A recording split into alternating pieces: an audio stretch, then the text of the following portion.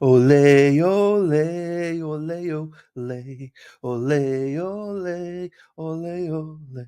Erin hack, hack, hack, ole. Erin hack, hack, hack, ole. Let's go, Erin hack, hack, hack, ole. Erin hack, hack, hack, ole. Dane and Dennis walking down the street. Dane and Dennis, the kind I'd like to meet. Dane and Dennis, they used to wear these tight old thongs. They didn't like them, so they're gone.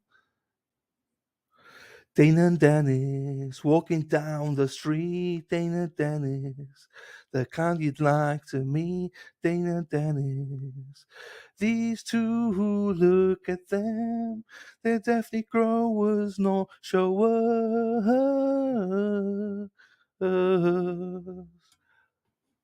Dane and Dennis walking down the street. Dane and Dennis, the kind I'd like to meet. And I can't wait to go to meet these two speedos pro.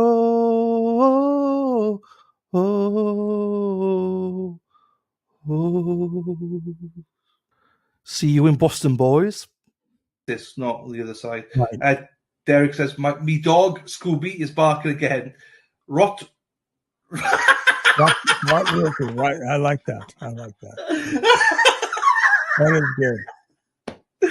Oh, good boy, Scoob. Oh, Derek. I needed that. Thank you, Derek. Right, Paris?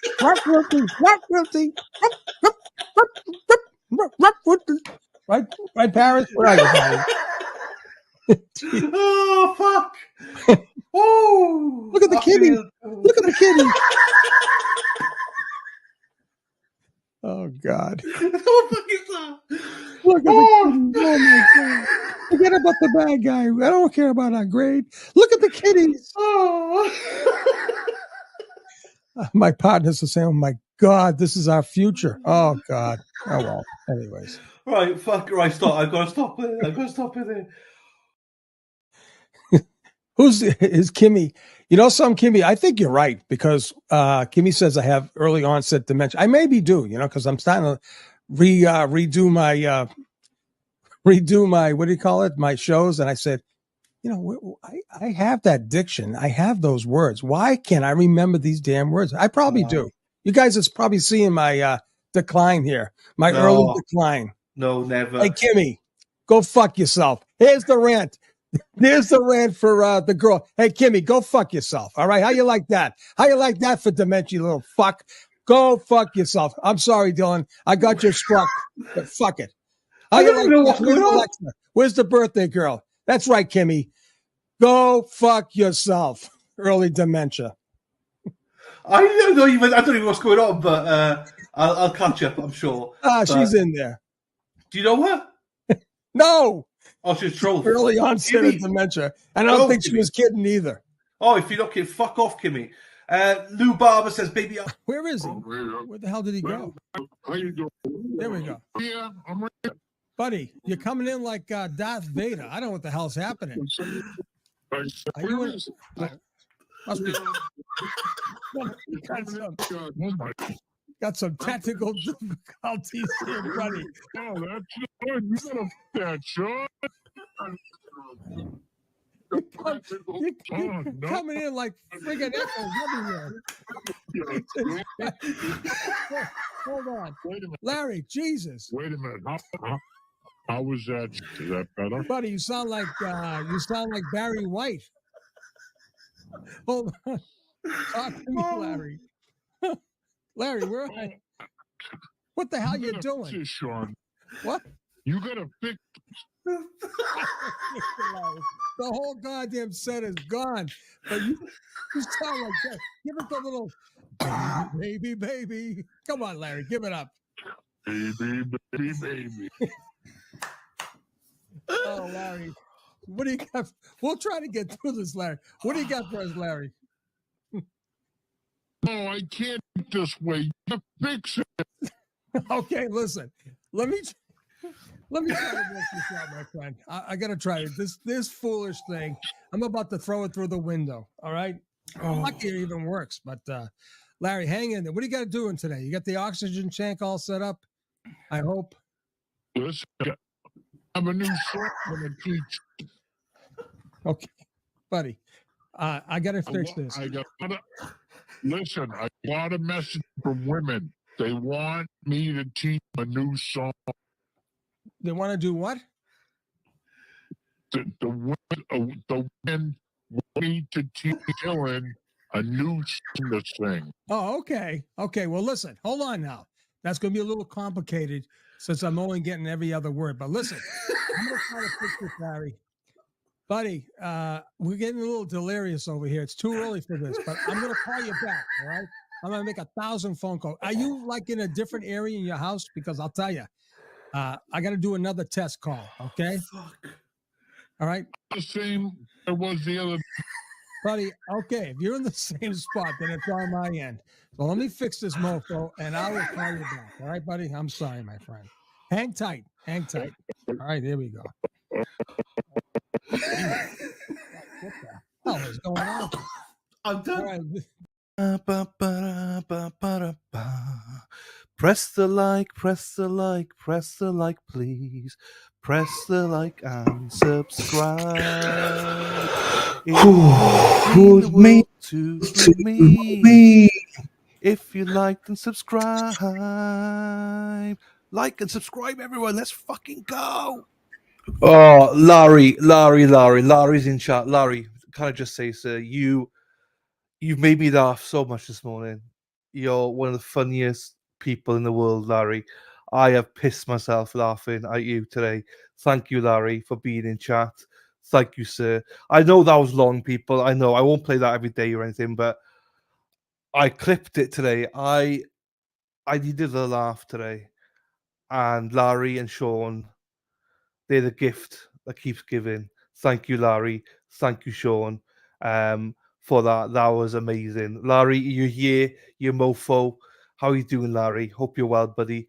Here he is. Good morning, everyone. Good morning. This is Larry. If you forgot, Norfolk County. He's going to follow me. He does stuff about food and stuff. But Larry, thank you, sir. That was one of the best days on stream. I know you're at the end of it because of the phone call, but whoo, just watching that again makes me cry. I just noticed I've got the same t-shirt on. Oh, anyway, hello everybody. How are we, beautiful people? How are you all? Hope you're all well. Hope you enjoyed that. It's a little bit different of an intro. As I say, I love Larry and I love Sean. So, right, come on, let's get back to it. Let's get back into chat here. Whew, right. Gitmo, good morning to you, Gitmo. Have a great day, everyone, especially those surviving war, crimes, natural disasters, pandemics, and bad jokes yesterday. Oh, yeah, okay. Apologies. Bad jokes yesterday. That's my bad. How you doing, Gitmo? Hope you're well. Robin G, good morning to you, my darling. Hope you're well. Kelly, hello, my darling. So, good morning. Happy Thursday. I'm trying to catch up on the Robert Tellers opening statements now. There you go. You will be here any second then, because there's not that much today. So, yesterday. So, it's okay. And we hopefully will play day one, the rest of day one after this one today. That's a plan. We'll stretch it out today. Good morning to you. She like, hey, Donna Graves. You will never sneak past me, Donna Graves. I know that's you, my beautiful. Good morning, afternoon, farming loves. Hope everyone is having a fun, fabulous day. I am now, Donna. Thank you, my darling. Hope you're well as well. Erin Hacks in the house. I am here, feeling better. No meds needed today. I'm not going to tease you, but those meds made me laugh yesterday. Some of the stuff that you were saying in chat. Just don't make me type much so that doesn't change. That's fine. You don't have to type anything. My wrist is completely wrapped up like a mummy and on ice. There you go. Oh, one morning, happy morning to you, my beautiful Erin Hack. Well, rest it up. You don't have to do anything. Type what you want to type. You don't have to do anything, my darling. You are good to go, Erin. That's lovely to have you here. And I hope you one day look back at yesterday's stream and look at your chat. It is hilarious. Larry's there, fella. Glad you're feeling better, Erin. Good morning, Tracy. How are you doing, my darling? Toxic, how are you? Hope you and Banshee are well. Good morning to you, Dylan. Just dropping in to hit the like and share the love. Thank you, Toxic. And pass my love on to Banshee as well. Nice to see you, my darling. Hello, Christine Fortunato. How are we? From New Jersey. Hello to you, Terzia. How are we doing, my darling? Good morning to you. Good morning, Tangled Tiara. How are you? Hope everyone's well, and you as well, hopefully, Terzia. Because that medicine made me goofy as fuck, and I was sick worse than the flu. Oh, shit. Sean laughed. Yes. Hello.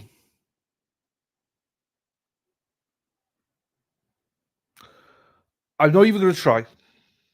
No disrespect to you, whoever you are, but I'm not going to even try. I wouldn't know what to say. No, I was going to give it a crack. I don't know how to say your name. I'm sorry. Deborah, hello to you, my darling. Nice to see you, Sean. Yeah, it's nice to have us on there for a little bit. Sean will be making an appearance before long, so keep your eyes out. Just need to finalise the date. Good morning to you, Bev. How we doing, my darling? Hope you're well. Patty Murphy. How are we, Patty? Top of the morning to you, Patty. How are we? Neighbour cannot tag. Who is this? You knew. Hey, Corn Pope. You can start now. Hello, my darling. How are you? Hope you're well. You're killing me. I hope you all enjoyed it. Disney Queen, hello, my darling. How are you doing, Carol? Zach, hello. Look, Sean's face. I hope you all enjoyed it. Then your laugh is. Hello, Gary. Hey, Gary, how you doing, fella? How's the family? How are you, fella? Hope you're well. Nice to see you. We missed you this week. Hope you're doing well, buddy. Good morning, Dylan. I hope you're well. I'm very well, thank you, Carol. Hope you're well, Disney Queen. I'm a gift. I keep telling my hubby that you were definitely a gift. I didn't say if you're a good gift or a bad gift, but you're definitely a gift. Hello, Toots. How are you doing, my darling? Dennis Sweeney in the house. How are you doing, sir? I hope you enjoyed the intro, Dennis. You were there to start. I got Larry. I hope you caught the Larry bit. That is hilarious, the Larry bit. I love Larry's intro. Larry, I hope you enjoyed it. Hang on, let's give fucking Larry a ring, shall I? We got a little bit of time here. Larry, if you're listening, I'm going to give you a ring now. If you're listening, Larry. To see, I've only got 10 minutes, Larry, but I'll give you a ring. I love Larry.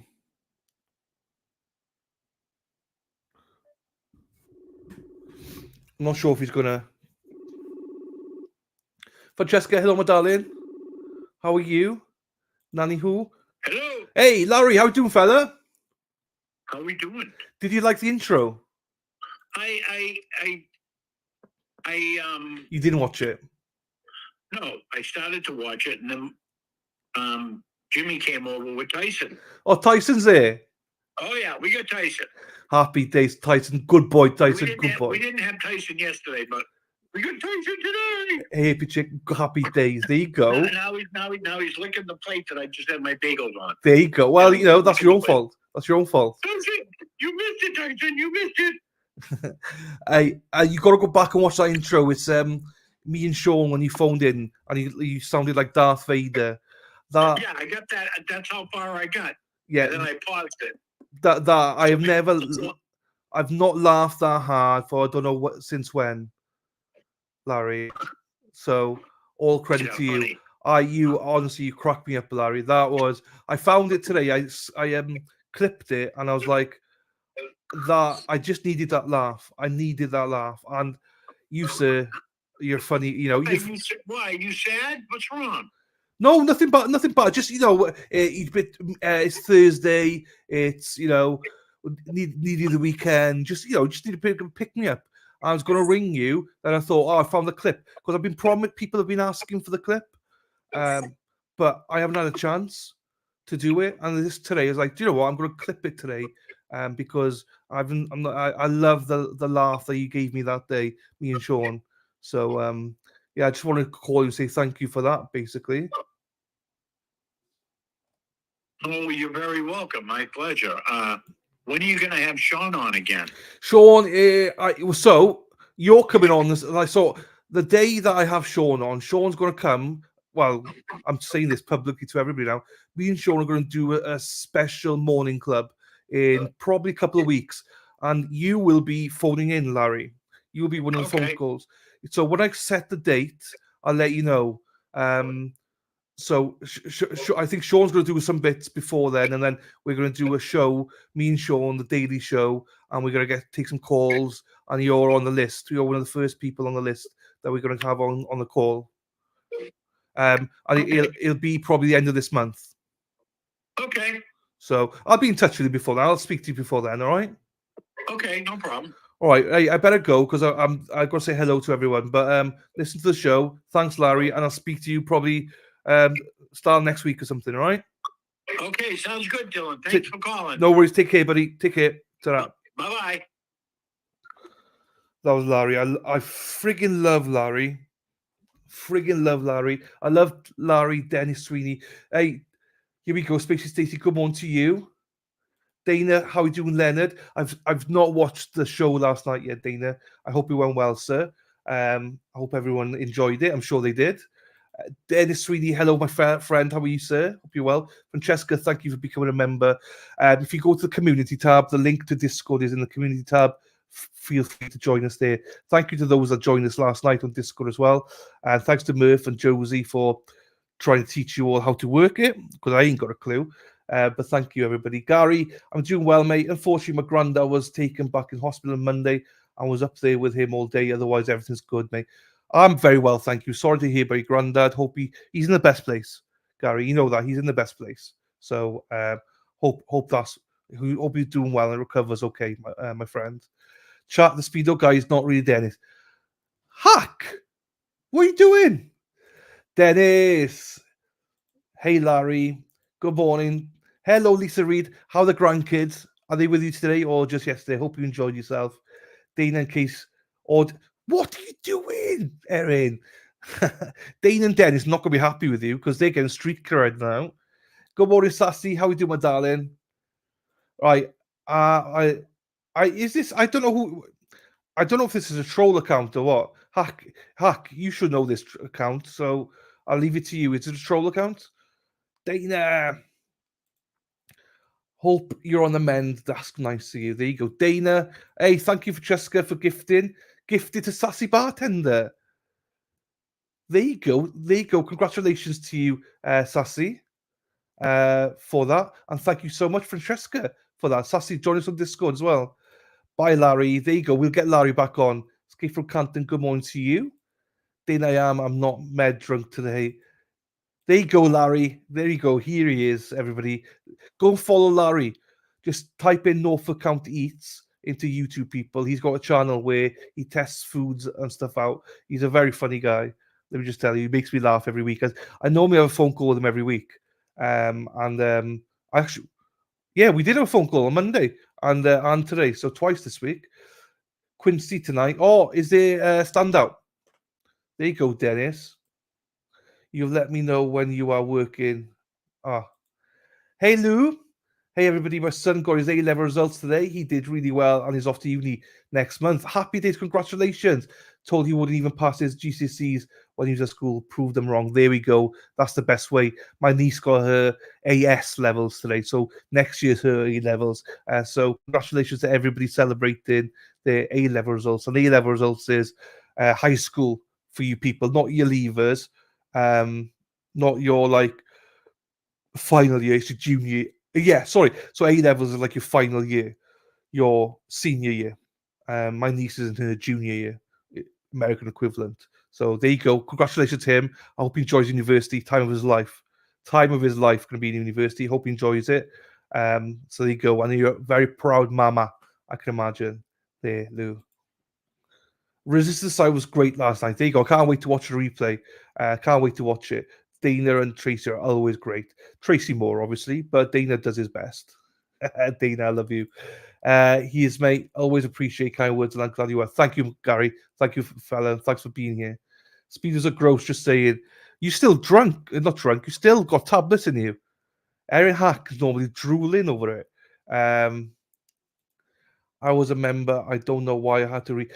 Francesca, it's memberships. We've only got one membership now, Francesca. So thank you for rejoining, my darling. Thank you. It's just one membership now. You would have been reimbursed for your other membership. Should have been reimbursed anyway. So we've got one membership now. That's it. So thank you for rejoining, Francesca, and thank you for the gifted membership. Hey, Dana. Great show last night. There you go, Tracy. Thank you, Dina. It's great to see you in the chat. Welcome, Hamza. Oh, hello, Hamza. Hello, Hamza. Like Corn Pope speak. Like, keep an eye on it, Corn Pope. Always. There you go. Awesome. Hey, Terzia. Thank you for becoming a member, my darling. Thank you. Go to the community tab and join us on Discord, my darling. Thank you, Tracy. Terzia, there you go. Corpo, this guy, okay? Can you translate all chats? Maybe Corpo come go while just whether that person is here. I think he's all right. I think he's doing all right, isn't he? Congratulations, Lou. I'm sussing now. There you go, Corpo. Let me know. There you go. Mr. O, how are you? What's the next case you're working on? So we're doing this one now, the Susan Lorincz. Then we're going to do Robert Tellez. Then after that, I think it's going to be Donna Adelson, I think. Donna Adelson. I think we're going to be doing the Corey Richins hearing on the final week in August. Then I believe that, well, as planned, me and Sean are going to be doing a show end of that week as well, I think. So, and then the week after, I think Don Adelson starts. And then after that, Boone. But there'll probably be something in between as well. So there you go, Mr. O. So it's this one, and we'll do the rest of day one of the Robert Tellez one after today's stream as well. And then I will stream on Saturday to catch up as well. So then by Monday, this should be done. And then by Monday, we will be live with Robert Tellez. So there you go. No, I don't have... Don't speedos are gross. Have always said that I'm not drunk. Not drunk. I meant... I didn't mean you drunk. I meant the medicine. Wrong word. There you go, Compo. I can only try. Tracy is a fan favourite, although she's jealous of my speedo modelling contract. There you go, Dana. You know how much I love you, Dana. You know you're a natural. I love it. Dana's a good friend. Thank you, Dana. I get looks when I rock my banana hammock on Cape Cod. Hey, Samara. How are we doing? Samara Kayleen, how are you? Hope you're well, my darling. I'm just going to look at a membership. There you go. Yeah, it was gifted by Francesca. Yeah, Francesca gifted it to you just now. It's okay, I can just let you know. And there you go. Anyone who's still watching the Twisted Torture, no, because it's just too many trials. And what I might do is I might play it separately, Carol. So if you do watch it, guys, don't say anything because we have got a week where there's nothing on. So I might play it potentially. There you go. Thank you, Compo. Good morning to you, Yaya Trucker. Good morning, Lady Di. Hello, beautiful. How are we? Samantha, I'm just fine watching that. Oh, Twisted Torture trial with Grizzly. I think that's how I found you guys. Oh, there you go. Thank you, Samara, for being here. We're doing, obviously, the Florida one, which defense should rest today. I have a feeling. I have a feeling that we'll rest today because the judge said the trial will be over by Friday. So with closings and everything, it'll be done. So we'll see. So with the Twisted Torture one, I might play that one as a surprise trial, maybe, and zoom through it. I might even do it next week, guys, if this is done. I might zoom through it next week whilst we watch Tellez, because Tellez won't be going live till about 5-6 o'clock my time. So I got the morning, I could do stuff.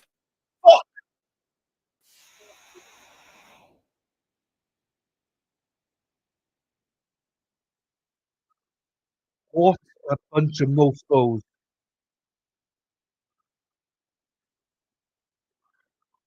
I have to click the volume down to 4%. Hang on, let me get it. That's like me. Hope you can hear it okay, guys. I'm not in. I watch the whole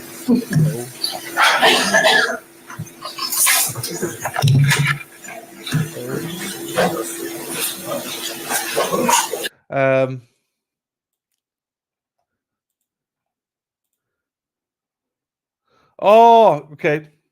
Well, join us here, Samara. Don't you know, the chat is good.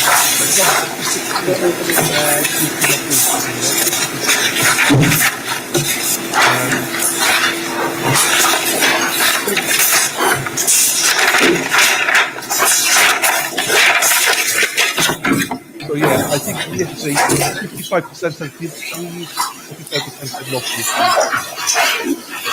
Yeah, it has, Gary. It has.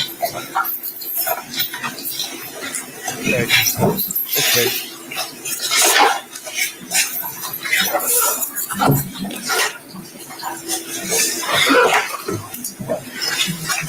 I keep going, Paul. No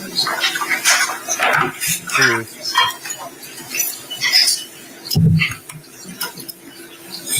Yes. Yeah, what's okay. No worries, Dana. Thank you, Dana. Thank you, my friend. You just leave me a message as well. Download. Thank you. Now I feel bad. Sorry for them. Els, how are you? Basically, what's happened? Hang on, let me do this. What's happened, Hills? You've been reimbursed with your membership. Basically, the membership has changed. We've added Discord and everything like that, and I had to change the levels and stuff. So essentially, what's happened is anyone who thingy, I've muted it. I muted it. Everyone who was a member has been reimbursed it because we've had to add Discord and stuff like that in. So yeah, basically that's what's happened. So you'll have been reimbursed that, and feel free if you want to rejoin or not. It's up to you. But if you rejoin to Erin Taco, it means that you get Discord, members only videos, and obviously everything else. So is it too loud? Is it caught? So what I could do is I could turn the boost off. I've turned the boost off, people. So let's have a look at it now. Okay.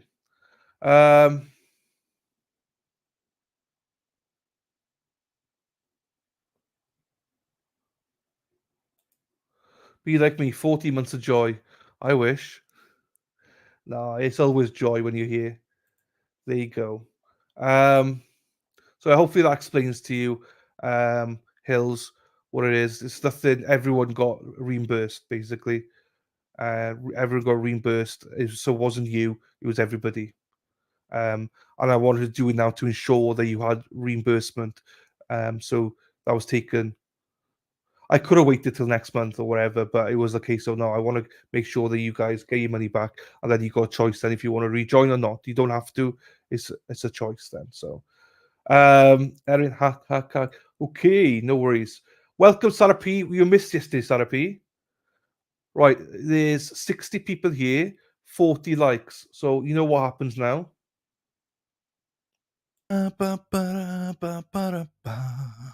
Press the like, press the like, press the like, please. Press the like and subscribe. It would mean the world to me if you liked and subscribe.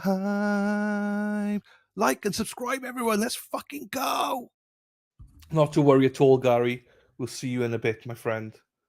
Welcome back to Sarah P as well. I know you're joking. I know you're joking. We love you. We're like, as you always say, we're like husband and wife. There you go, Carol. There you go. Right, let me put the call back on. How loud is this for you guys? Oh, they've turned it down now. Okay. So I've kept the boost off today.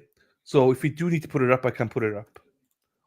Hey Gary, but you know that. I know that. I know that. Here she is, our hero, Murph Tiff. Thank you, Murph, for helping everyone last night. You were a star, you are.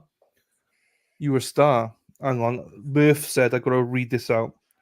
Murph's Turf message going, you better read this out, otherwise I'll beat you up. Okay, so this is what she's asked me to say. Murph's Turf is the best mod that I've ever had. She is incredible. She is very hardworking, very conscientious, beautiful. Some of this wording, I'm not sure what you're trying to say here, Murph. I wish everyone was like Murph. She's sensible, she's intelligent. We should all listen to everything that Murph has to say. Murph is the best, and without Murph, I would be nothing. In fact, I would be zero. So thank you, Murph, for everything you do. You are simply the best. You better say this word for word, otherwise you're dead. Okay, Murph. Done. There you go, Murph. Done it for you. What's happening here? Day 3. I don't know. Don't worry. Don't worry. It's all good. There you go. I said husband and wife. You did. You did yesterday. You did. We're like husband. You're my YouTube husband. You said. Hope it was a good day, Therapy. There you go. Hey, Crystal, my darling. Don't worry. Don't worry, Crystal. We missed you yesterday. People were asking after you yesterday. Hope you're well, my darling. People were asking if you're okay or not. We didn't see you in chat. Hope you're well, my darling. Instructions to me and to the defense as well. Is that correct? Yes, sir. Have you looked at those things over? Yes, Your Honor. Is there any errors now that you know of? No, sir. Okay. And we'll have another final chance to make sure everything is good before we go further. Is there anything either side wants me to bring up with the jury before we start? No, sir, but the defense plans on moving some evidence into the record. So there's a photograph that I'm going to have the court read a stipulation for. Okay. So you may need to read the stipulation instruction and then the actual stipulation to evidence. All right. Is there any objection to that? No, Your Honor. Can you pass me the stipulation instruction I read the other day?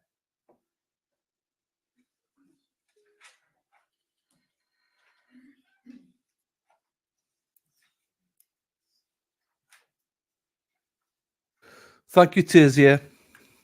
Thank you, my darling.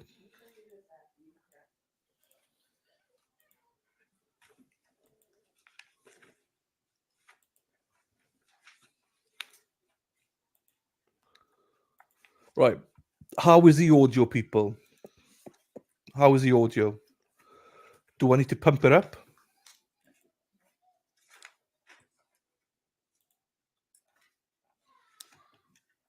All right. So you want obviously just the first part of the instruction read, because the other part of the stipulation instruction that we read before actually has what you stipulated to last time. Right. So just that first part, and then after I introduce the stipulation to evidence, you can give it to the court, and then the court can read that. Do you have the stipulation? Yes, sir. It's with the clerk because it hasn't been entered yet. I see it. Yeah, thank you.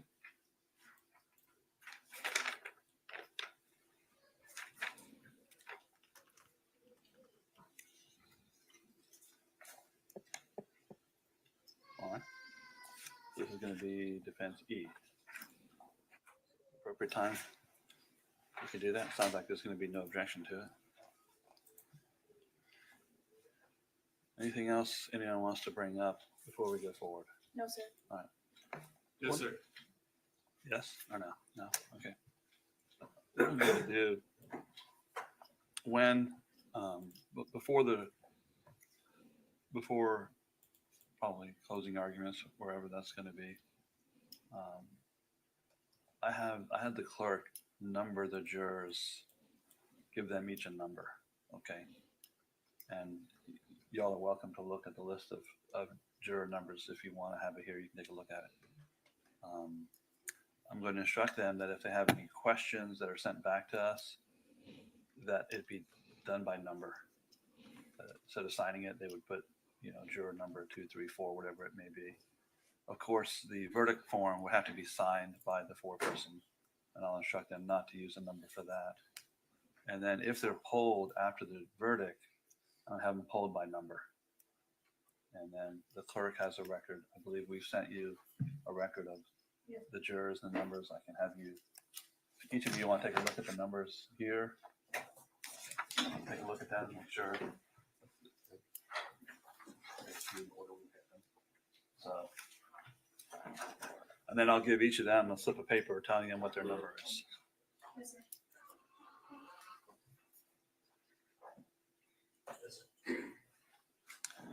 And if I forget, remind me to tell them this before we start. A lot of things going on at one time. So we're ready for the jurors. I see Miss Lorincz is here again. We're ready for the jurors. Let's bring it back, please.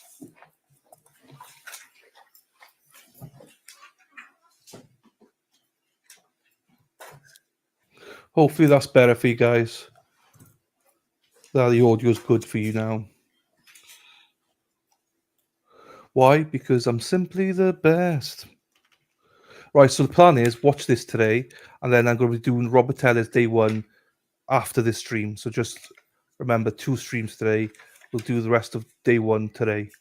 And then what I'm planning on doing is stream whatever's left on Robert Teller's. I'll stream Saturday. Because tomorrow we probably won't have time. So I'll stream it Saturday, day 2 and day 3 on Saturday. Probably go live at like probably something like 1 o'clock Eastern or something.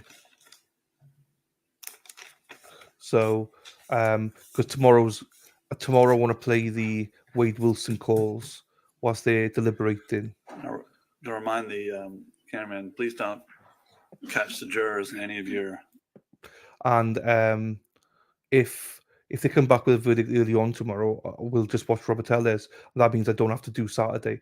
But by Monday, we will have caught up to Robert Teller's, is all I'm promising. So you will not miss a thing for Robert Teller's.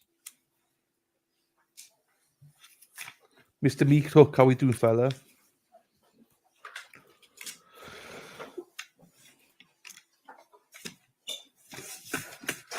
Good morning, ladies and gentlemen. Welcome back. As I've done each morning, I'm going to ask you the same questions, okay? By show of hands, have any of you discussed this case with anyone? I see no hands. Have any of you had anyone discuss this case or contact you about this case?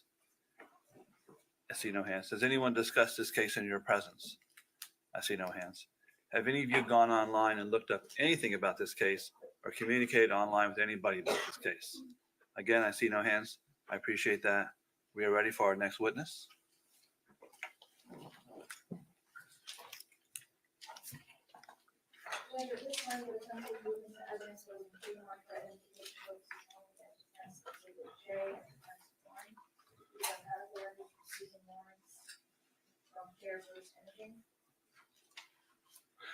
Any objection? Yeah, Your Honor. That objection, defense J, will be in evidence as defense number 1. You said it's medical records Yes, sir. of Miss Lorincz. Yes, Your Honor. Thank you. The defense will move into evidence both in pre-marked for identification purposes only as defense A as defense 2. These are Susan Lawrence's medical records from HCA Florida Ocala Hospital. No objection. That objection, there'll be in evidence as defense number 2. The defense will move into evidence both in pre-marked as defense I as defense 3. These are medical records of Susan Lawrence on Doyle Phillips, MD. Any objection? No objection. No, Your Honor. That will be in evidence as defense number 3. The defense will move in both in pre-marked as defense A as defense 4. These are 1 second. I thought we already had defense A. But it's not been moved in. What is number 2? What was that? It was H. H. Okay, I heard it wrong.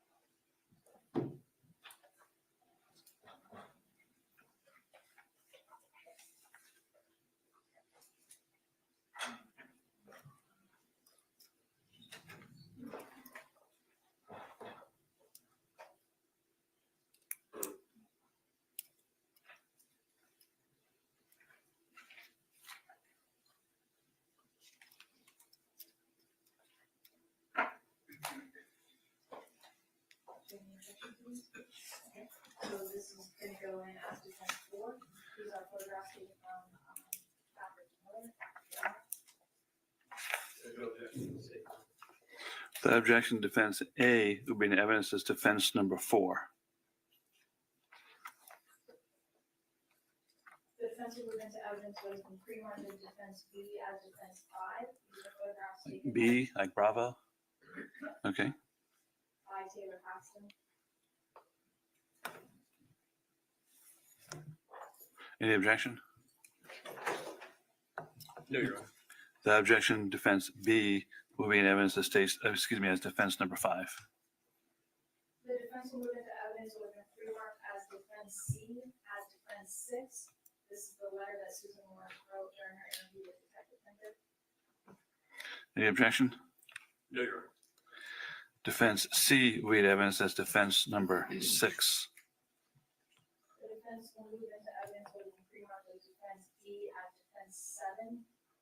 It's a photograph of Advocate Owens.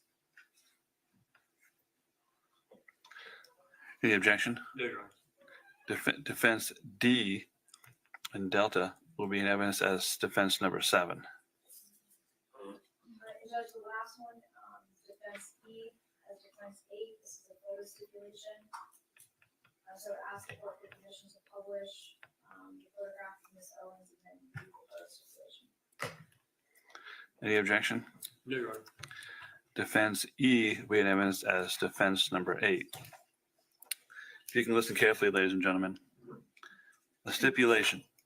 When parties agree that certain facts are true, that is called a stipulation of fact. You must accept stipulated facts as having been proven. However, the significance of these facts, as with all facts, is for you to decide.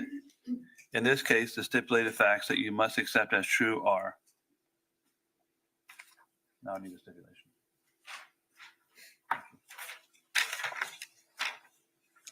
Photo stipulation.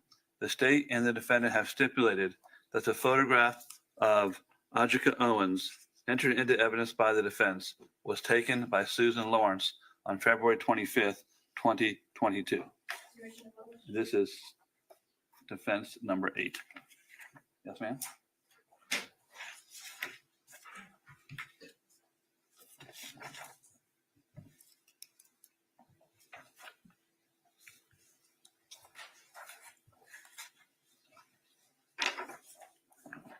Thank you. Ready to proceed? Yes, Your Honor. We will call Joshua Wright.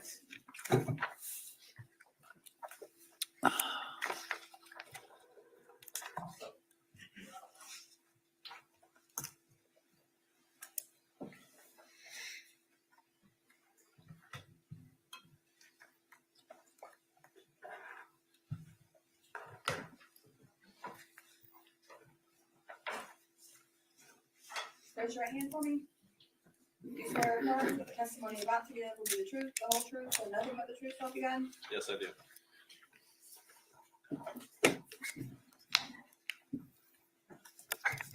May I proceed, Your Honor? Yes, sir. Thank you. Good morning. Morning. Please tell us your full name, My name is Josh Wright. That's Wright. and please tell us how you are currently employed. I have my own private practice. Doing what? I'm an expert witness in forensic ballistics. And how long have you been in private practice? Approximately 11 years. And where is your practice? I'm based out of Asheville, North Carolina, but I testify all over the country. Did you just fly in from Asheville yesterday? Yes, I did. How's the weather in Asheville? It's Cooler than nice. here? Yes, cooler than here. How were you employed prior to private practice? I worked with the Florida Department of Law Enforcement for approximately 9 years. And what did you do with the Florida Department of Law Enforcement?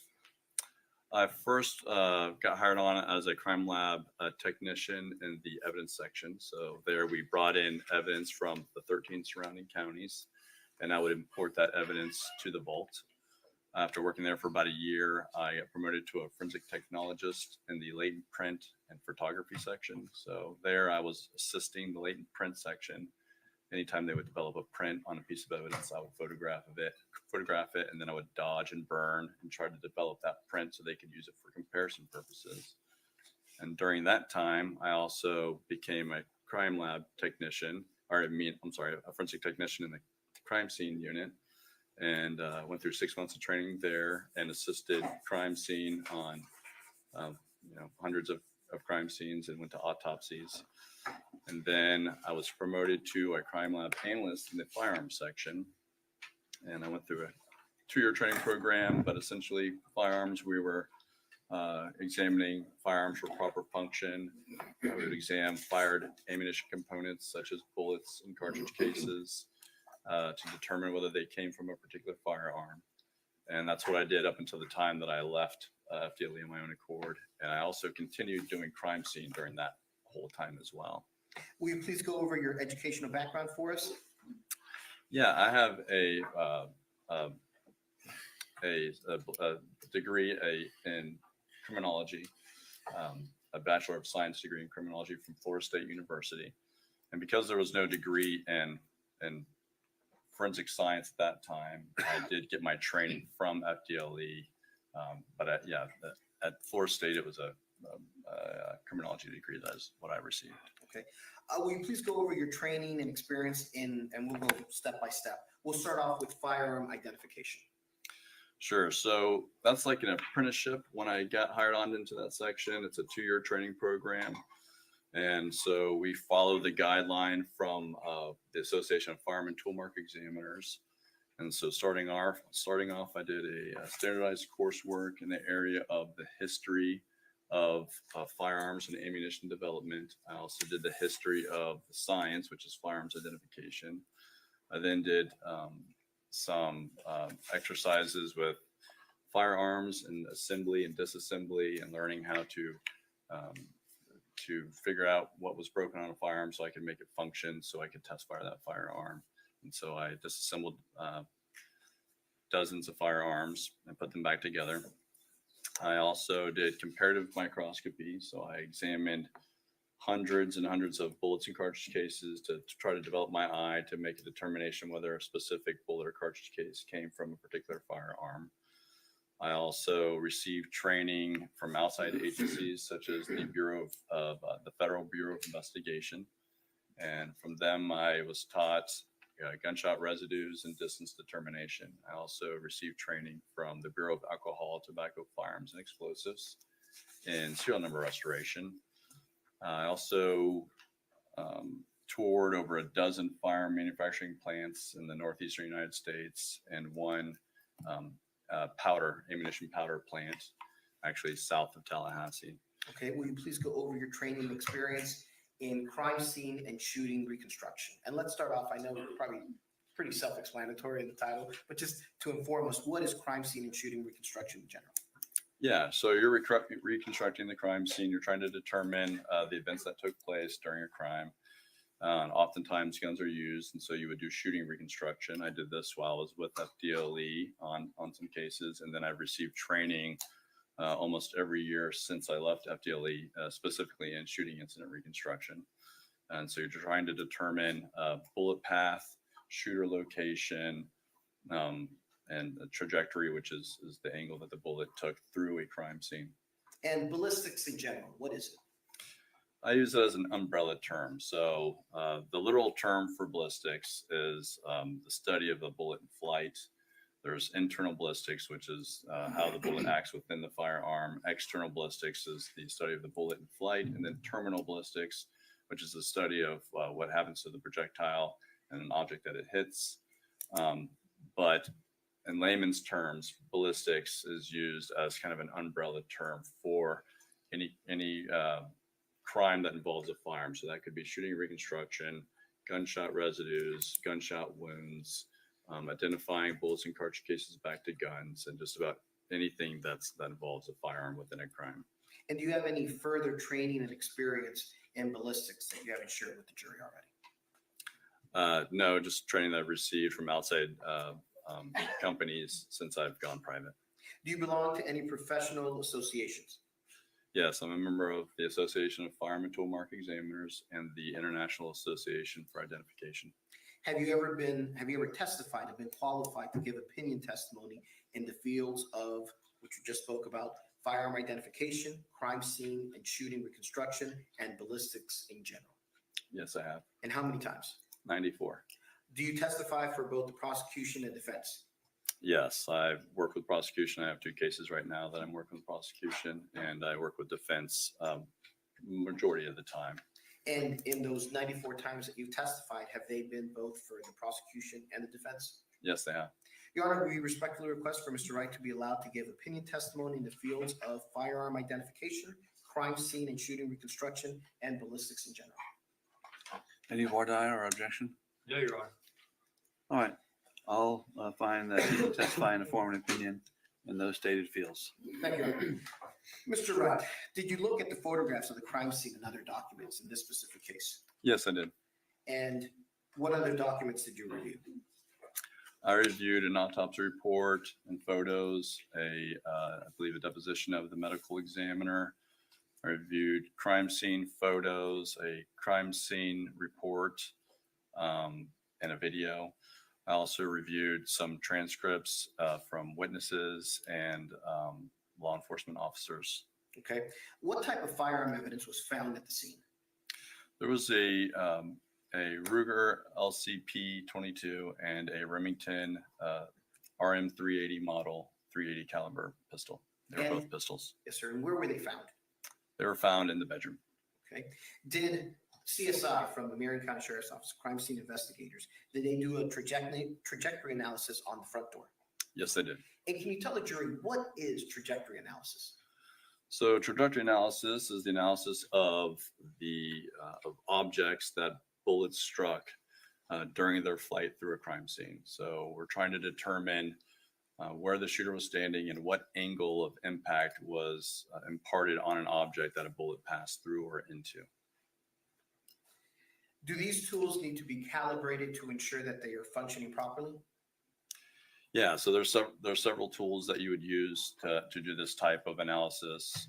One is a trajectory rod, an angle finder, and a protractor. You also have laser or string that you can attach to the trajectory rod, calipers to measure the suspected bullet hole, and then tape measures. But of all those, what really needs to be calibrated is the laser, if a laser is used, the trajectory rod, and the angle finder. If it's a digital angle finder, then you need to calibrate that. Or How would one calibrate the digital angle finder?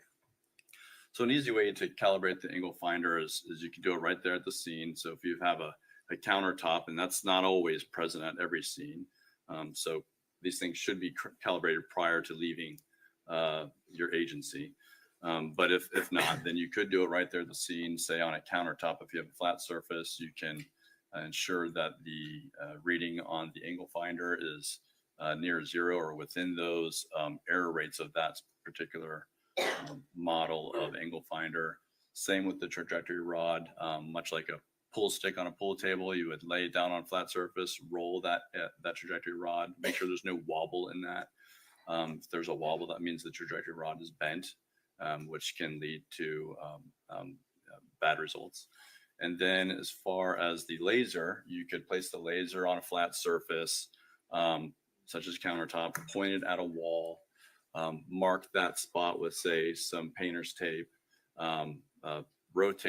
pick the laser up, rotate it 45 degrees, set it back down, point it at the same spot on the wall, see if that's still hitting the tape, and then do another 45 degrees again, see if it's that laser beam is still hitting that same spot on the tape. That way you can know it's calibrated and the laser is not pointing off in any direction. And what happens when the digital angle finder, the trajectory rods, and the laser aren't calibrated properly? Well, you just can't be sure of your angles, right? So your angles are going to be off, and error rate is already brought into play when you're doing trajectory analysis. That's what's called a cone of error. And so you have a 5-degree cone of error for every trajectory analysis you do. And if your instruments aren't calibrated, then your error rate might actually be bigger than that initial 5 degrees. In this specific case, were the trajectory rods, the digital angle finder, and the laser calibrated prior to conducting the trajectory analysis? No, they were not. What is the, and if I mispronounce this, I apologize, the azimuth or horizontal angle calculated in this case? So there's two angles that you're trying to find when you're doing trajectory analysis. One's a vertical angle, and that's the upward and downward angle. So if a bullet is traveling upward, then You're trying to determine at what degree and what angle it's traveling upward, or in this case, if it's traveling downward, you're trying to determine the degree of downward angle that it had before it impacted the door. Azimuth is the horizontal angle. So that's the left-right portion of the angle. And so we're trying to determine was the projectile going straight, slightly to the left, slightly to the right. And you would use a protractor to determine that. And why is that important to do in trajectory analysis? Well, because you want to get the whole picture, right? We're trying to recreate the scene and get the whole picture of what this bullet, how this bullet was acting when it impacted the surface of the door. So you want to the vertical angle was determined in this case, but the azimuth was not. And so to get the whole picture, you always want to photograph what angle, left or right, the bullet was impacting the door, or if it just was going straight in. And was that done on this case? It was not. You spoke about error rates. I think you said there's a 5-degree cone of error in trajectory analysis. Yes. For those of us who aren't ballistic people, what does that mean? So because trajectory is not an exact science, you have to imply a cone of error to this. So a lot of times, and maybe you'll see this in this case, the laser was used, and the laser is pointing back to a specific area. And to the untrained eye, maybe that you might look at that and think, okay, the person must have been standing right there because that's where the laser is pointing. But really, because the bullet hole is bigger than the trajectory rod, it has a larger diameter, there's play with that rod.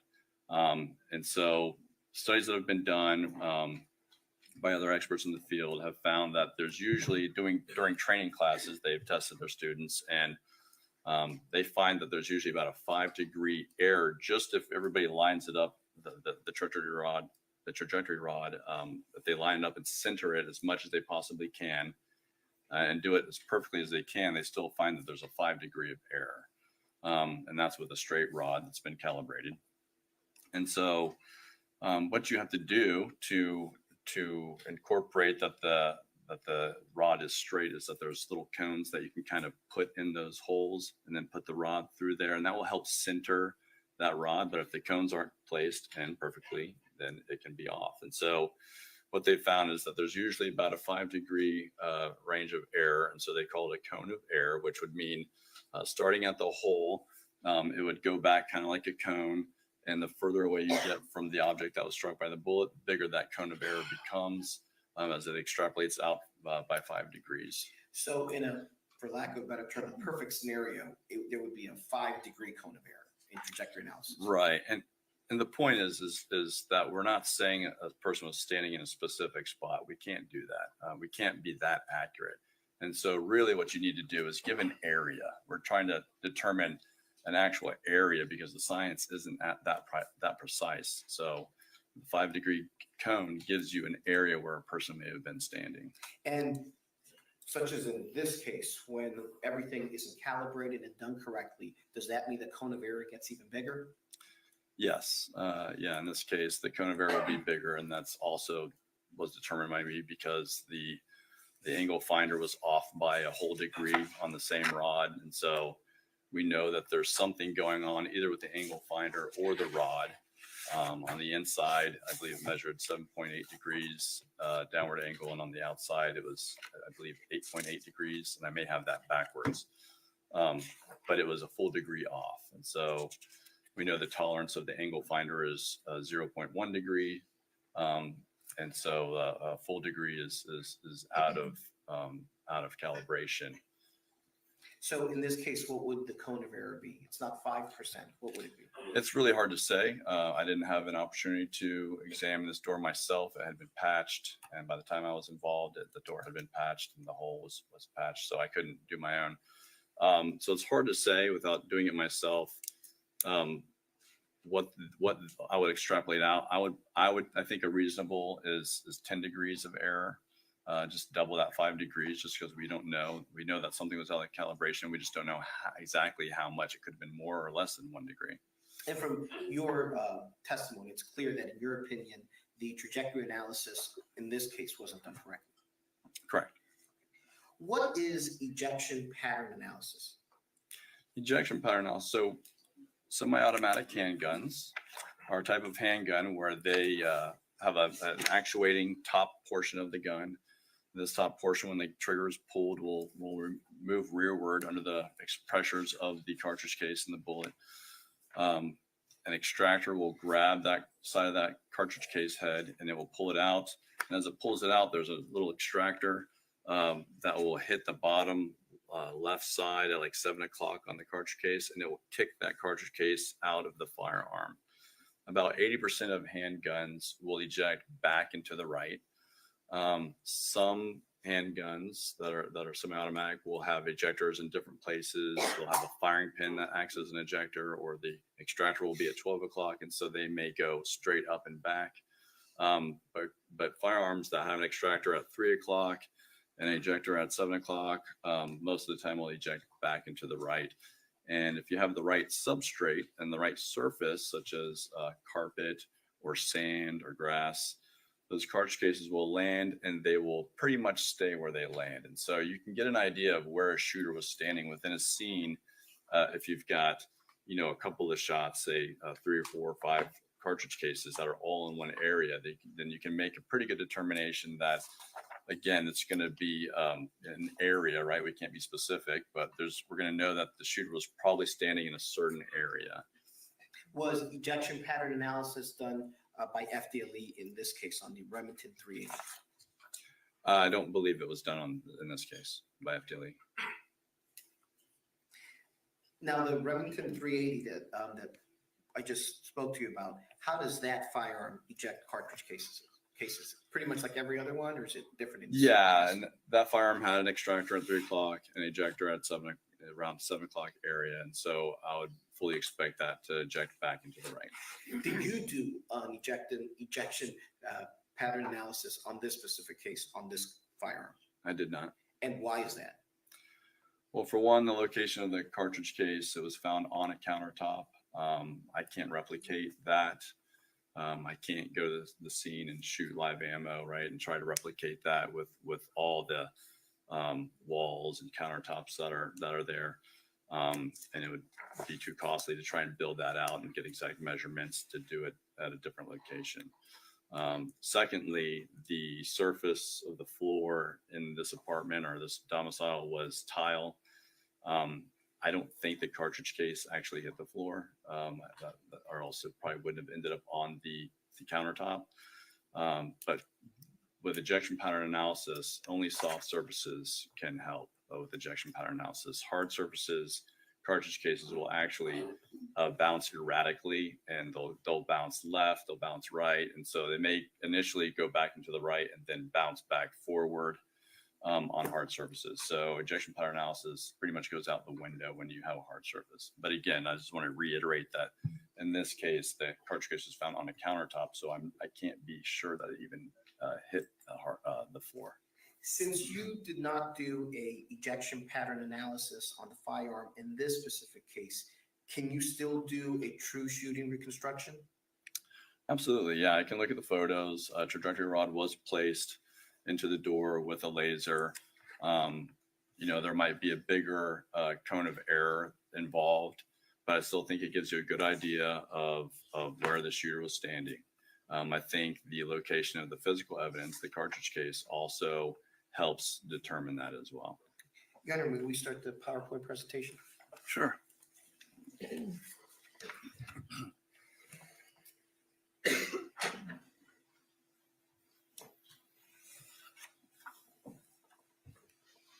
Thank you. Mr. Wright, where was the cartridge case found? It was found on the countertop in the kitchen. Okay, and why is that important to you in your trajectory analysis and reconstruction of the scene? Well, again, we have limitations within this dwelling, right? So the fact that the cartridge case is on the countertop can help me figure out where the shooter was standing, where Ms. Lorincz was standing in this scene. Okay, considering where the cartridge casing was found, can you tell us where Ms. Lorincz was when she shot the firearm? Yeah, it's my opinion that she was probably standing in front of that countertop, not in the kitchen, but yeah, maybe like in this photo here, near the table and chair. I would put her out, you know, as far as I feel comfortable extending her out away from the kitchen and towards the door would probably be about 10 feet ejection pattern, especially 380 auto 9mm. They can eject upwards of 10 to possibly 12 feet. And so I would suspect that she was standing in front of the kitchen by the table and chair when she fired. If she was standing in front of the kitchen, close to the little table and chair area, how did the cartridge casing end up in the kitchen area? I think the most likely scenario would be that it bounced off that painting or that wall. You're talking about this painting right here? Yes. Okay. Yeah, I think it would have likely bounced off that. It's hard to be 100% sure, but just knowing how cartridge cases act when they eject from a firearm, looking at the hole in the front door, and seeing that it doesn't have a lot of azimuth angle to it. It's pretty much, it looks like it went in at 90 degrees with a slightly downward angle. I think that she was probably facing that door. And so the cartridge case would have bounced or ejected back into the right and potentially off the wall onto the countertop is what I think would have happened. And let's go to the next photo. And this is the painting that you're speaking of, right? Yes. And this is the table and the chair area that you said she was right next to or around? Correct. So would you say she was right around here or so? Yeah, I would say that would make sense. Based on where the cartridge casing was found in the kitchen area? Correct.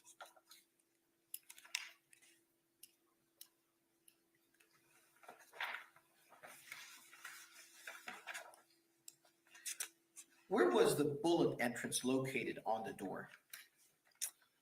I believe it was 4 feet and 4 inches off the ground, and I think it was 9 7/8 inches from the open edge of the door. Okay, I'm sorry, can you say that one more time? Yeah, it was about 4 feet 4 inches from the ground, high on the door. And then I believe it was about 9 7/8 inches in from the edge of the door. That is the open edge when you open the door. Okay. And the entrance and exit of the hole were both the same distance away from the edge of the door? Yes, from what I could tell from the photos, they look to be good photos, taken correctly. They look like they're about the same. I mean, I could be off by maybe less than 1/8 of an inch, just because it's a photo, so I can't be exact. But that's what it looks like to me. Is they look like they're about the same distance away from the edge of the door. And the exit hole was below the entrance hole? The exit hole was about 1/8 inch below the entrance hole, from what I could see in the photographs with the tape measure. Is that significant to you? No, that's not like a drastic downward angle. This hole is pretty round. It looks like it struck at about 90 degrees. Now, between 90 and 70 degrees, a hole is going to look round. It's not until you start getting at more acute angles that you really start seeing an oblong effect to a bullet hole. So this hole looks pretty round. So yeah, it looks like it went straight through. And did the photographs look to be taken correctly? Yes, for the most part, they're photographs when you're doing crime scene. You want to really get down at eye level to a defect and take that picture. You don't want to be standing over the picture and looking down or looking up or to the side. You really want to just get straight on and photograph at 90-degree angle. And I believe for the most part that was done in this case. What are gunshot residues? Gunshot residues are partially burned and unburned gunpowder particles and lead residue and soot that comes out the end of a firearm when it's fired. These residues, much like a flashlight, if you put a flashlight to a wall against a wall and start moving back, that diameter of that light will get bigger and less dense. And these powder particles act the same way at different distances. Up close, you'll see a lot of soot and powder. As you get further away, the soot and powder pattern will grow larger in diameter and less dense. In this specific case, were there any close range gunshot residue drop-offs? I didn't see any residues in the photos, and I didn't see anywhere in the crime scene notes or report where they were mentioned. And there weren't any present on the door? Not that I could see. Okay, and what does that tell you? So this is just a way to do distance determination. So we know that soot drops off at about 18 inches, and a powder pattern will drop off around 3 feet. And so really what these residues can do is give you a distance away from an object, a distance from the muzzle, which is the end of the firearm, to an object. So that tells you that in this specific case, that Miss Lorincz wasn't, based on what you've seen in the pictures, Miss Lorincz wasn't close to the door when she fired. Right, and I wouldn't expect, just to clarify, a lot of powder to stick to a non-porous surface like this door, but soot would definitely be present if it was close. But powder may have a harder time sticking to the door. But again, if she was 3 feet from the door, the cartridge case wouldn't have landed on the countertop. Were you able to do trajectory analysis on the bullet defect in the front door by looking at photographs? Yes. And how did you do that? Copious photos were taken with a trajectory rod, with a laser on it, with measurements. So I can look at all of those, and it helps me get an idea of the angle that was the bullet was traveling when it struck the door. Okay, and can you explain what this is, the photo that the jury is looking at currently? Yes. So you have you're looking at the edge of the door. The door has been open and you're looking at the edge. This is a trajectory rod that has been stuck through the hole that was produced by the bullet. And on either side of the door there, you have 2 black cones that helps to center that rod within that hole. And again, there's an error rate with that, right? We can't be sure that's perfectly centered, but those cones will help you. Otherwise, you have a rod just in a loose hole that will be way off and way out of whack. So those cones help center that rod, and what it does is it helps give us a visual of how much of a downward angle that bullet was traveling when it struck that door. And where would it seem the bullet traveled from? So the door was closed at the time of the shooting, and so the door, when you look back to where that bullet came from, it came from the kitchen area or that table and chair area. And why didn't you look at the door yourself? By the time I was involved in this case, the hole had been patched, and I believe the door had even been replaced. Okay, and what is your opinion regarding where Miss Lorincz was when she fired that firearm? Well, my opinion is I can't confirm or I mean I can't deny her story that she was by the table. I think the location of the cartridge case is consistent with that. I think the trajectory of the projectile through the door is also consistent with her being in front, facing that door. I think that the cartridge case limits how far or how close that door she was. And so I would agree that she was probably back somewhere by the table and chairs. I think that's the correct area. And how much distance would that be? From the door? Yes. Or from the kitchen? I believe that's, it looks to be over 10 feet from the door. So she was probably, looks like close to 15 feet, 12 to 15 feet. And would that be consistent with what she told law enforcement? I believe that is consistent with what she told law enforcement, yes. Okay. Have you also taken a look at different pictures in regard to this case that were taken by CSI? Yes, I have. Okay. Have you taken a look at the picture of a wound on the deceased's hand, right hand? Yes, I did. Okay. And based on your education, training, and experience, was that wound caused by the projectile? I can't say specifically it was caused by the projectile. I believe that wound occurred during this incident, and I believe what... Your Honor, speculation outside the scope of... That's sustained.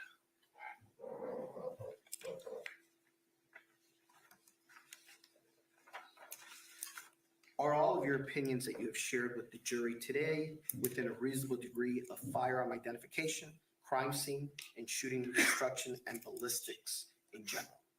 Yes. I have no further questions. Thank you. Thank you, sir. Cross-examination, please. Yes, sir.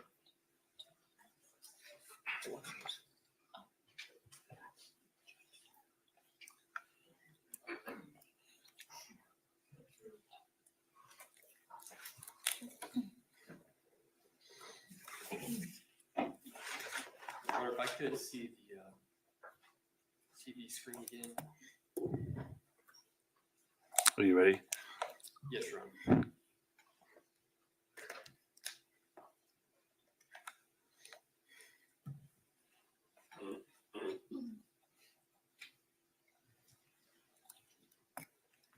Good morning, Mr. Wright. How are you doing today? Good. How are you? Good. So just to understand the basic principle of your opinion, is that your opinion is the defendant fired this weapon closer to the kitchen table in her residence, correct? I believe she was closer to the kitchen area and that table than she was to the door, correct? Would you agree with the general principle based on your analysis in this case that the farther back the defendant was from her front door, the higher the gun would be, correct? Well, it just depends on the trajectory and that cone of error. But yeah, the further, if you really back extrapolate, that cone doesn't just rise, but it also goes down and to the side. So it's going to have to be a pretty far way back to get outside that cone of error. Correct. But you would agree generally that in that diagram you just saw, the defendant's firearm was up here, correct?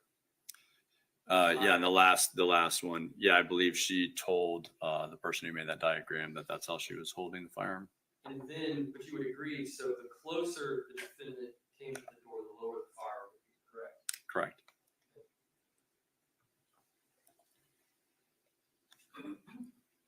Now, Mr. Wright, I'm going to go over some questions for you. Show you states 49 here. Would you agree that, based on your analysis, the defendant did not fire from back here in this hallway area? Correct. I would agree with that. You would agree that the defendant did not fire from behind this kitchen counter at all? You would agree with that? I would agree with that. It's your opinion that the defendant fired from somewhere, I guess, like around here, or maybe even further back towards the kitchen? Right. I can't be exact, but I think she was far enough back that that cartridge case would have landed on the countertop. And you would agree that that's your opinion, but you did not visit the scene in this case, correct? I did not. You would agree that you did not inspect the gun used in this case, correct? I did not.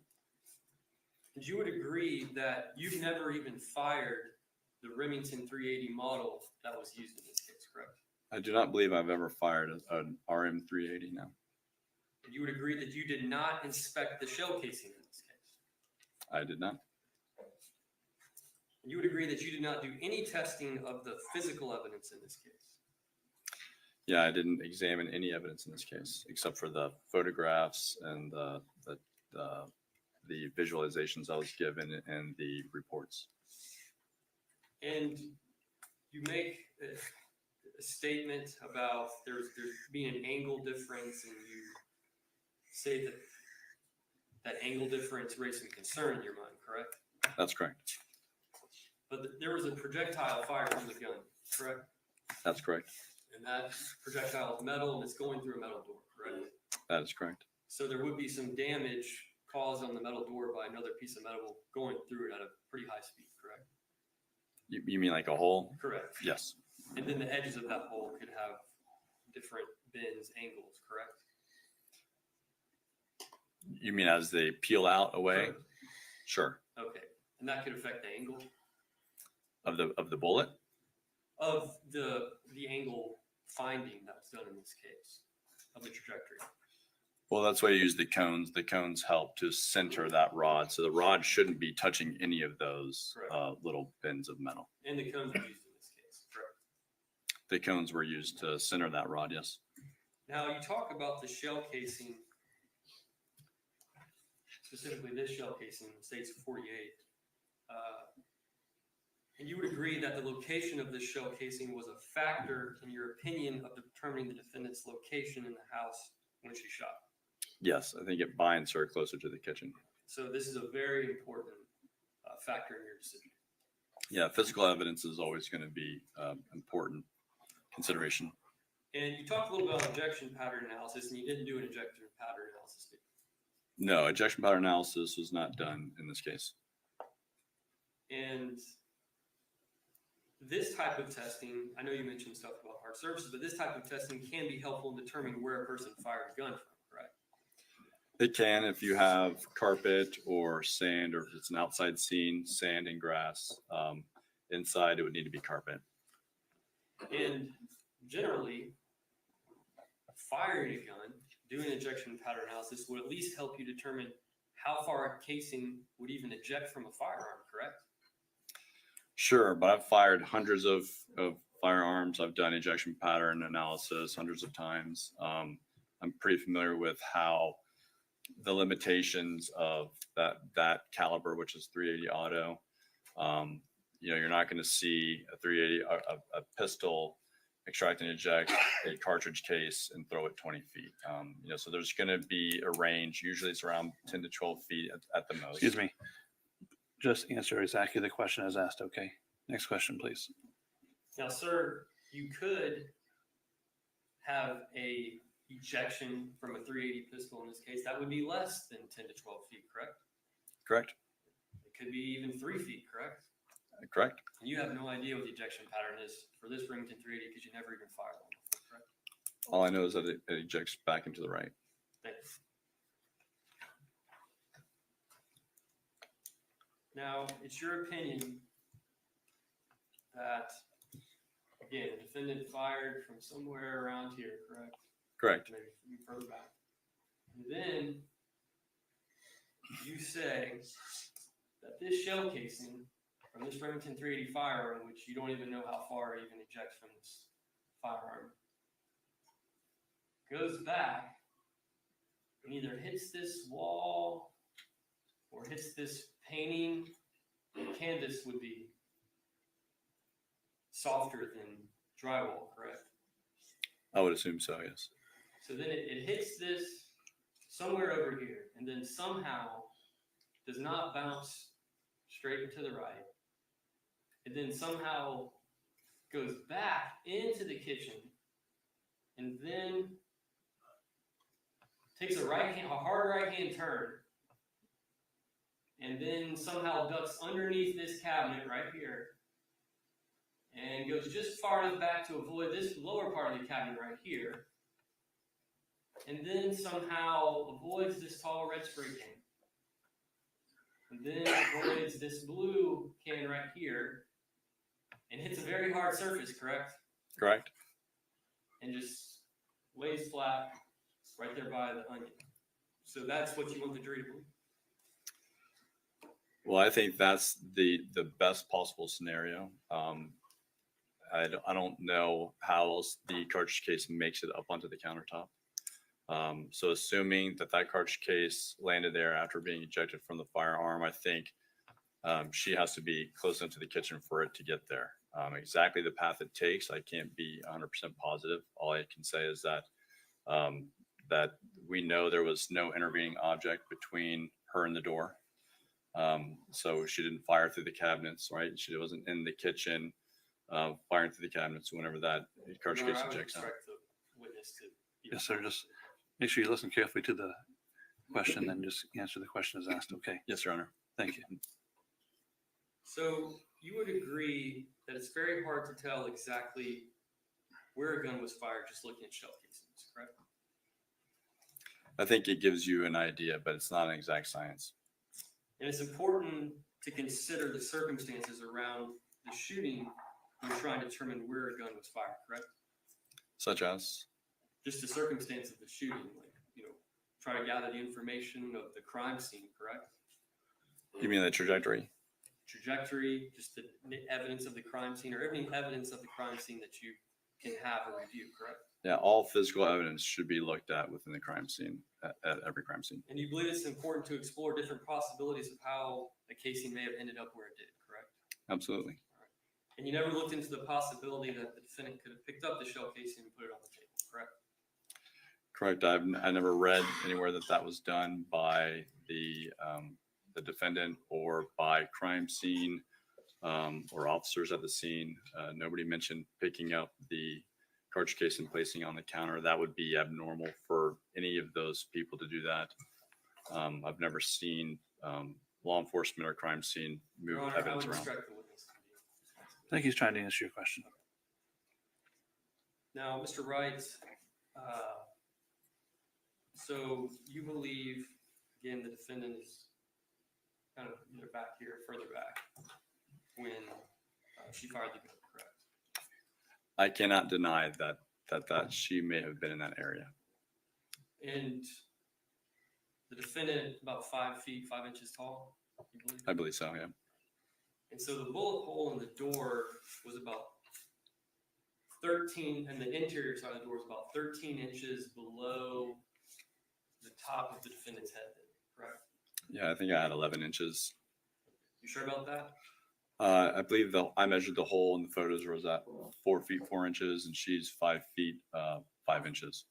5 feet 5 inches? Yeah, So that's about foot and 1 inch. Yeah, 13 inches. 13 inches. Okay. So if the gun barrel is about 13 inches below someone's head, it would kind of put the gun kind of in the middle or top of their chest area, correct? If they're standing right up next to the door, yes.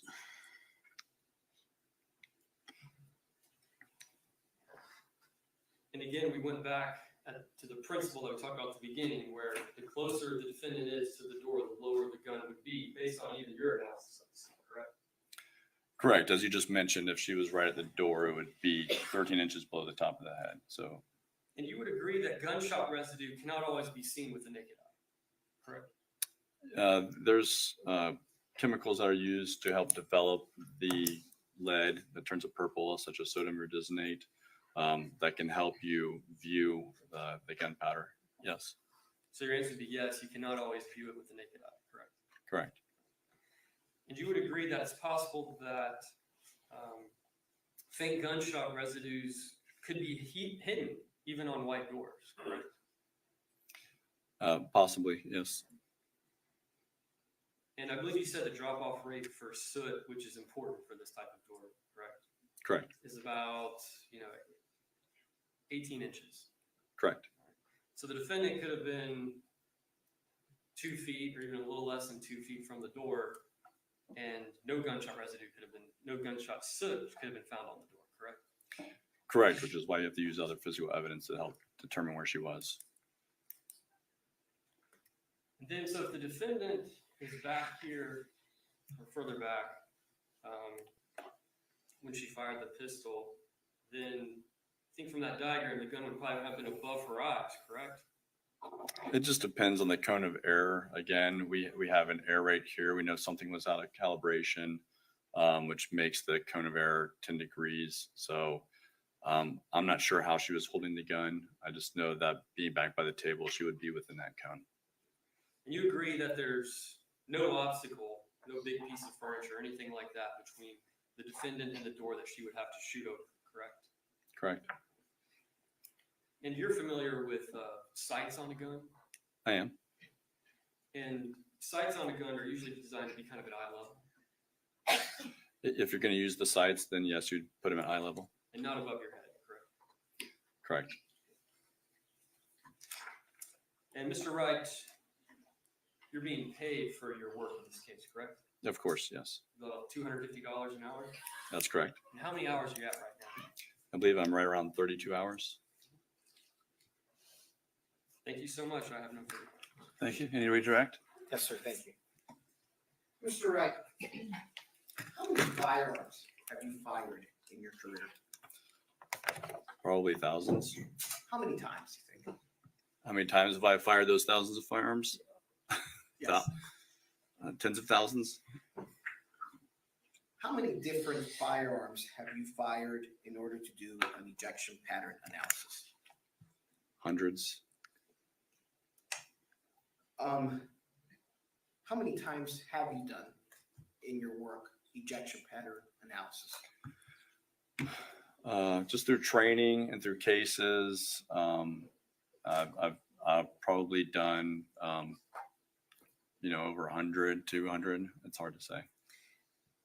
Mr. Smith, the prosecutor asked you if you had ever done or fired a Remington 380, and I believe your answer was no, right? Correct. Based on your education, your training, and experience, would you expect doing an ejection pattern analysis on a Remington 380 to be any different than the other thousands that you've done? I do not. And why is that? Because the extractor and ejector are in the same location as most semi-automatic firearms, which is at 3 o'clock and around 7 o'clock, and they eject back into the right. So does it, in your opinion, expert opinion, does it matter whether you have done an ejection pattern analysis on a Remington 380 and doing the analysis in this specific case? No, it doesn't. I would expect it to eject back into the right. Let's look at this photo. That Steve was asking questions about. Now, that green laser, what is it? That's showing you where the trajectory rod is pointing where the bullet came from. It's giving a specific line of sight. And by the trajectory, where's the trajectory rod? It's in the door. It's the yellow line there. And is this the trajectory rod that was not calibrated? That's correct. And is that the laser that was not calibrated? That's correct. And the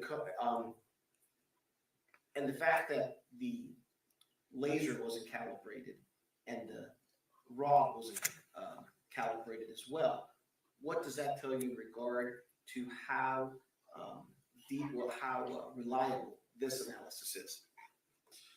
Well, it could be off again by 5-10 degrees. So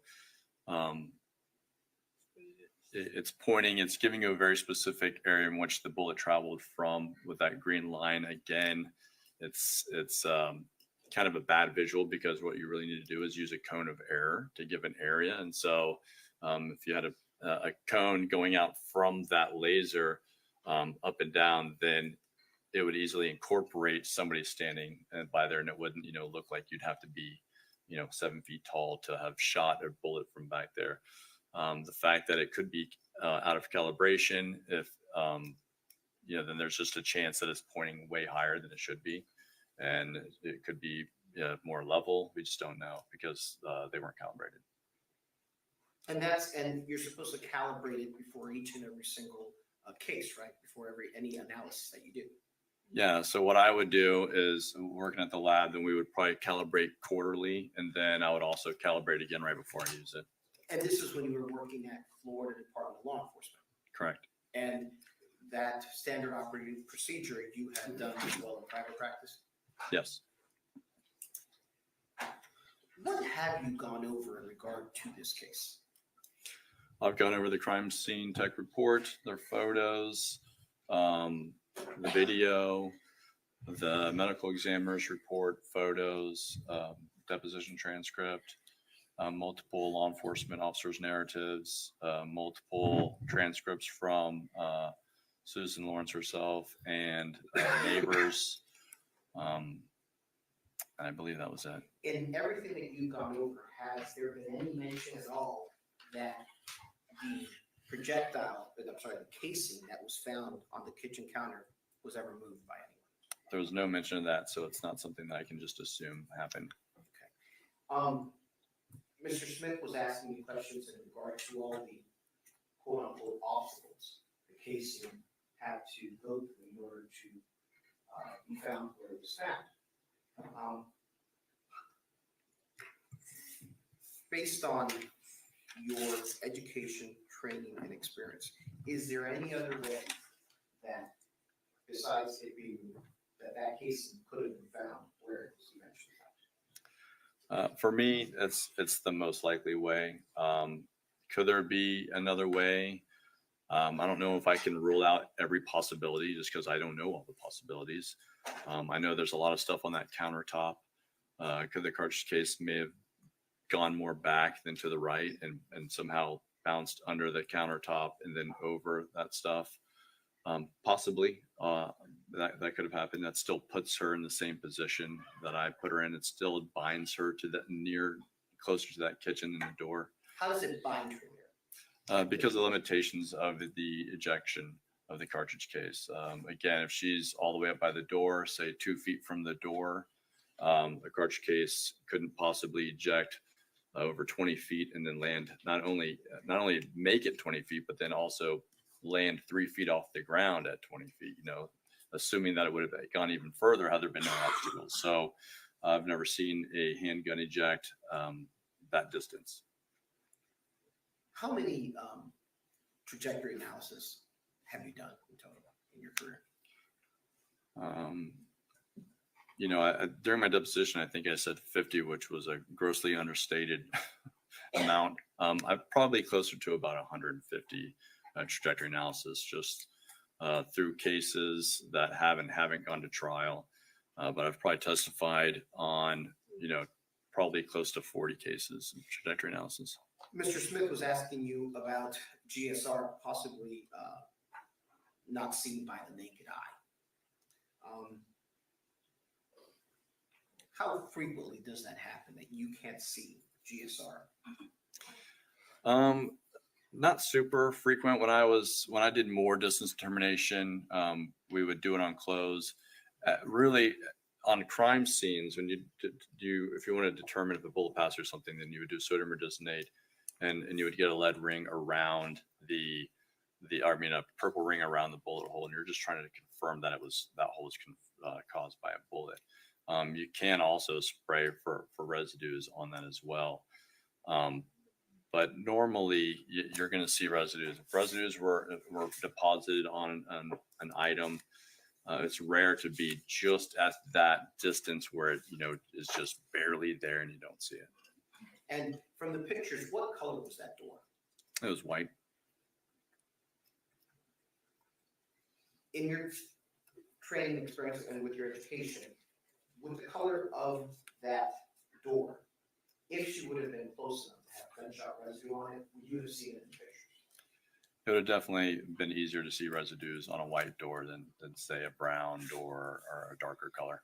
And going through all the police reports and all the depositions that you have reviewed, is there any mention of any gunshot residue being found on that door? No, there's. And since with your eye, with the pictures, you can't see any gunshot residue, and because there is no evidence of gunshot residue ever being found on that door, what does that tell you? That she was likely not within range to deposit gunshot residue on that door. And what is that range again? For soot, it would be around 18 inches, and with powder drops off, powder pattern drops off at 3 feet. Powder drops off altogether around 5 feet. But again, powder is not going to readily stick to a non-porous surface.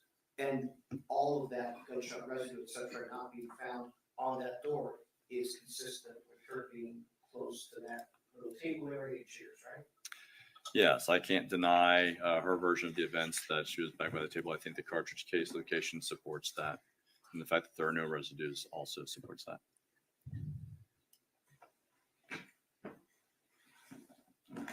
Based on your analysis of this case, is it possible that when Ms. Lawrence shot the gun, that it was over her head like this? I mean, I can't refute that. I don't know if she has training in firearms, if she knows how to shoot the guns, how scared somebody is can affect how they hold a gun. So that's not something that I would opine on is how somebody was holding the gun when they shot. I wasn't there and I couldn't tell you.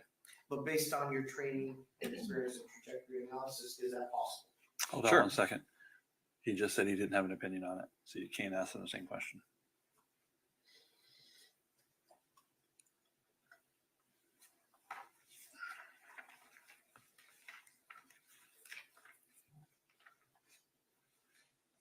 Are all of the opinions that you have shared with the jury in court today within a reasonable degree of firearm identification, crime scene and shooting reconstruction, and ballistics in general certainty? Yes. Thank you. I have no further questions. Thank you, sir. Any additional questions? Zero. See excused? Yes, sir. Thank you, sir. Have a nice day. Thank you, Your Honor. You too. We'll take a short break. 10 minutes or less. All right, thank you.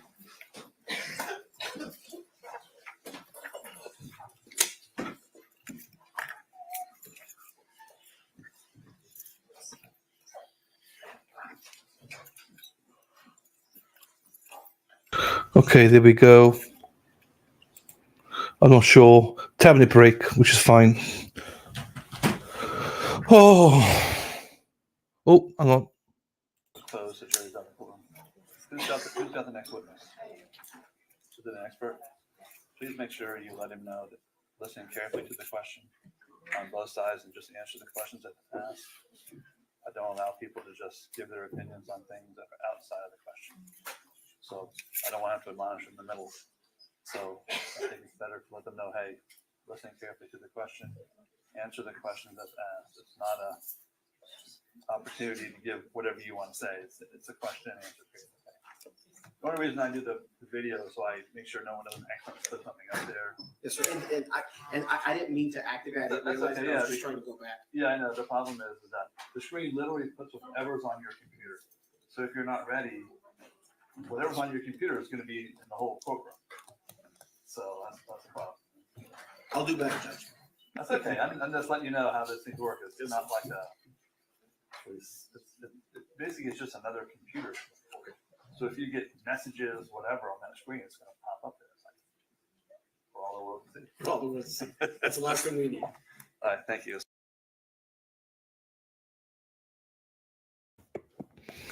Right, here we go.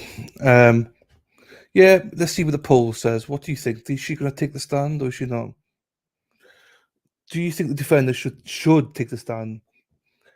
63% of you say yes. Okay, interesting. No, 37%. The only reason I'm not sure. I don't know. On this, normally I say for self-defense you have to, because you basically have to for self-defense. But in this one, we've seen the videos of her, so unless she wants to clear some stuff up, I'm not sure what she's going to add to it. Oh, is there? Right, okay.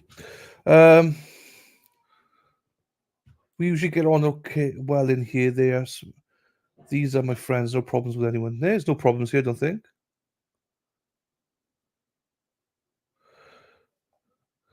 I don't think she threw stuff, but she never threw anything at the kids, if that makes sense. She threw stuff maybe towards them, but she never threw anything at the kids. Unless I missed it as well.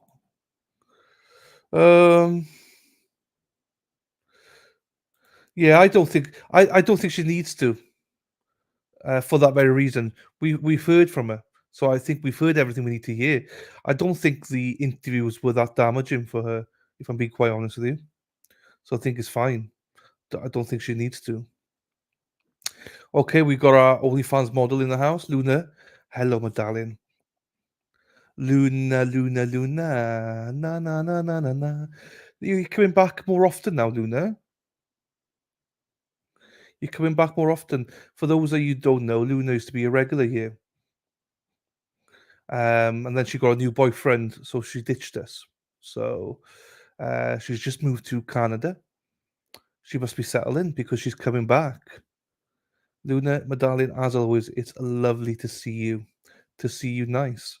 Got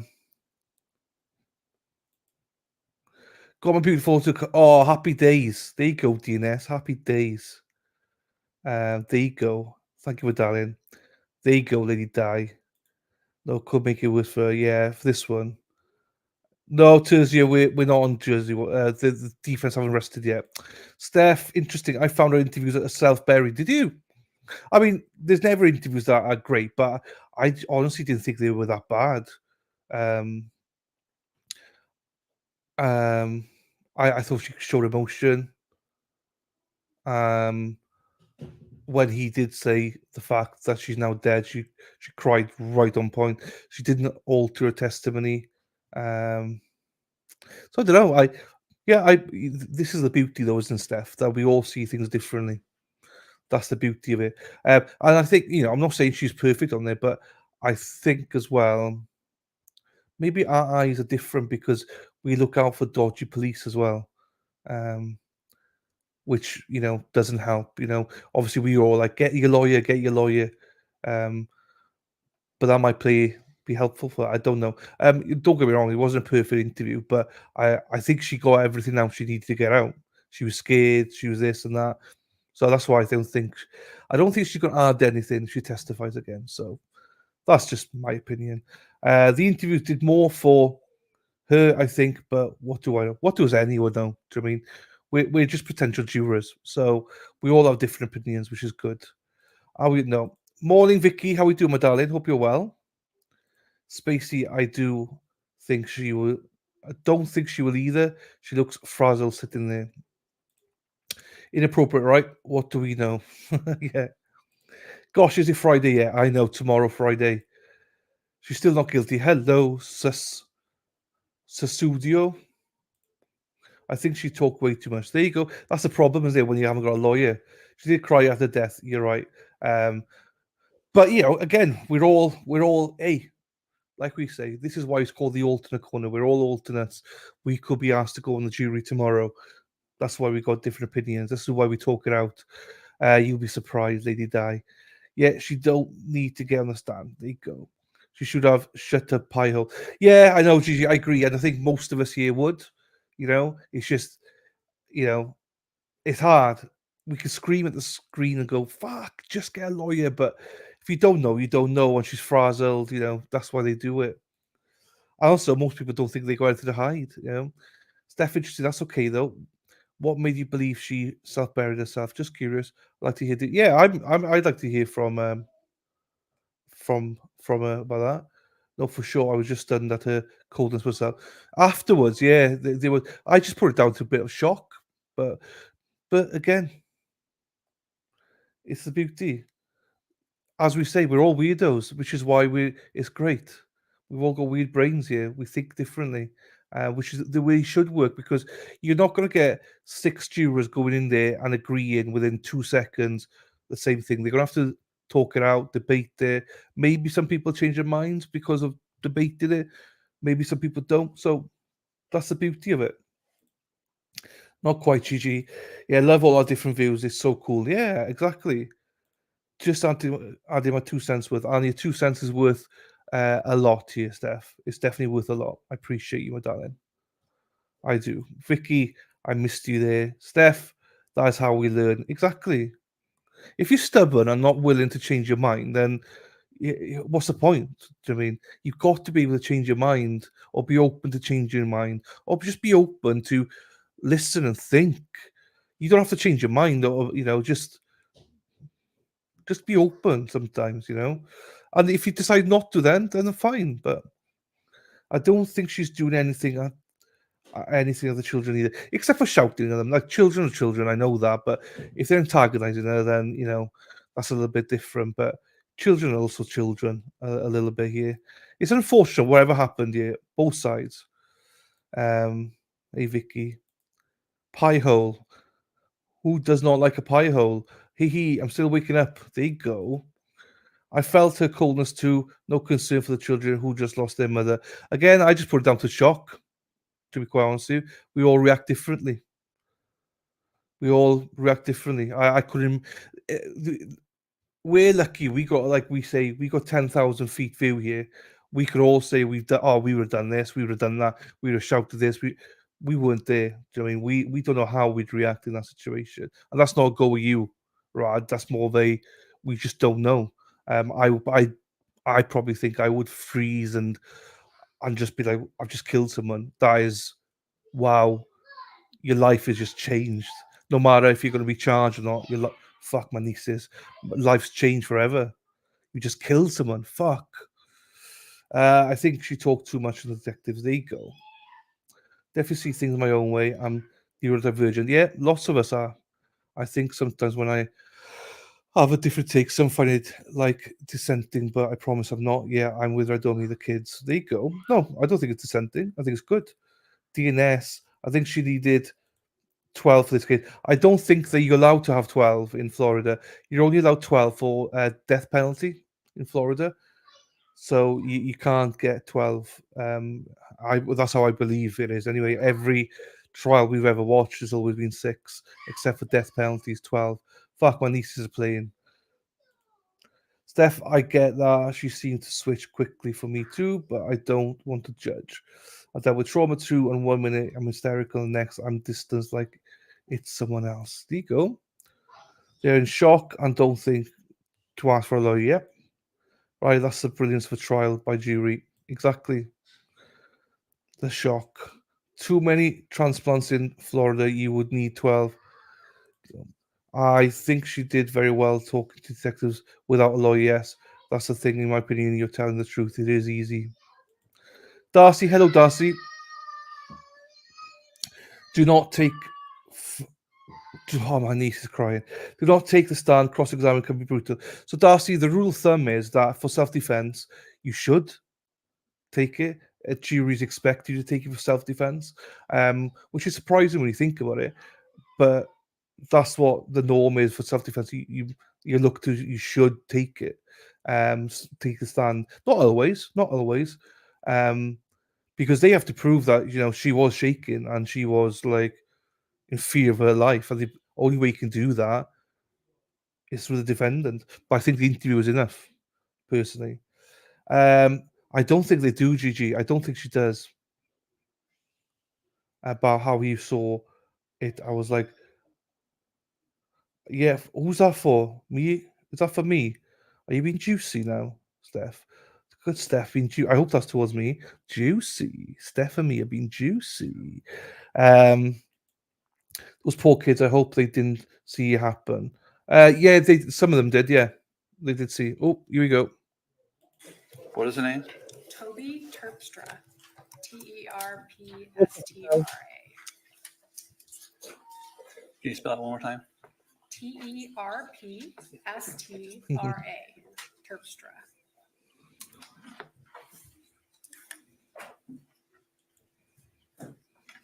Are you writing for me?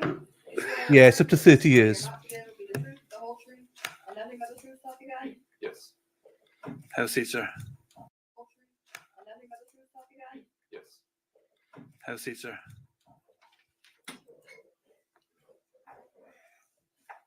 Good morning. Morning. Can you introduce yourself to the jury? Yeah, my name is Toby Terpstra. Can you spell your last name for us? You bet. Terpstra. And what do you do for a living? I'm a 3D forensic analyst. And what is a 3D forensic analyst? Yeah, so I work on a large variety of cases, but like a 3D forensic analyst, in general, they're analyzing environments in 3D and objects that are within the 3D environment, and the relationships between those. Can you give me an example of that? Sure. So could be the measurements. So if this is our 3D environment, it could be the distance or average distance to the jury from, say, a monitor in this 3D environment. That distance might be important. Or I work on a lot of vehicle accident reconstruction cases. And from that standpoint, the positions of, say, like a vehicle over time could give us speeds for that vehicle. So a lot of different applications, really. And do you work doing photogrammetry? Yes. Can you tell the jury what that is? Yeah, photogrammetry is really the art and science of being able to take reliable measurements from two-dimensional media. So whether that's a photograph or a video. So photographs and videos are often taken, maybe recording an event as it's occurring, or photographs afterwards of the event, right? And I guess simply put, or the way I like to describe it, is you can take that two-dimensional media and reassociate it to the three-dimensional environment. And that's what we call camera matching photogrammetry. And then from that standpoint, you can begin taking measurements of physical evidence that was captured or documented by the video or the photograph. And I think before that you mentioned 3D site reconstruction or accident reconstruction. What is that? Yeah, so one of my areas of expertise really is 3D site reconstruction, and that involves creating an environment that's accurate based dimensionally on the location of elements or objects where they were when an incident occurred. So we're reconstructing that site and knowing exactly where different objects were in that environment. Oftentimes things change over time, and they're no longer available for physical inspection. But if they're recorded again on that photograph or video, we can reconstruct the scene based on the original locations. And do 3D forensic analysts do 3D visualizations? Yeah, I do 3D visualizations as well. Yeah. And what is a 3D visualization? So it's kind of a broad term, and it could encompass a lot of different things. It could be anything from just a two-dimensional graphic of a 3D model, right? Or it could encompass an interactive 3D environment, such as virtual reality or something like that. I would say in this case, a 3D visualization is more a reenactment of events as they occurred. Is that kind of like a simulation, a computer simulation? It could be. It could be also different from a simulation. Yeah. How long have you been working in your industry? So about 20 years. And what position do you currently hold? So I'm a senior forensic visualization analyst, 3. Don't ask me what the 3 means. I don't know. And what are your duties there? I'm sorry? What are your duties there? So I'm responsible for helping to oversee our visualization department, guiding, directing, hiring, and then I do a lot of work with other experts. So ballistic experts, fire and cause origin experts, biomechanics, a lot of other people. As you can imagine, photogrammetry, which I was just describing, there's so much that's captured on video and photograph these days that it applies to a wide variety of disciplines. So I work with a lot of different experts trying to figure out and provide good information based on photographs and video. What's your educational background? Yeah, so in 2001, I received an Associate's of Applied Science from Westwood College of Technology in Visual Communication. Do you hold any professional certifications? Yes. What? So I have a Part 107 remote pilot license through the FAA, or the Federal Aviation Administration. I'm also a certified forensic video technician through LEVA, which is the Law Enforcement and Emergency Services Video Association. And are there requirements to keep those certifications current? Yes. What are those? So the FAA requires a recurrent test every couple of years for the remote pilot license. And then LEVA requires that I show 80 hours every 3 years of continued education in related fields. So, are you a member of any professional affiliations? yes. What are those? Briefly. So I regularly contribute to a lot of different organizations, attending conferences, and then presenting, publishing, reviewing manuscripts, as well as working to develop standards in different organizations. Some of those are the Society of Automotive Engineers, or SAE. I've been a member there since 2011. Also a member of IAFSM, the International Association of Forensic Security and Metrology, ASPRS, the American Society of Photogrammetry and Remote Sensing, ACER, ACSR, the Association of Crime Scene Reconstructionists. And then more recently, I've been serving with OSAC, which is the Organization of Scientific Area Committees. It's actually administered through NIST, National Institute of Standards and Technology. And then I work, sorry for all the acronyms, I work for, I'm part of a subcommittee. So it's the Crime Scene Investigation and Reconstruction Subcommittee through OSAC, and then the Forensic Metrology Task Group. And one of the standards we're working on right now is developing a standard for the capture and processing of terrestrial LiDAR data. So you mentioned, I think, teaching classes or being involved in the teaching. Yeah, I'm an instructor as well, yes. Okay. What classes do you teach? So I teach a couple of classes that are once a year or a couple times a year. One of those is through SAE, again, the Society of Automotive Engineers, and that one is ACTAR accredited. It is photogrammetry and digital media analysis. I've been teaching that one since 2017, so about 8 years. Also teach a basic laser scanning certification course through IAFSM, and then just this year, I taught a class that was also ACTAR certified for the International Forensic Photography Symposium, and that was on selecting imagery for camera matching photogrammetry. You weren't getting lots of acronyms. My apologies. Have you authored any technical peer-reviewed publications? Yes. About how many? About 20. And in what areas were those publications? Yeah, so really photogrammetry, video analysis, 3D site reconstruction, and 3D visualization. Have you been allowed to offer opinions in a court of law before? Yes, Approximately how many times? 5, And were those appearances in civil or criminal courts? both. And what subjects have you provided opinion testimony in court before? Really the same. So again, photogrammetry, video analysis, 3D site reconstruction, and visualization.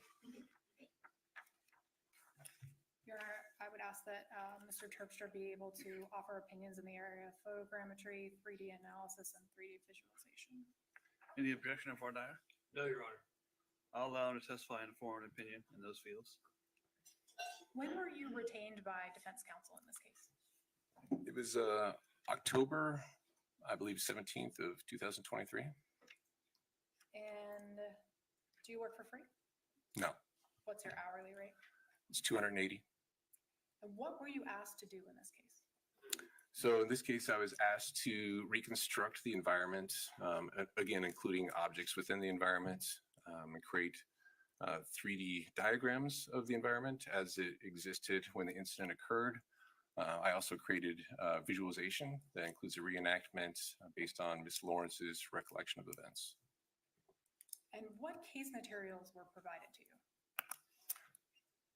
So a lot of different case materials. I guess some of those include crime scene photographs, the crime scene report, photographs from the autopsy, as well as radiology images from the autopsy report, interviews, 911 call transcripts, depositions. Specifically, were you given transcripts or videos of Ms. Lawrence's statements to law enforcement? Yes. And you said that you made a reenactment and you also recreated the scene, is that right? Yeah, so we did a reconstruction of the scene and we also created a reenactment. Yes. What did you have to do? What steps did you have to do to get there? Like just as an overview. Sure. So I started by reviewing some of those provided documents and then gathering some imagery myself. So publicly available aerial imagery. I also went to the scene and I met with Ms. Lorincz. I photographed and recorded LiDAR data of both the scene and of Ms. Lorincz. I then worked in a computer software, various computer software to process that data, including camera matching photogrammetry, and create an accurate three-dimensional model with diagrams of the environment, including the physical evidence at the scene. And then incorporating all of that, I created a 3D visualization, again, based on Ms. Lawrence's recollection of events from that day. Did you also prepare a PowerPoint presentation? I did. Would the PowerPoint presentation assist you in explaining to the jury some of the work you did in this case? Yes. Your Honor, may I publish the PowerPoint? So any objection? No, Your Honor. You ready to go? Yes.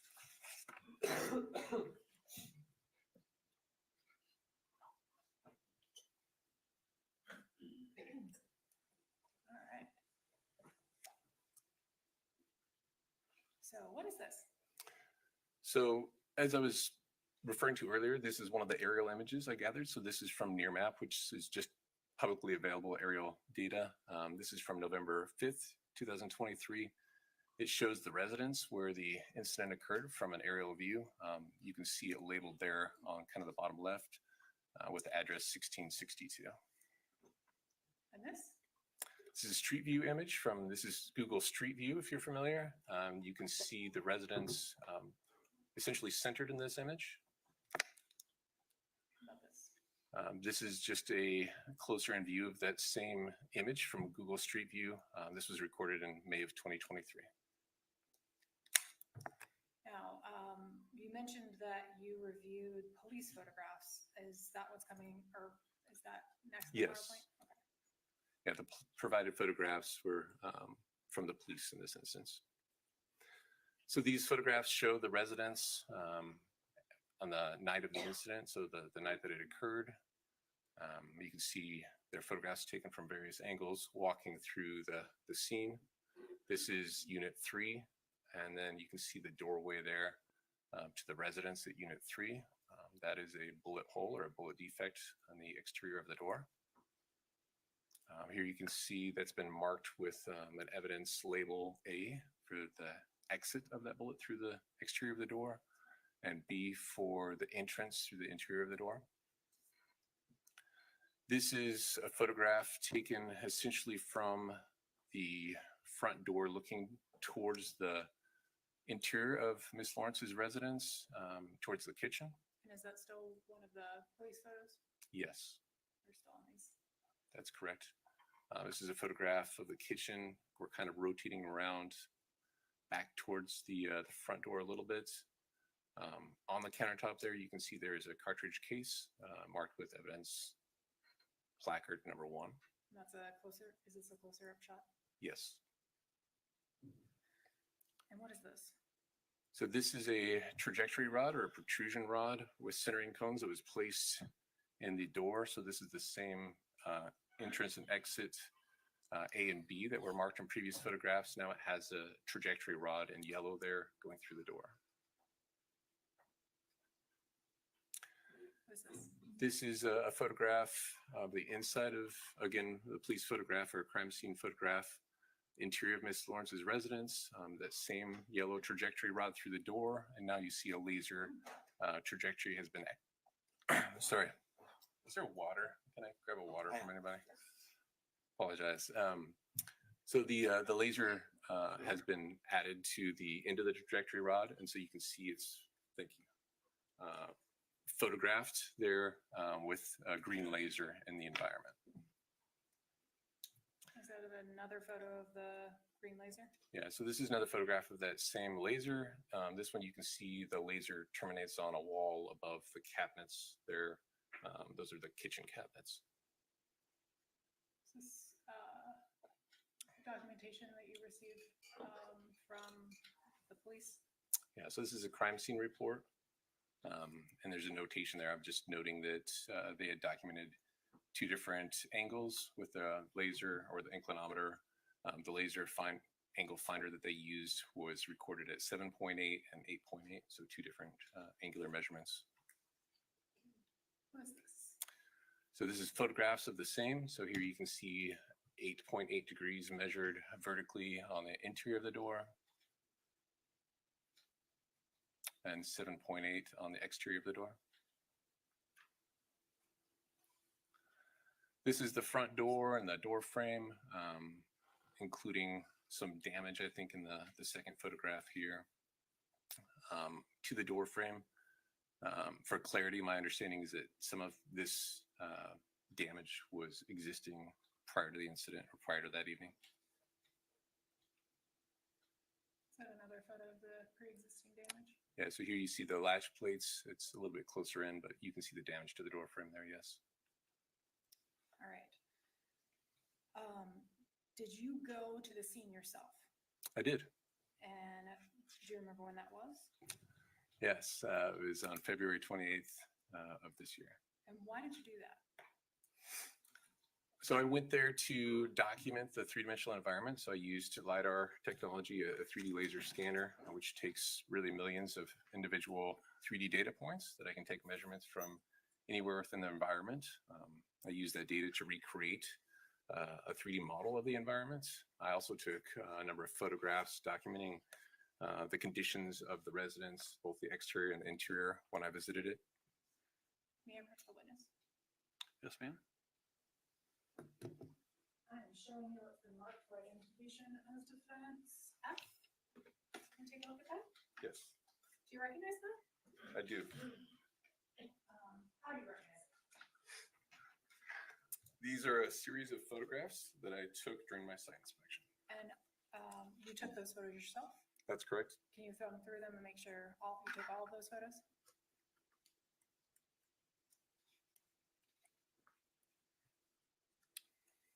Yes, And are they a fair and accurate depiction of the scene as you observed it on February 28th, 2024?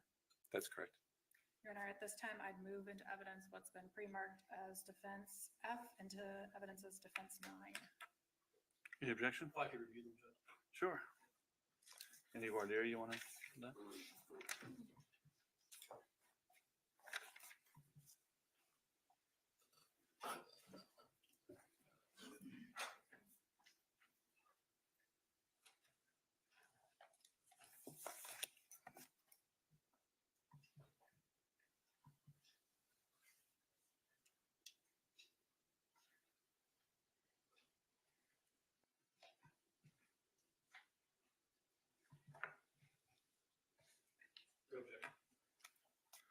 Defense F will be evidence without objection as defense number 9.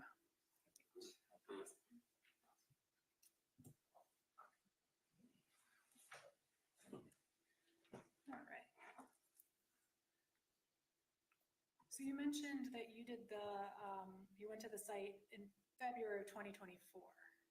That's correct. So that's a little bit after this incident happened. Yes. Is it your understanding that someone else was residing there at the time? Yes. So all this stuff, this isn't Miss Lawrence's. This photograph that's on the screen right now is 1663 address. So this is actually across the street, Oh, but okay. the photographs, subsequent photographs of the residence where Miss Lawrence was residing, there's a different resident living in that residence now. Gotcha. All right. So what is this? So this is a photograph from across the street at that same address, looking towards Unit 3 or Miss Lawrence's residence. Just going back, is this residence, is that where Miss Owens resided? That's my understanding, yes. 1663.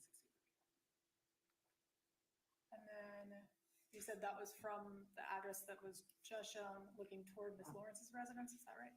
Yeah. So the previous photograph was taken from approximately the same location. One is looking towards 1663. This one is looking towards Miss Lawrence's residence from across the street there. What is this? This is a sequence of images beginning near Miss Owens' residence there and walking towards Miss Lawrence's. So here we're crossing the street. Again, just a sequence of photographs. What is this? So this is Miss Lawrence's residence. There's a sidewalk leading up to Unit 3 there. Unit 3 there is marked on the fence post there, if you can see it in the photograph. And then this is the front door to her residence. My understanding is that this door had been replaced. You'll note that there's no bullet hole or bullet defect in the panel of the door here in this photograph. So this door is not the door that was involved in this case? That's correct. My understanding is that door Hold on 1 was second. entirely replaced. Just listen to the question and the answer. Please don't offer stuff without a question being answered, okay? Okay. Next question, please. What is this? This is a photograph I took at the scene. Is this the interior of the residence? Yes. Why is all the furniture different? Well, it's different from the time of the incident because some time had passed and there's a new resident living there in that same space now. So new furniture, new decorations, or other things in the apartment, if you will. What is the fancy equipment in that photo? So that's a 3D laser scanner that uses LiDAR technology. I was referring to. This takes millions of 3D data points throughout the scene. Is that yours? That's correct. And is it your understanding that this is kind of the area inside where Miss Lawrence's table and chairs used to be? Yes. Some more photos of the interior. Yes. And the countertops and all the walls, were they the same? Yes. So there's tile, there's countertops, there's walls, there's a number of different elements to the interior of this residence that remain unchanged from time of incident to time of my inspection. What is this? This is another photograph from inside the residence. You see the Faro Focus scanner. So that, again, that's my scanner there in the foreground. It's looking towards the front door from the interior of the residence. And what about So this is a photograph of the door frame and the latch plates. You can see that they've been updated or changed since the time of incident. All right. Now, I think you had mentioned previously something called LiDAR. Can you explain to the jury what LiDAR is? Sure. LiDAR is a technology that basically the way the instrument works, and you may have seen these on a street corner with somebody with a tripod doing a land survey. It's very common technology for land surveys or surveyors to use.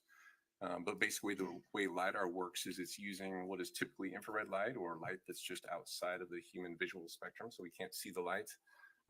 And what it's doing is it's using that light and recording from the point in time it leaves the instrument till when it hits an object and returns back to the instrument. And for the amount of time for that light to do that, as well as a horizontal and vertical angle. And based on that information, it's able to create 3D points. As I was mentioning, millions of those that really will define an area or an environment. So do you use it to kind of map a 3D space?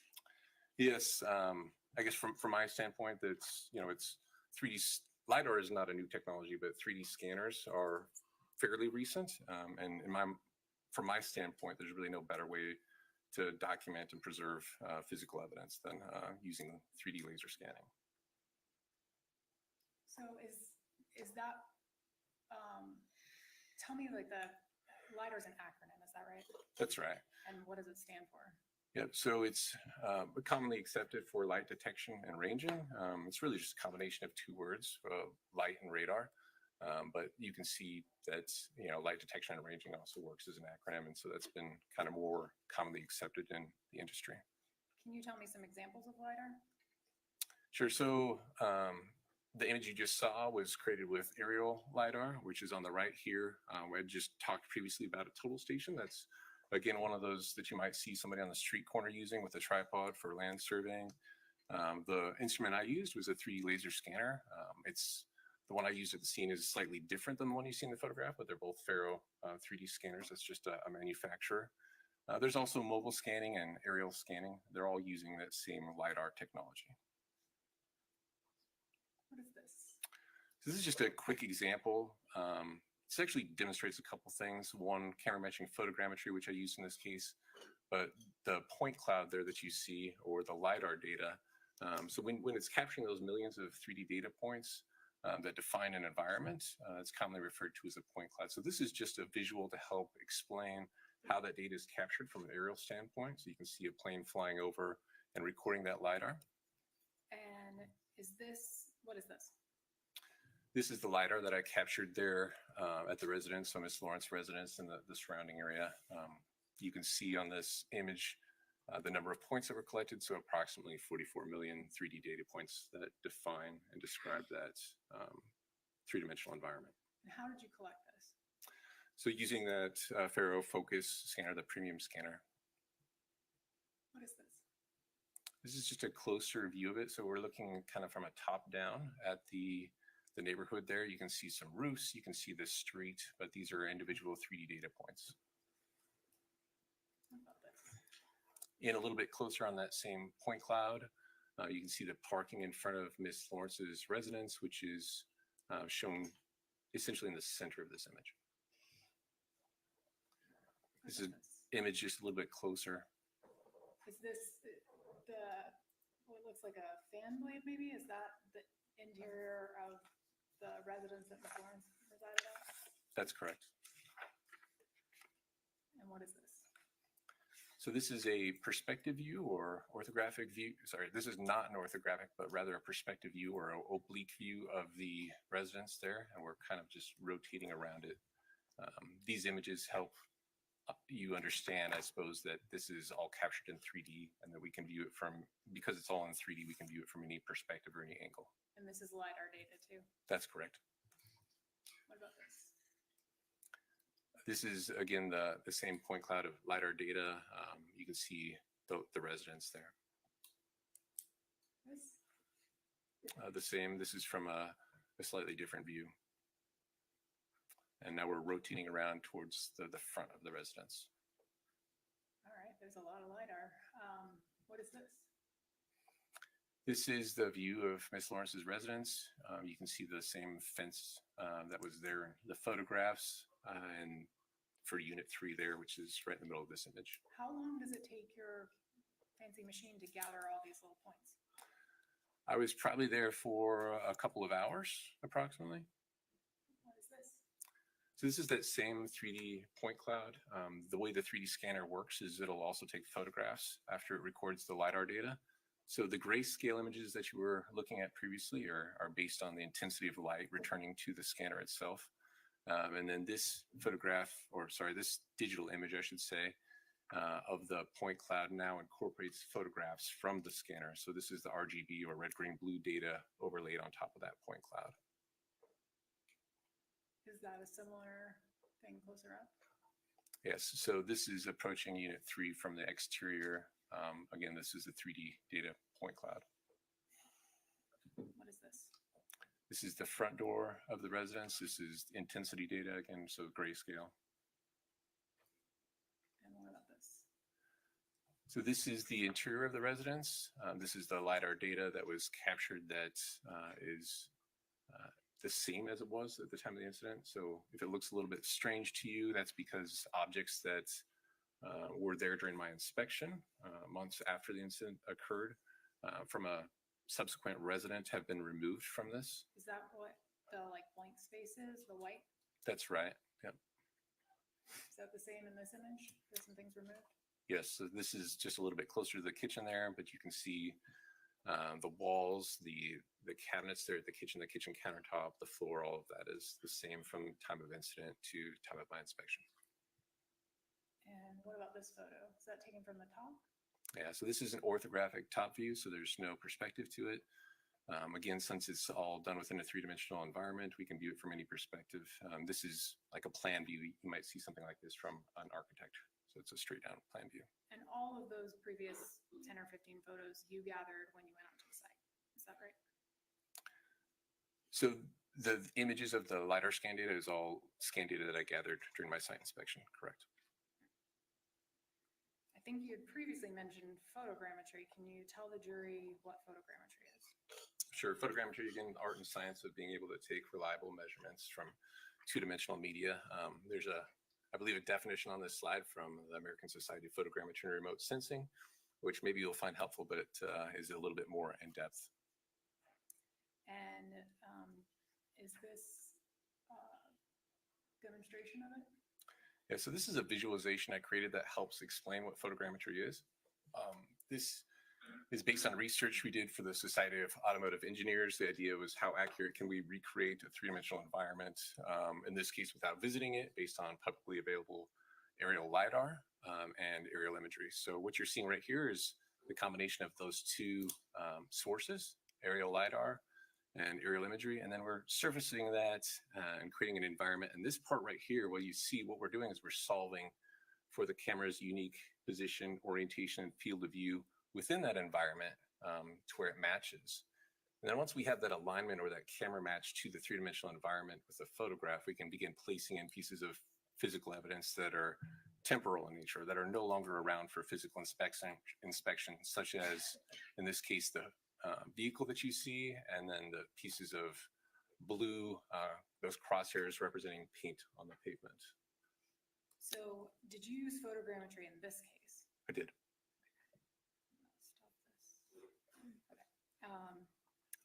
And so all that previously mentioned stuff, going to the site, reviewing all the crime scene photos, I think taking the LiDAR data, all of that is leading to the creation of a model, is that right?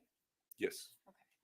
And did you create a computer model of the environment for this case? Yes. And what information did you use to create that computer model? So some of the information was what we're just walking through the LiDAR data that I collected during the site inspection. Because of the differences or the changes that had happened in the environment, I also used camera matching photogrammetry to locate where was the furniture, for instance, in that residence at the time of the incident, as well as the location of physical evidence as documented in these crime scene photographs. And then when you're actually creating the model, are you using computer software? That's correct. And what kind of computer software did you use? And so we're using, as I mentioned previously, Faro creates the scanner that I was using, the 3D laser scanner.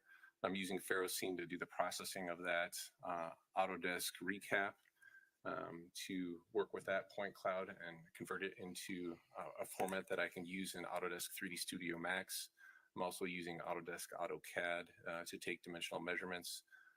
Inside of 3D Studio Max, I'm using that for the camera matching photogrammetry. We also use other software for that as well. Are those softwares and methodologies generally accepted in the incident reconstruction and 3D visualization communities? Yes.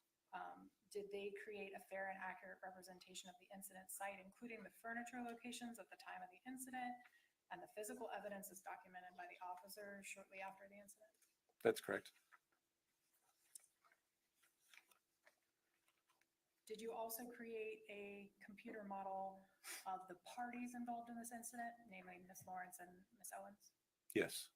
And are those computer models of, are they a fair and accurate representation of the clothing and the general body dimensions of those people in the time of the incident? Yes.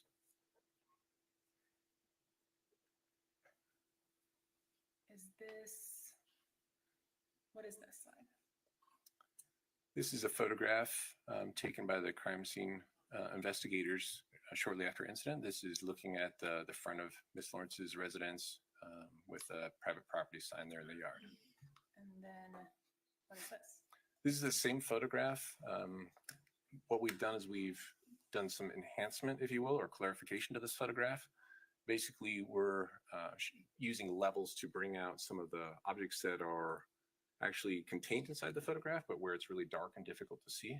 For instance, now you can see the trunk of the tree on the left, and perhaps all the way to the left, just above the police vehicles, you can see the edge of another residence across the street. And were you using the computer software that you just mentioned to do that? These adjustments to the photograph would have been done in probably Adobe Photoshop. What is this? So this is that same LiDAR point cloud. This is a different way of looking at it from a colorization standpoint, but you can see represented here is the camera match, or the alignment that I've been referring to with the LiDAR point cloud to this two-dimensional photograph. So that same tree is visible, the same residence to the left side of the photograph, as well as Unit 3 right in the middle where Ms. Lorincz was at the time of incident. So are you taking photographs from the police and the stuff that you gathered from the LiDAR and putting it together so it's perfectly aligned? That's correct. We're camera matching it, yes. What is this? This just shows the placement of the property sign. Again, so this is a piece of physical evidence that was no longer there during my site inspection, but using camera matching photogrammetry, we can solve for the location. So where was that sign at the time of the incident? And what is this? This is that same point cloud with RGB or photo overlays on top of it. So same camera match, just a different way of looking at the point cloud data. Is this another police photo? That's correct. What is it of? This is approaching the front door of Ms. Lawrence's residence. About this? This is that same photograph with lens distortion corrected. So we're viewing that photograph inside the 3D modeling software, 3D Studio Max. And now you can see the point cloud that's been overlaid on the photograph. So this is the camera match. What is this? This is a resulting 3D model. So we also created a 3D model of the interior of the residence and some of the exterior as well, based on that same LiDAR data collected, as well as camera matching photogrammetry. So was this created through your computer program? That's correct. And so is this the digital model of the site?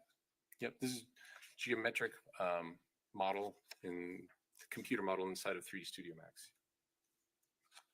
What is this? This is another photograph of the front door of Ms. Lawrence's residence. What is this? This is that same photograph with lens distortion correction. What is this? This is the point cloud overlay on top of that photograph showing the camera match.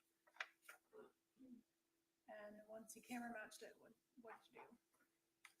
So this is the three-dimensional model, again, created from the 3D LiDAR data. And this just shows the consistency in alignment between the 3D model and the photograph.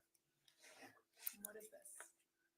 This is, again, the 3D model. This is a view of it with shaded materials on it. You can also see the bullet defect or bullet hole in the door, and how we're able to place that or solve for its location in the three-dimensional environment using camera matching photogrammetry. Is this another police photograph? Yes. What is it of? This is looking essentially from the front door towards the interior of Miss Lawrence's residence. And what is this? This is the same photograph, again, with lens distortion correction. So when you say lens distortion correction, are you talking about the reason that it's black on the outsides? Is that what that's doing? That's correct. So lenses will have some amount of curvature to them typically. A good example of this that I'm sure you've seen from an artistic standpoint would be a fisheye lens, where people take photographs and it's quite distorted, right? The horizon will have a significant bend to it oftentimes. In order for us to use photographs in camera matching photogrammetry, we have to solve for and correct for lens distortion. And once we've corrected for it, then it'll be useful from an alignment standpoint to the 3D point cloud. So you can take a picture and change the lens distortion or get out of it in that software? You can correct for it, that's right. What is this? So this is that same LiDAR point cloud.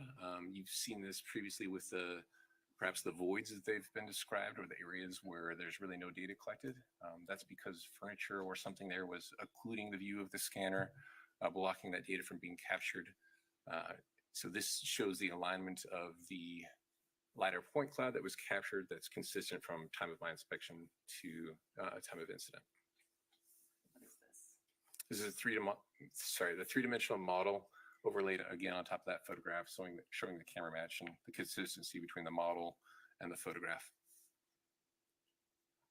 What is this? This is the same three-dimensional model. This is a shaded view. You can see the location of the couch, Miss Lawrence's furniture, the table, the chairs, and this, I believe, is a freezer here in the foreground. And is this another police photograph? That's correct. What is this? This is the same photograph, again, within the three-dimensional environment. What about this? This shows the point cloud overlay, so the areas that we've camera matched from the point cloud to the photograph itself. What is this? Same point cloud. This is just the intensity view of a given grayscale. What about this? This is the wireframe geometry of that environment and the overlay on top of the photograph. And this. This is the shaded view of that same three-dimensional model on top of the photograph. Is this a police photograph of the laser? That's correct. And what is this? It's that same photograph inside the 3D modeling software with lens distortion correction. What about this? This image shows the point cloud overlay. What about this? So in this image, we're showing not only the location of the furniture, again, the freezer, the chair that's visible on the couch that define the three-dimensional environment, but we're also solving for evidence. In this case, the laser trajectory that was placed by police at the scene. We're now locating that in the three-dimensional environment using camera matching photogrammetry as well. And is that the red thing there? Yes. So it's a green laser in the original photograph. In this image, we're representing it with a red line or red geometry. And what is this? This is a shaded view of that three-dimensional environment with the laser trajectory. What about this photo? So this is another photograph from the police with the laser trajectory. And what is this? This is that same photograph inside the three-dimensional environment with lens distortion correction. And what is this? And with point cloud overlaid on top of that image. This? And then this shows the same idea, but from a different angle as the previous photograph. So again, we're solving for the location of different furniture. So you can see the wireframe geometry that's overlaying the photograph representing the location of the table, the chairs, the freezer, as well as physical evidence placed at this scene. The laser trajectory we're solving for its location and orientation here in the scene using this photograph. It's represented in red inside the three-dimensional model. And what about this? This is that red geometric representation of the laser trajectory inside the 3D model. Did you, you mentioned that you also did models of the people involved, That's correct. and how did you do that? So those models are created based on information I had. So I met with Miss Lorincz, and again, I photographed her and I took 3D laser scans similar to what you saw of the interior of the residence. I did 3D scans of Miss Lorincz. And then for Miss Owens, her, as well as Miss Lorincz, they're based on photographs from the time of incident and body-worn camera footage for their clothing. And then Miss Owens, the autopsy was also used to understand her overall height or dimensions. What is this? This is a photograph I took of Miss Lorincz. And how tall was she? She's 5'5". How much did she weigh at the time that you met with her? I don't recall how much she weighed at that time. I'm sorry.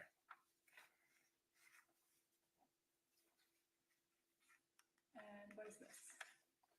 This is the LiDAR point cloud of Miss Lorincz. So this is based on 3D scan data I collected when I visited Miss Lorincz. What is this? This is a three-dimensional model of Miss Lorincz that we created based on that LiDAR data. And does the information on the thing that says Susan Lawrence, height 5'5", weight 180, is that information that you gathered at the time? Now that's, yes, some of that is from the time. So the 5'5" is consistent with both the incident report as well as the LiDAR data and the photographs I took when I met with Miss Lorincz. The weight is based on the incident report. Okay. So the weight was not at the time that you met with her, but it's the date, the weight that she was at the time of the incident. That's correct. And what is this? This is the resulting three-dimensional model of Miss Lorincz on the right. On the left, you can see an image from a police body-worn camera that was used as a reference for creating that model and the clothing that she was wearing from the time of incident. And who is this? This is Miss Owens, three-dimensional model of her on the right. What is the information in the middle? So those are body-worn camera images. So this is taken from the investigating officers and the body-worn camera video. Those images were used as a reference for understanding what Miss Owens was wearing at the time of the incident, her clothing. And you mentioned gathering autopsy data, is that correct? Yeah, so I also referenced the autopsy report as well as photographs and radiology images. Are those from the autopsy report? Yes, so the text on this image is from the autopsy report describing her injuries, as well as the diagram in the middle, and then photographs on the right. What's that bottom photograph? So that's a radiology image showing Miss Owens. In this image, you can also see the bullet where it was located at the time. This image was captured on kind of her left side, if you will. So did you take all of those images and all of those measurements and all of those pictures and put them all together to create your 3D computer model of the scene and the people? Yes. And did you consult with any other experts in developing this 3D computer model? Yes. Who was that?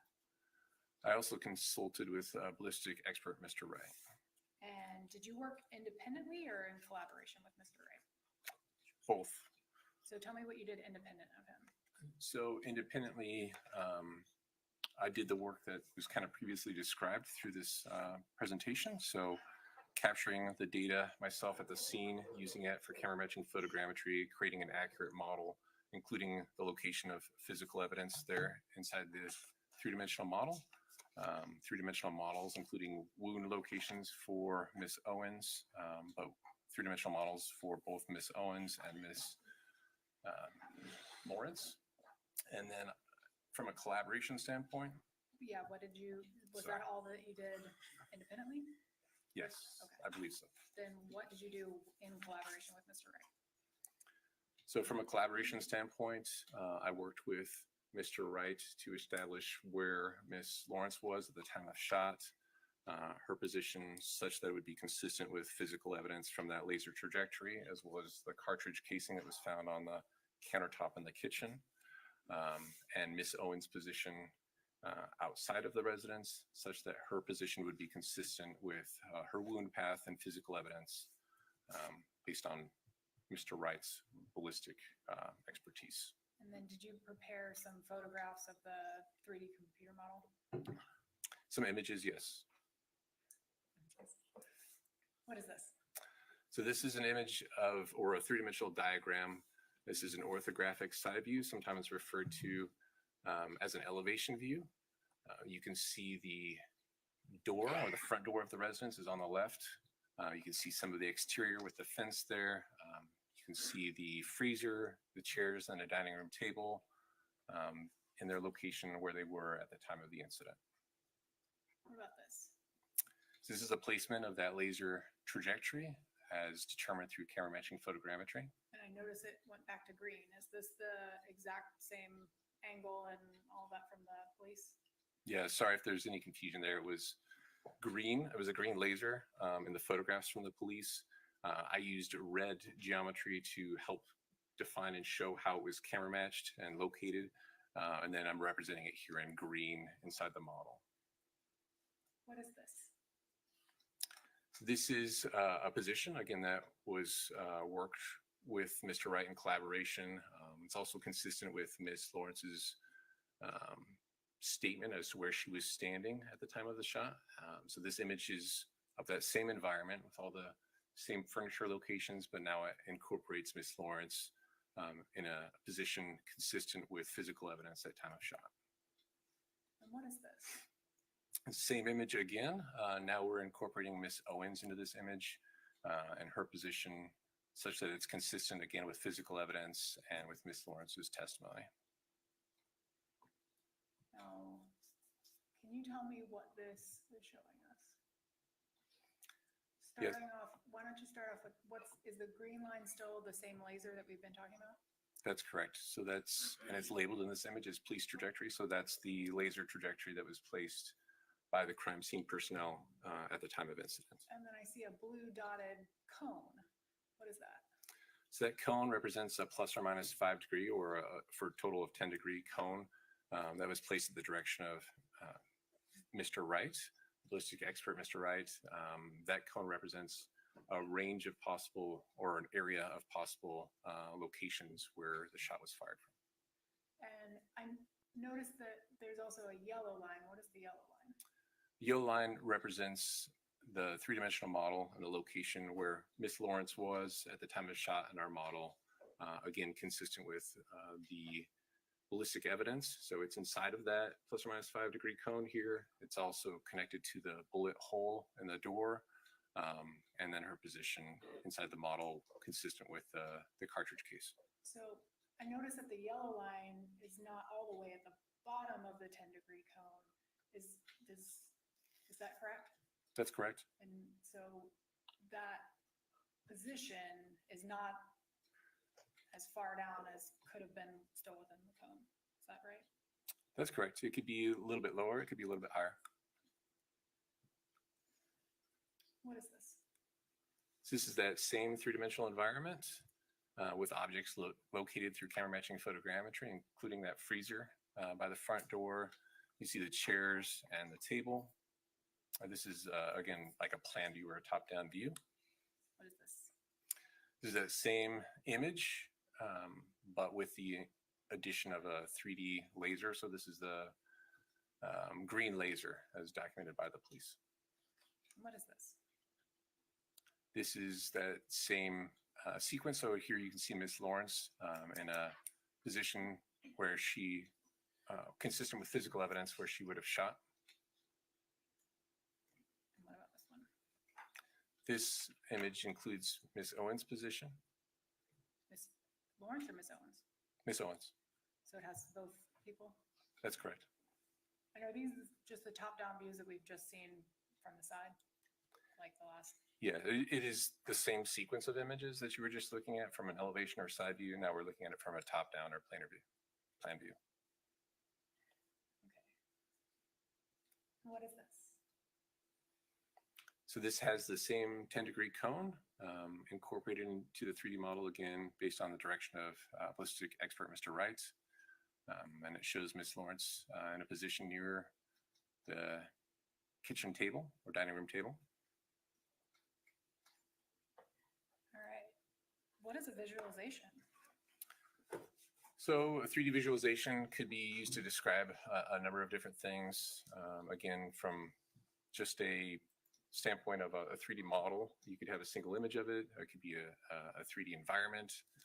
In this case, it's a recreation or reenactment, I should say, of events based on Miss Lorinc's recollection of events.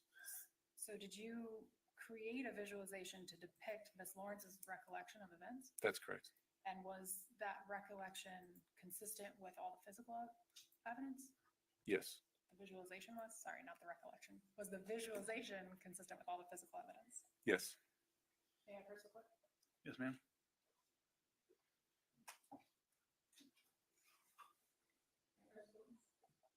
Yes, ma'am. I'm showing you what's been marked for identification as defense exhibit G. Do you recognize it? I do. How do you recognize it? This is a DVD of the. Not what is it, but how do you recognize it? How do I recognize it? My apologies. This is. I have my initials on it. I have seen this DVD. And what is it? It is a 3D visualization that was created for this incident. And is the visualization you created a fair and accurate representation of the recollection of events? Yes. And I think you mentioned previously, but is the positioning of Ms. Owens and Ms. Lorincz shown in the visualization at the time the shot was fired consistent with all of the physical evidence in this case? Yes. At this time, defense would move what's marked for identification as G, I believe, as defense 10. Any objection of Board I? Your Honor, I have no objection to the visualization being shown to the jury as a demonstrative aid. Do you have an objection to being placed into evidence? Yes, Your Honor. What's the nature of the objection? Your Honor, maybe we may approach. Sure.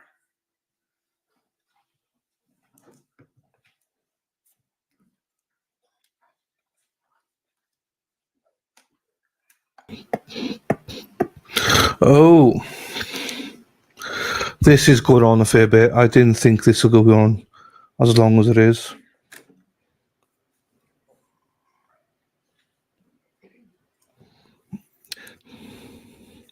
This trial, I thought would be done today, but come on. Overrule the objection. Allowed in evidence is defense number 10.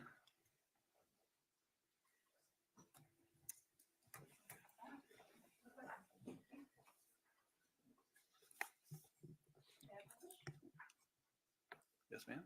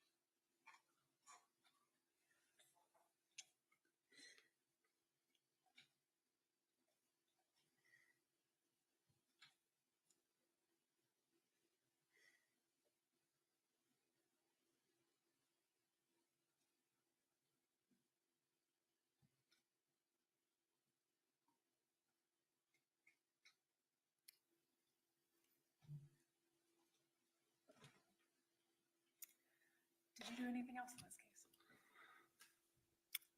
I don't believe so. Again, that visualization that we just watched, was that consistent with all of the physical evidence and everything that you reviewed in this case? Yes, And was it consistent with the opinion of ballistics expert, Mr. Wright? yes. No further questions. Oh, do you want?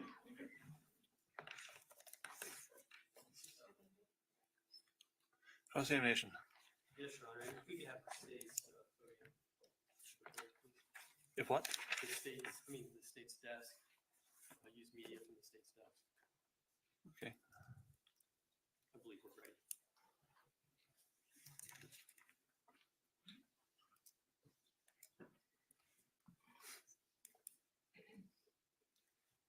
Good morning, Mr. Terpstra.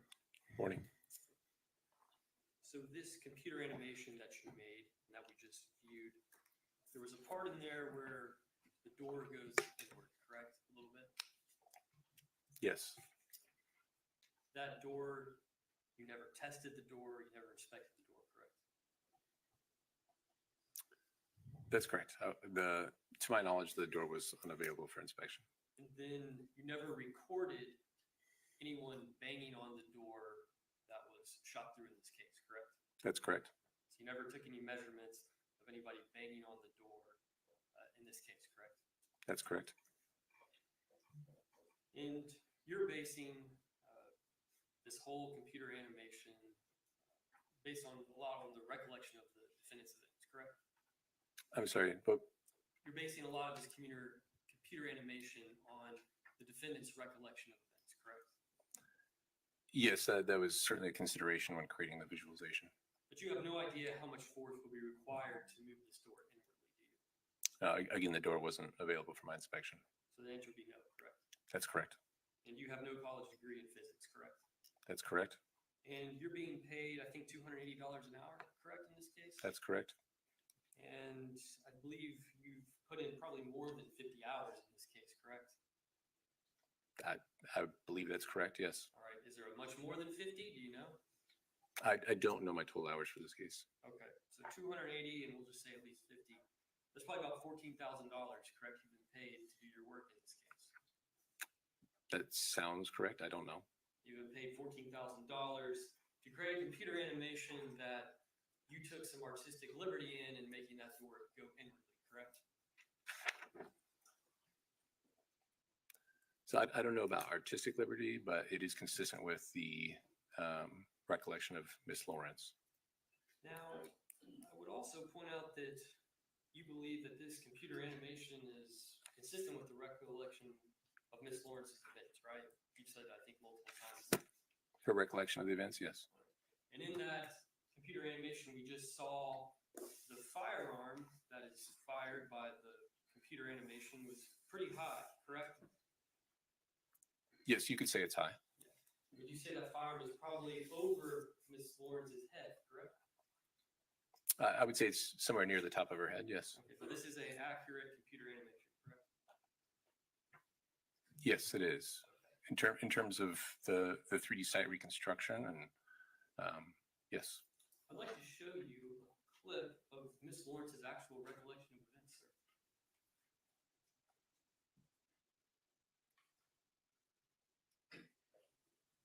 Okay, how were you holding the gun when you fired it? With two hands? Yeah.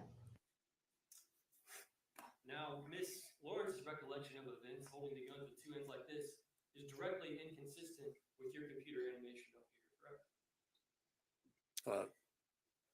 I would also say she wasn't sitting like she is in this video frame, but and from a directly inconsistent, I mean, it's consistent with her recollection of where she was standing, and it's consistent with physical That was my evidence. question, sir. Now, sir, I want to move on to the computer animation. It's not a representing accurate timing of event, correct? Correct. All right. It's not a accurate representation of the entire sequence of events, is it correct? Well, I'm sorry, what do you mean by entire sequence? Yeah, this computer animation doesn't reflect the entire sequence of events, does it? No, I wouldn't say it does. And there were some things that were left out in this computer animation, correct? I don't know what you're referring to, sorry. Well, you didn't include the defendant calling 911 before advocate even came to the door, did you? That's correct. All right, and you did not include the defendant in the bathroom walking out to the front door and finding out that advocate was the one banging on the front door, did you? That's correct. And you didn't include the defendant, once the banging on the door happened, walking all the way back into the bathroom and washing her hands. You never included that, did you? No, that is not a part of the visualization. And then you never included the defendant walking into the kitchen after leaving the bathroom and washing her hands, did you? On the baker's door. That is also not a part of that visualization. And you didn't include the defendant then walking all the way back into her bedroom and grabbing not the 22 but the Remington 380 pistol, and then walking all the way back out to the front door and holding the gun like this and shooting, did you? That is also not a part of the visualization, no. And sir, you have no medical expertise, do you? That's correct. No further questions. Any redirect? Briefly. Mr. Smith asked you about Ms. Lawrence holding the weapon. Is that on cross? Yes. And he played a clip from Ms. Lawrence's interview with police. Yes. And in that clip, it showed her kind of making a gesture, holding her hands together. Yes. And your visualization also shows her with both hands together on the gun. Is that correct? That's correct. Okay. Any redirect? No, Your Honor. Is he excused? Yes. Sure, you're excused. Thank you and have a nice day. Thank you.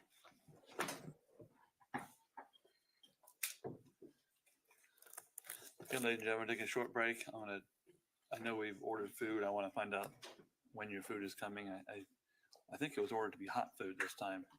It's going to be a little more precise on when you get it. So we'll take a short break and I'll get an update on your lunch and then we'll go from there, okay? Thank you. Please put your notebooks down.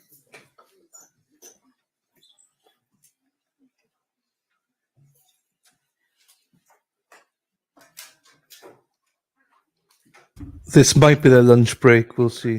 Check on their lunch. Yeah, we'll see if it's a lunch break or not. Jurors outside the courtroom will be in recess. So we'll wait just for a little bit. Let me put the volume down a little bit. Wiggle it just a little bit. Boom, boom, boom. Wiggle it just a little bit. That's what she said. Wiggle it just a little bit. Ah, yeah. Oh, hang on. I think the subtitles. I have to put the volume up.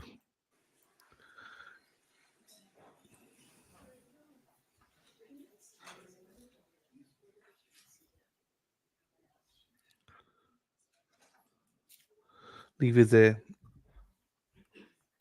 I just want to know if it's lunch break or not. I love to wiggle it. I only wiggle it for Mexi Techie. Mexi Techie, wiggle it just a little bit. I know, it's sad. Right. Shh.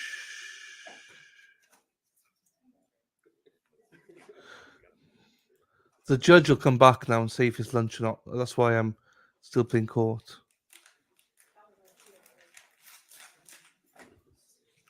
I think this will be lunch break, by the way, I think.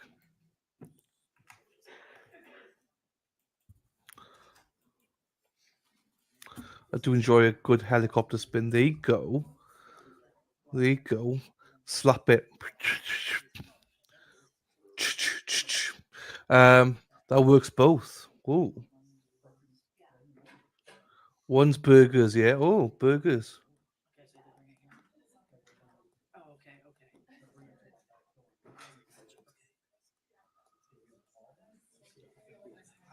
I was just wondering whether.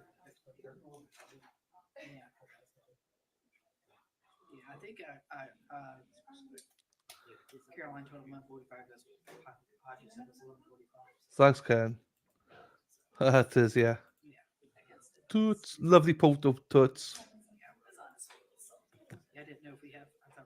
he had to go pick it up or something. Hello, Daffodil. Hello, my darling. How are you? Right, let's play Boone. I'll keep an eye out for this now.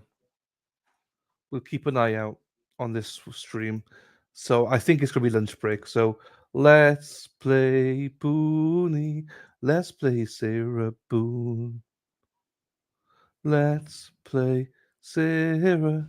Let's play Sarah Boone. Sarah Boone, the Sarah and Boone Boone. Looney, Looney, Looney Tune. Sarah Boone is a loon. Sarah Boone's a Looney Tune.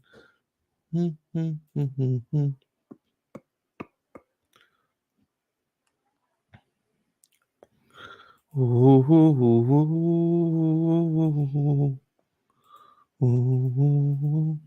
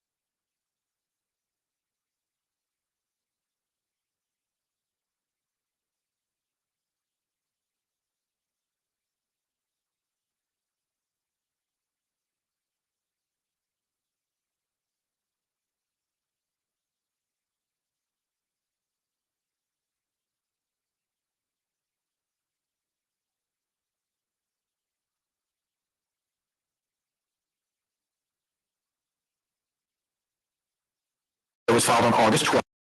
The court may be in a position to make a ruling at that time. Okay? Yes, ma'am. Have a seat back there. Wherever you feel most comfortable. Just sit back there, Welsh. Okay, thank you. Until you're ready here. Thank you, ma'am. All right, Ms. Boone, you can proceed, ma'am. First and foremost, I do not know what it is that you are referring to. When you say you do not know what I'm referring to, what do you mean? Motions were filed by the WFTD and the Orlando Sentinel. Yes, ma'am. So there was a motion to intervene for the limited purposes of opposing closure. It was filed on August 12th by WFTV. It was sent to you by U.S. mail at the correct inmate legal mail address on August the 12th. And the Orlando Sentinel's motion to intervene and notice of joinder was filed on August 13th. And it reflects, it said the certificate of service was August 13th, and it was sent to you at the same legal mail correspondence address at the Orange County Jail. Have you received either of those motions? I have not. Okay, I have copies. Oh, perfect. All right. I do apologize on the civil one, but the e-portal was down for a little while, so while we attempted to file it yesterday, it actually got filed. That's why I was saying it. The certificate of service reflects the 13th, but the filing information is of this morning.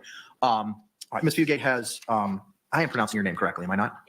Thank you. Ms. Fugate has provided copies of those motions. So Ms. Boone, if you'd like to take a look at those, feel free to take your time to review them. And then after you've reviewed them, I may have the opportunity to answer any questions you have about them if I can, and then we can proceed. There are also some historic court cases that I know are in the report to my department. I have extra copies of those if anybody wants them. If you want to provide those to Ms. Boone as well, you can do so. Thank you. State, do you need a copy of them? All right, thank you, sir.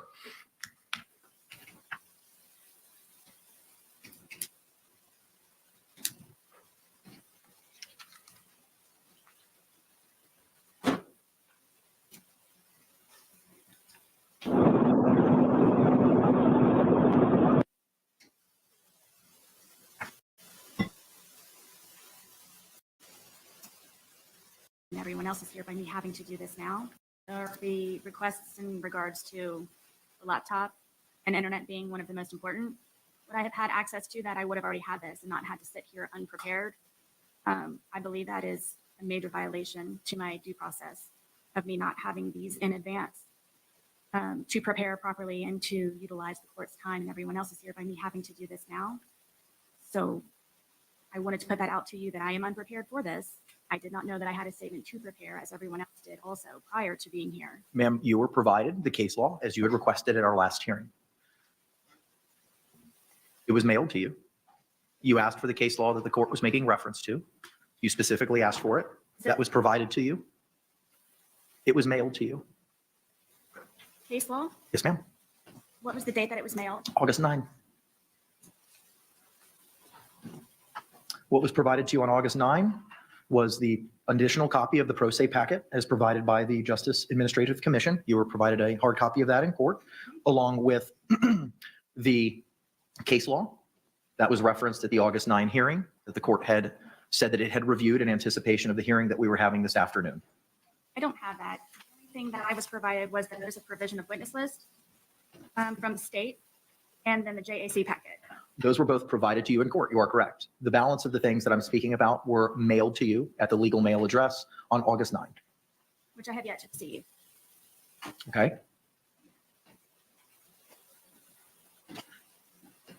Ma'am, with regard to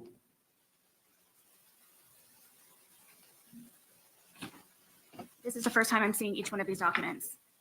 I understand that. They were filed August 12th and unfortunately this morning due to an issue with the e-portal. I wouldn't have internet access anyway to receive those. They were sent to you via US mail as well. Yesterday? Yes. So you're not wasting the court's time. You can feel free to review those at this time.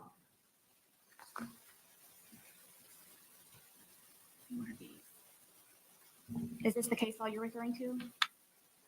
Wright versus Smith? I believe that those are the circuit court opinions that are referenced in WFTV's motion, which cite to the Miami Herald versus Lewis decision, which is the controlling law on this matter. All of these are yours. And these are mine to take? Thank you.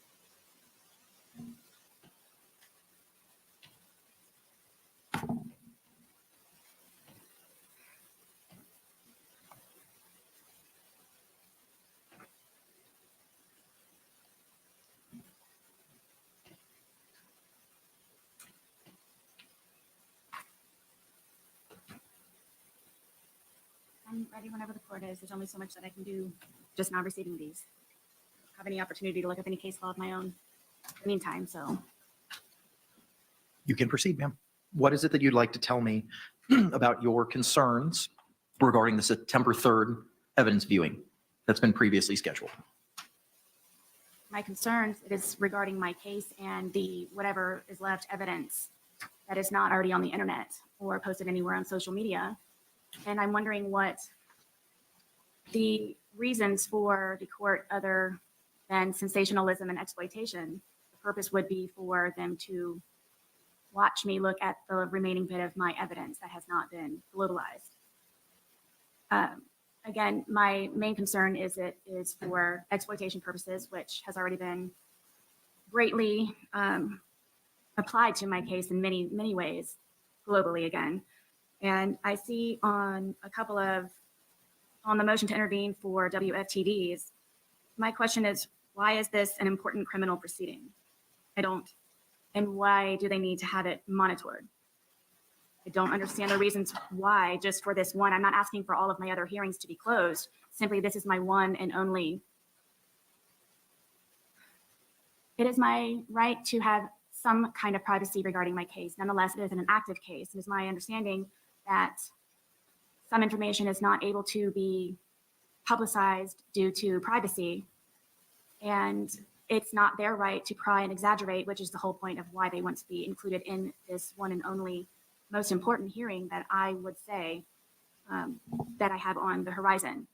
The press doesn't have a right to press themselves into everything in regards to my active criminal case. And I feel that from this, one meeting should be closed to the press so I can rightfully, lawfully do what I need to do in order to properly, rightfully, and lawfully defend myself. At this point, I feel that there's nothing even suppressible in my case that is not already on the internet and have been spread all on the internet. I'm trying to salvage whatever it is that I can possibly.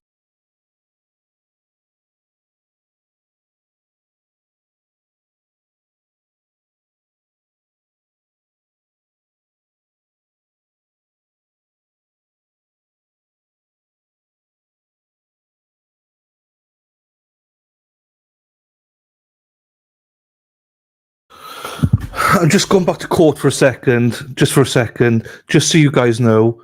Right, I don't need to explain it. Let the judge explain it to you. What's happening in the other one. So, hang on.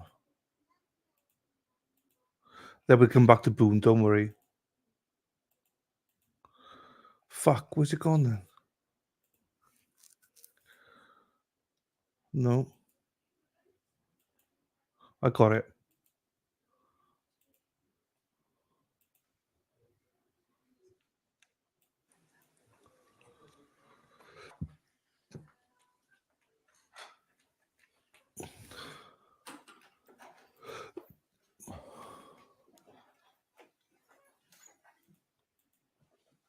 The bailiff is down there right now, picking it up and bringing it up here.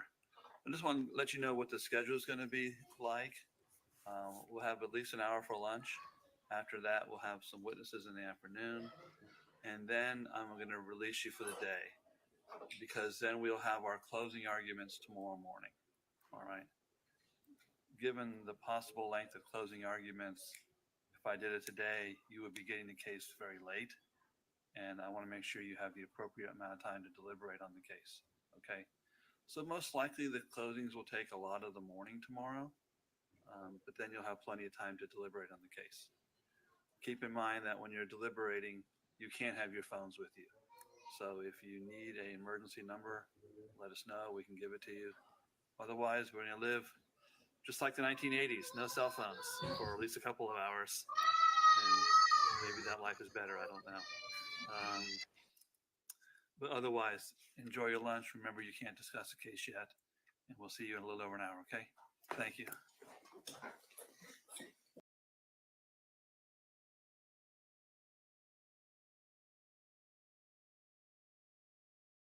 So what's going to happen is this, right? Just so you know. What? What's everyone on about? Oh, you're behind. That's why. So, so what's going to happen here, people, is this. They got an hour break now. So there is one witness left. Let me go here. In the Susan Lorincz trial, there's kids. It's my niece, Ken. It's my niece. It's fine. It's all good, people. It's just my niece. She knocked her knee or something. There is. I'm just going to go and see her now.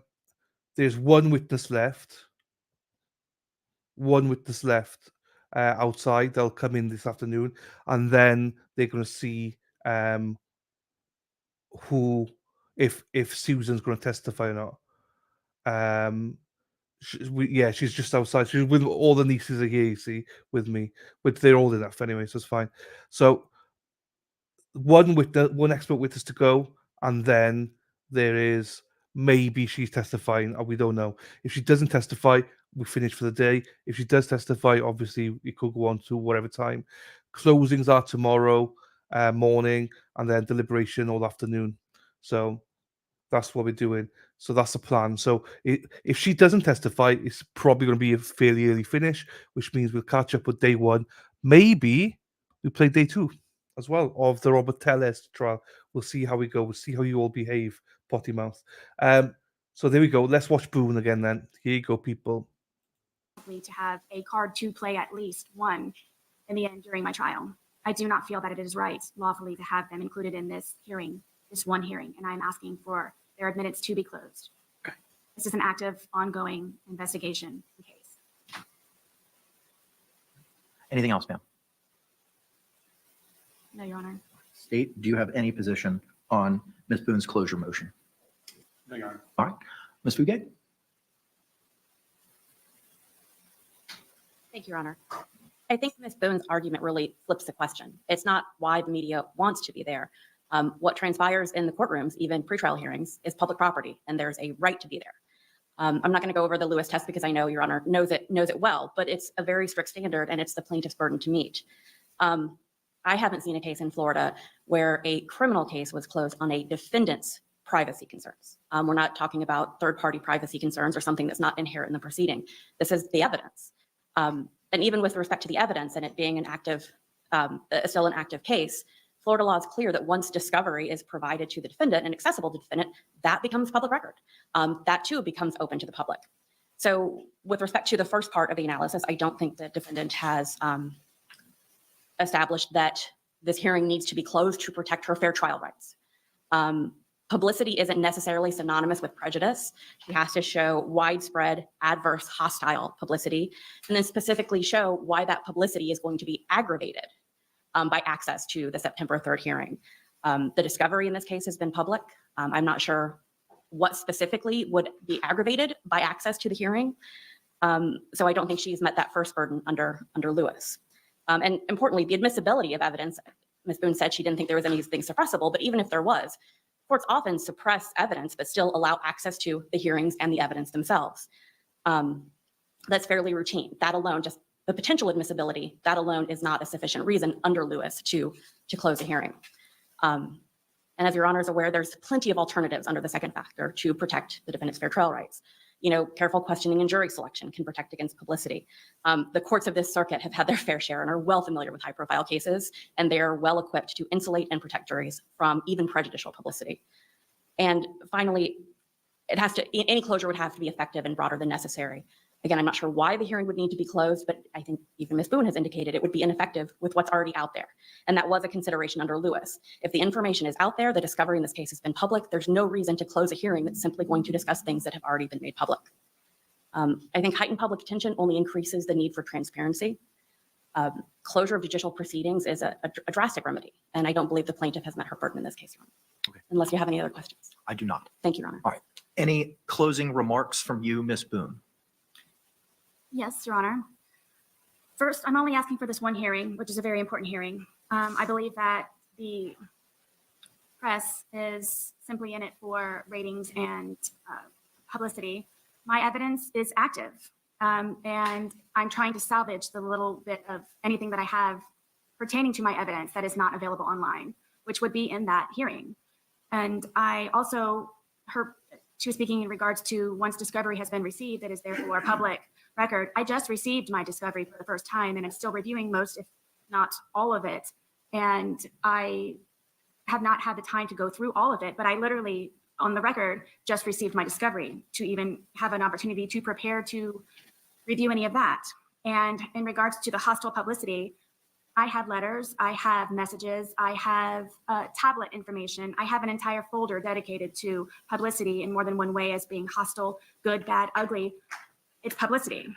This will incredibly enhance my inopportunity to have a fair trial because of the already millions of viewers that I have in my case, literally in my case, this would just contribute to it even greater. I'm not asking for all hearings to be closed. I've not had an opportunity to review my discovery, which I just received. I have an entire folder and more information and letters and evidence in regards to publicity, hostile, any type of emotion that you can come up with. I have received from Australia being the most recent. So I do not believe just because they would like to, again, in my opinion, for ratings and for publicity, it's one hearing. There also is a solution that I believe, my understanding was that this could be held at the Orange County Sheriff's Department. The question was in regards to transport, which is a possibility. It was a matter of the decision being with the court.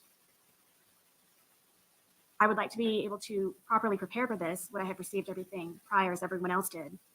Having the internet would have helped also in regards to receiving the notice via email, as everyone else had. I'm sitting in front of you, yes, unhandcuffed, but I am unprepared for this rebuttal in regards for me to have privacy, expected privacy to a certain degree, and by law, to have this one hearing closed. And we also have an active case that is ongoing, active evidence, and there's a solution for it to be held at the Orange County Sheriff's Department as well. Anything else from the state? I wasn't going to bring it up until after the ruling on the motion, but the parties have reached an agreement to do this on our own. And as soon as that gets accomplished, if it's accomplished to both of our satisfaction, then I'll let the court know so you can create the hearing time. Okay, we'll address that momentarily. Ms. Fugate, anything else? All right. Under the Miami Herald versus Lewis case, ma'am, Ms. Boone, you had the burden of producing evidence and proving by a greater weight of the evidence that closure is necessary. What has been presented today has failed to meet that burden. Your motion to close the September 3rd viewing is denied. The court will follow up with a written order that you'll be hand-delivered today. Ms. Fugate, if you don't have no longer any business before this court, you are free to go, ma'am. Thank you. Have a pleasant afternoon.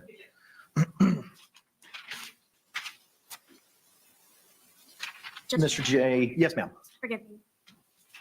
When you stated to the court that my motion was oral, was this during the last hearing that we had? You requested this both, ma'am, on August 5 and on August 9.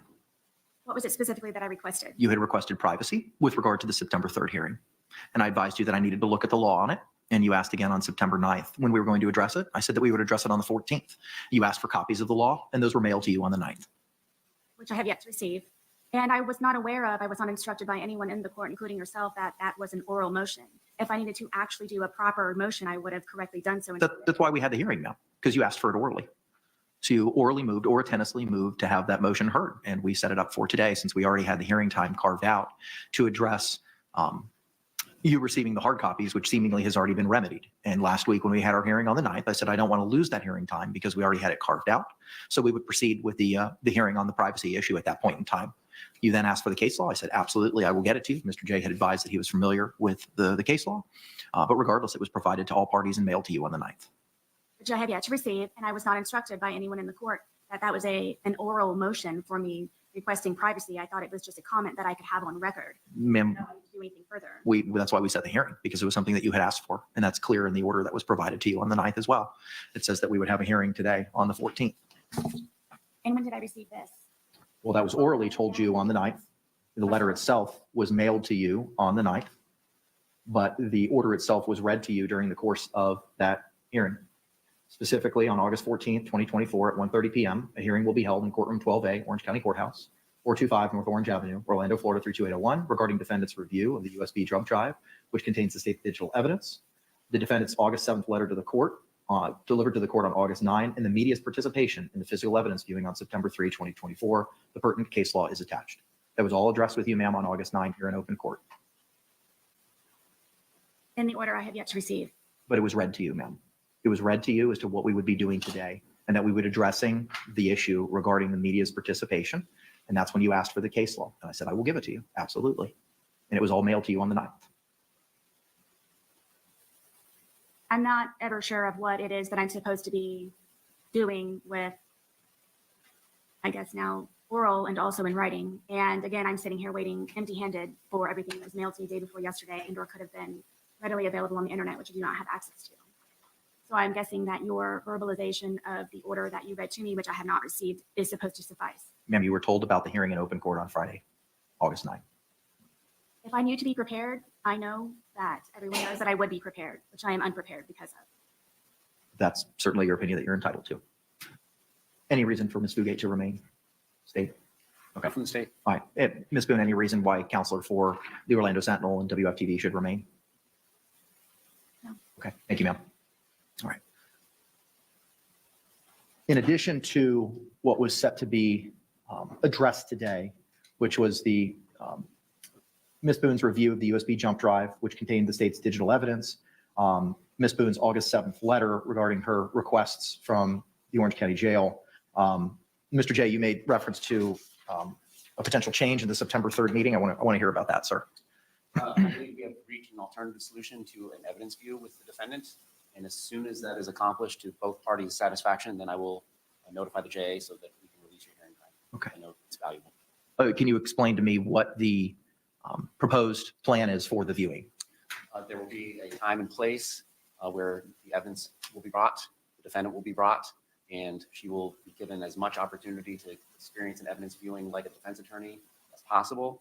Her investigator will be there and allowed to take photographs and ask if he wants any particular bag of evidence opened so that it can be photographed, inspected, tested, copied as provided by 3220 in criminal procedure rules. And then the evidence will be brought back to where it's stored, and then the defendant will be brought back to the Orange County Jail. Okay. Have you had a conversation with Ms. Boone prior to today regarding this proposal? Well, with Mr. Lane, who has indicated her position, which was that she agreed to that. Okay. All right. Ma'am, I don't want to go into specifics of what you've had with your investigator, but has he relayed to you what Mr. J just advised the court of? Yes, to a certain degree. It has not been fully explained because it is in the process of being spoken about between the two of them. So yes, I do know that that is a solution to my request. Okay. And did you understand what Mr. J advised the court of today regarding how that process for you viewing the physical evidence would be? If you could please do so again. Sure. If you could explain it again for Ms. Boone, Mr. J. When the defense attorney wants to do an evidence view, they can go to where the evidence is stored and the law enforcement agency. He or she can bring an investigator and an investigator will take photographs if so requested. We typically don't let the defense attorney manipulate the evidence from her herself. The CSI, who will be present as well, the crime scene investigator from the law enforcement agency, will be the person to manipulate the evidence on the cutting paper. And then you would have the opportunity to review, test, inspect each piece of evidence. So for instance, I'm not saying the evidence, but a piece of clothing, the front, the back, you have the CSI turn it inside out, those sorts of things. And then it can be documented by the investigator with photography. Between each piece of evidence, there's a new piece of cutting paper, butcher paper laid down so there's no contamination from DNA testing. And this is basically how the process goes on for physical evidence. If it gets opened, it'll get resealed by the CSI right there in front of all of us. And the CSI will reseal the tape, re-put his or her initials over it with the new date. So everybody will be on the same page about why it was open, when it was open, and so on. Thank you for that. If I may, is it closed or is it open to?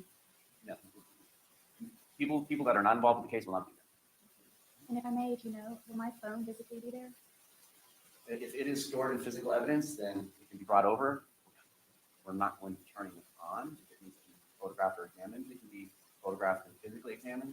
But in order for it to be turned on, it would have to be done at a different location where there's something called a Faraday box or room where electronic signals cannot come in or out. Do I need to write a motion for that? For what? For your phone to be brought over and turned on? If I can extract any type of information from it. So like we discussed in the last hearing, that would be up to you to hire a digital forensic examiner. And then we would make arrangements with that person so that he or she could image the phone in the same manner that it was imaged by one. Thank you, I'm grateful. Okay. All right. Then, ma'am, after having Mr. J explain that alternative solution to the evidence viewing, is that something that you would like to participate in? Absolutely. Okay. So then is it the parties' agreement to no longer have the evidence viewing here in open court on September 3? That's the state's position, but again, been doing this long enough to know that you can never predict every possible hiccup. But I will defer to the court if you want to free up your hearing time now or wait until we're able to tell you that we're satisfied. Okay. Ms. Boone, are you in agreement with that alternative solution? At the Orange County Sheriff's Department? Wherever the viewing is going to take place. I don't know that a specific location was identified, but yes, where it's going to take place. I am. Okay. So then here's what we'll do. I will keep the hearing for now. The deadline to have that viewing as set forth in the August 5 scheduling order and notice of hearing will remain of September 3. If that evidence viewing takes place at a law enforcement agency based on the protocol as identified by Mr. J, I'll just need a notice that's provided, signed by Ms. Boone, signed by the state, signed by Investigator Lane, as to when it took place and how long the viewing was. And if that's provided to me, we'll then cancel the September 3rd hearing. Yes, sir, we'll do that, and we can even list physical items that were brought. Indeed. My only question about that is we had sealed at the last hearing the witness list and the exhibit list. I think all the property receipts and all those sorts of things are already in the public record. Okay. I think there's a vast difference between a list of evidence that's already in the public record versus having them look at it with television cameras. Okay, all right, fine. Ma'am, are you amenable to that additional procedure that after the evidence viewing takes place, you would sign a notice reflecting when and how long that evidence viewing was? Of course. Okay, and then once that's provided to the court, it can be filed, and then the court will cancel the September 3rd hearing. Yes, ma'am. And that is done by the state? The state will prepare it. Documents and bring them. Yes, ma'am. The state will prepare it. All you need to do is just review it and sign it. Okay. All right. Thank you, Mr. J, for providing an alternative solution. Ma'am, I wanted to go back and address your request for the freedom of movement motion that we addressed last week and your desire to use a stun cuff. I understand that a representative from the public defender's office spoke to you about clothing and what they may be able to provide to you. Is there any preference with regard to clothing that you may have? As opposed to a skirt and pants? Correct. Yes, I very much would prefer to wear a skirt. Okay. So if you wear a skirt, as explained to you by Officer Barnett, the stun cuff is located on your calf Achilles area. It would be something that would be viewable by the jury. So you have, or do you understand that if you choose to wear a skirt for clothing purposes, that's going to be viewable by the jury? I understand. My belief by you asking me was that maybe it could be moved to a higher place where it cannot be seen, or is it strictly to the one area? As Mr. Barnett or Officer Barnett explained at the last hearing, how the stun cuff is affixed to a person, it is on the lower leg ankle area. Okay. I'm not understanding why this is being asked. Because I want to bring it to your attention that if you have a desire to wear clothing which would reveal the stun cuff, I want you to understand that it's something that the jury can and may be able to see. I understand. Is it a decision I need to make today? It's something that you need to consider. If you're wearing pants, they obviously cannot see it. If you're wearing a skirt, they can see it. And you're making an intelligent, knowing decision that they can see that and that you want to proceed with wearing a skirt.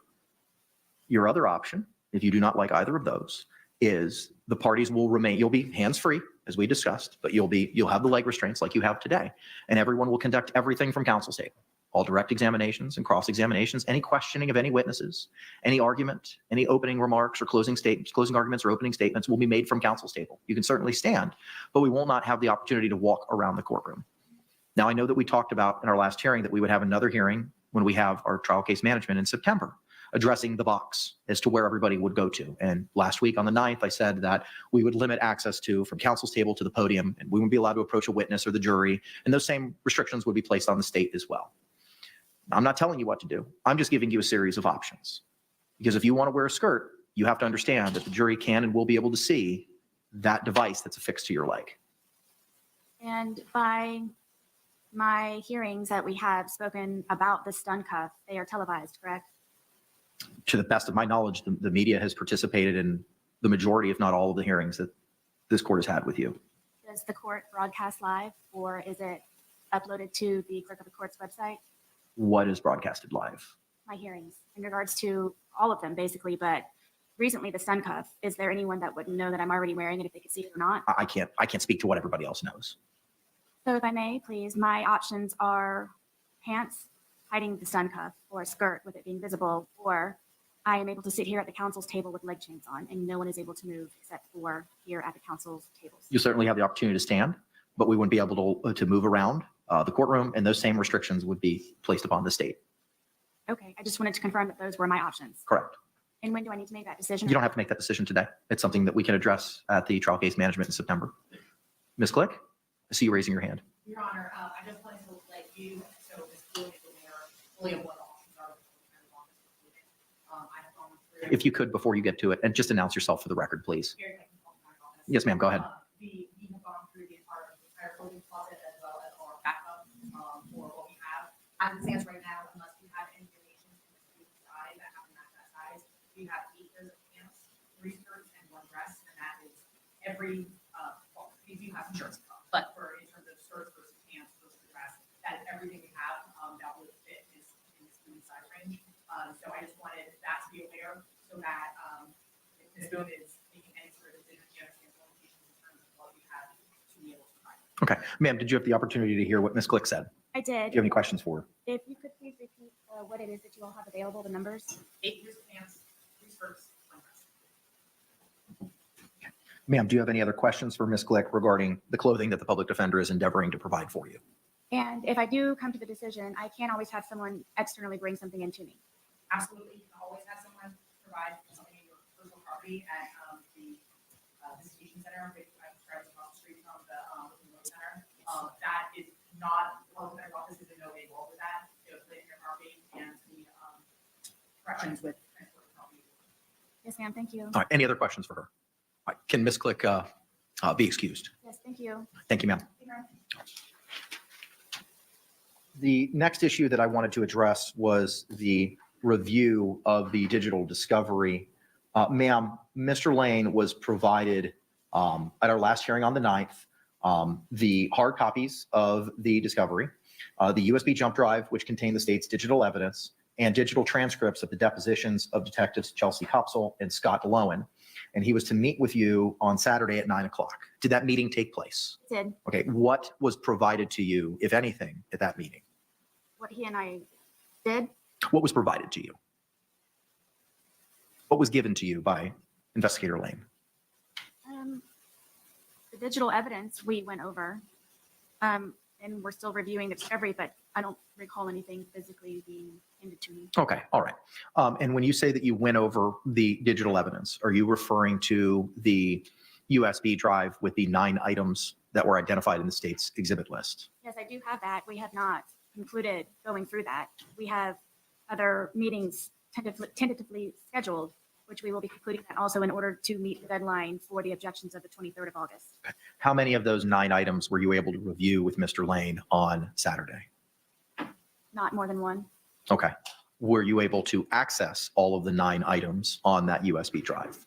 For the brief moment that he and I were able to attempt to do so, yes, they seem to work. Okay, you did not have any issues opening up any of those files? I personally myself did not open all of them. Okay, all right, okay. It's on our to-do list. Ma'am, Mr. Lane also took possession of the hard copies. Have those been provided to you? They have. They were waiting at the dorm for me upon my return of the last hearing. Okay, and where are they currently? They're located at my bunk area. Okay, and what are they stored, or how are they stored? The hard copies you're referring to? Yes, ma'am. The 2 boxes are at my bunk on the side in between other bunks. Okay, all right. Are they in some type of bag, or is it just the 2 boxes that are right there? Just the 2 boxes. Okay, all right. Do you understand that, you've told me that you live in the female dormitory with limited privacy.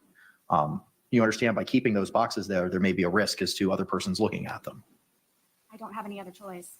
But you understand that that risk exists? Of course. Okay, do you understand that there's a risk that those items could disappear? I understand. Okay, all right. Do you understand that it's your request and choice to keep those documents in your possession? I do, and I'm also requesting in my letter to the captain and to the major to also be able to store all of the USB drives and the hard drive, my locked drawer, also for an extra security measure. Okay, all right. I see that we'd have Investigator Lane here. Sir, if you can come back. Madam Clerk's going to go ahead and swear you in.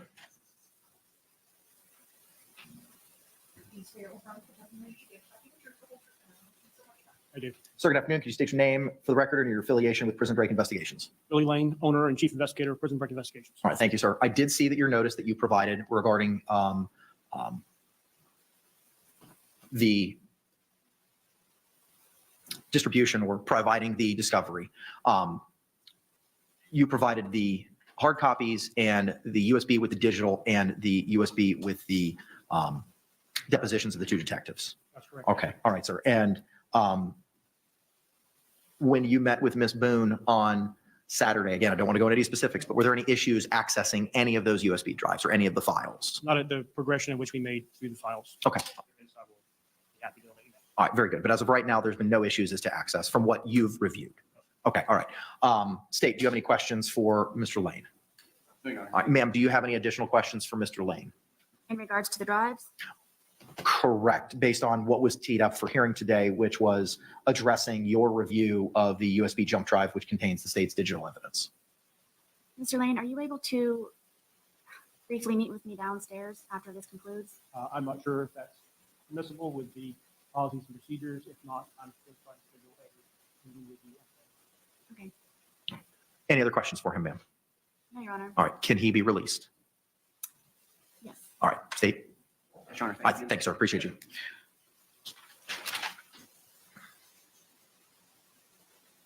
Okay, the next, ma'am, is your letter from August 7th to Captain DiGiovanni, which is the court has had the opportunity to read. I believe that we have a representative from the Orange County Jail who's appearing virtually. If you could please unmute yourself and turn on your camera, whoever it is that may be appearing from the Orange County Jail. I have a Administrative Sergeant De Jesus on the link. Good afternoon, Judge. This is Captain Dina DiGiovanni with Orange County Corrections. I'm the captain of the Female Detention Center. And yes, I have Administrative Sergeant Stephanie DeJesus with me. All right, very good. I also want to make it clear that I have Orange County Corrections Department Legal Counsel Scott Chevenel on the phone with me. Okay, very good. If all of you can, if the Captain DiGiovanni and Sergeant DeJesus, if you could please, I only see you, Captain. If Sergeant DeJesus can come into frame, we'll have Madam Clerk swear you in. If you both can raise your right hands. Yes, ma'am. I do. All right. Could you both state your names for the record for me again? Administrative Sergeant Stephanie DeJesus. Captain Gina DiGiovanni, Security Operations, Female Detention Center, Phoenix Facility, Genesis Facility. And can I get appearances for legal counsel for the Department of Corrections, please? Scott Chevenel, County Attorney's Office, representing the Department of Corrections. Okay. All right. Very good. Captain, have you had the opportunity to review Ms. Boone's August 7th letter regarding some of the requests that she has in this case? Yes, and if it's okay with you, Judge, I'd like to address each request one by one. Do you have a copy of the letter? I do, and we can proceed with the 7 different items that she has requested. So if Actually, so with number 1, the request to have her review time extended, I can make the extension in the following fashion. We'd still have to collect the laptop at 4 p.m. This gives the staff and supervisors the ability to conduct the afternoon head count, conduct the meal dinner service, conduct the shift change, and then the evening head count. I am willing to allow her Sunday through Thursday to get the laptop and the USB drives from 8 p.m. to 10 p.m. and Friday night and Saturday night from 8 p.m. to 11 p.m. That is more than the requested time that she has asked for additional viewing. Ma'am, do you understand the extension that's being provided by the Orange County Jail regarding the laptop that on Sundays through Thursdays, additional time from 8 p.m. to 10 p.m. and Fridays and Saturdays, 8 p.m. to 11 p.m.? Correct, with them collecting it at the normal 4 p.m. time. Correct. Yes. All right. Do you have any questions regarding that extension? I do not. Okay. Is that acceptable? Very much. All right. Moving to the next issue, Captain, the USB drive security. Number 2, USB drives. It's a matter of security. The metal tips, the drive itself can be fashioned into something other than what it's originally intended for. These items are secured in a secure control room and inventoried by our supervisors on every single shift. They're also inventoried and acknowledged being in good working order and repair by my DSTs, the escorting officer, and my supervisors. So at this point, unless directed by legal counsel or consultation with legal counsel, I believe that these drives are secure and managed. This, by the way, is the same way it's managed by other facility captains, that you get a viewing period and then everything gets secured and inventoried.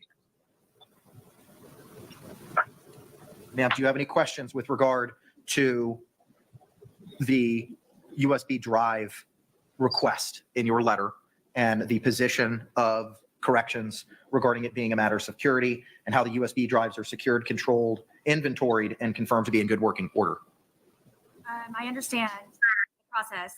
My only concern is if I'm able to have my hard copy of 2 full boxes of my discovery, I'm not sure why, other than the fact that the assumption could be made that it could be into something other than a USB drive.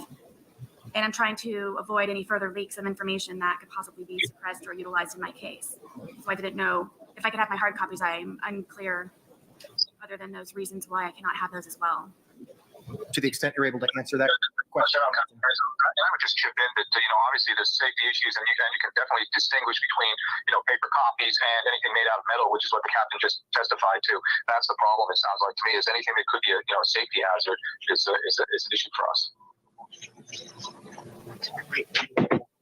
So, ma'am, do you have any other questions regarding the Corrections Department position with regard to the USB drives?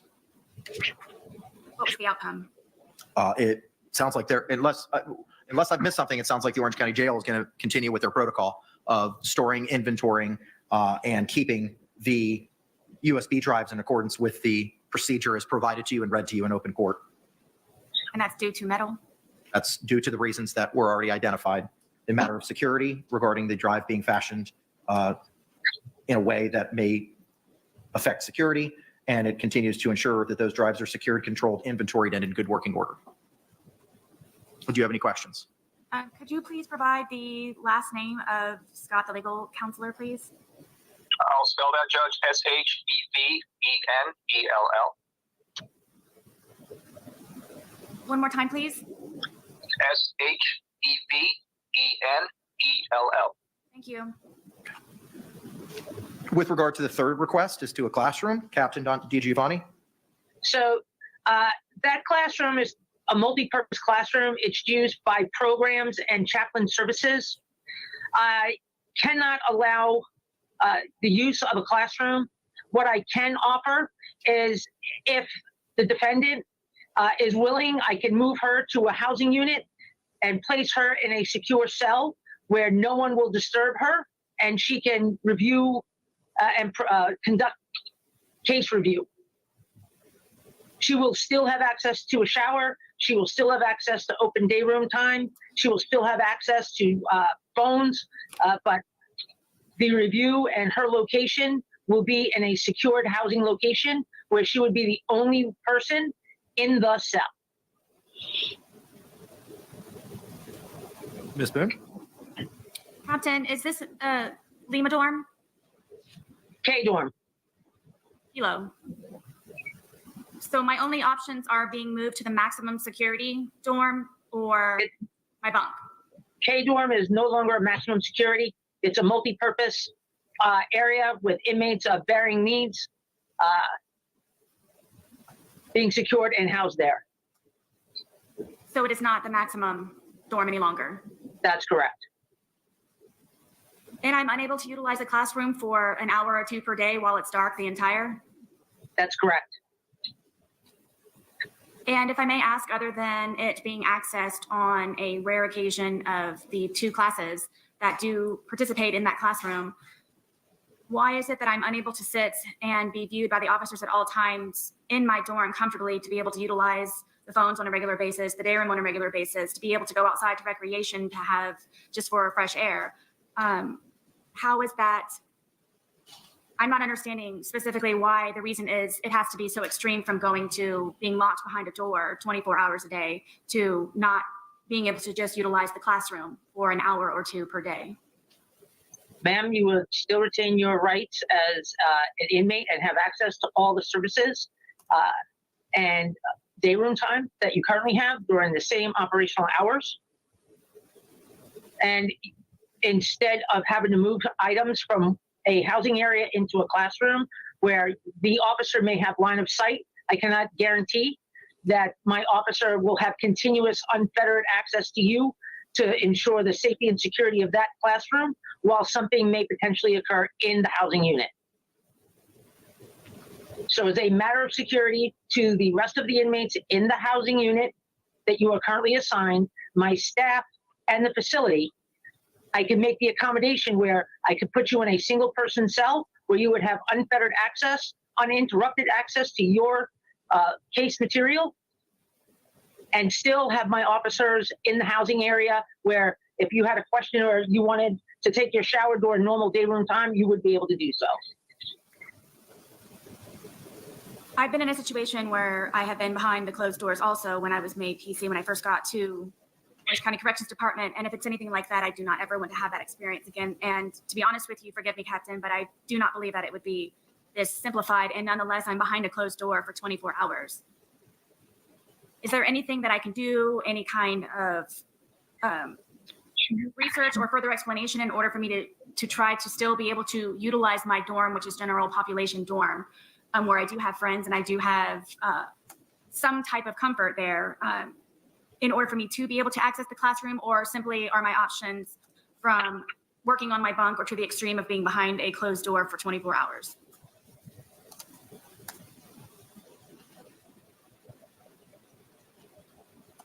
Captain? Judge, I'm going to object to that question. It calls for her to speculate at this point as to what all the other alternatives may be. She's simply here to, responding as to this particular request, and now she's asking her this kind of this broad general question about alternatives. The objection is sustained.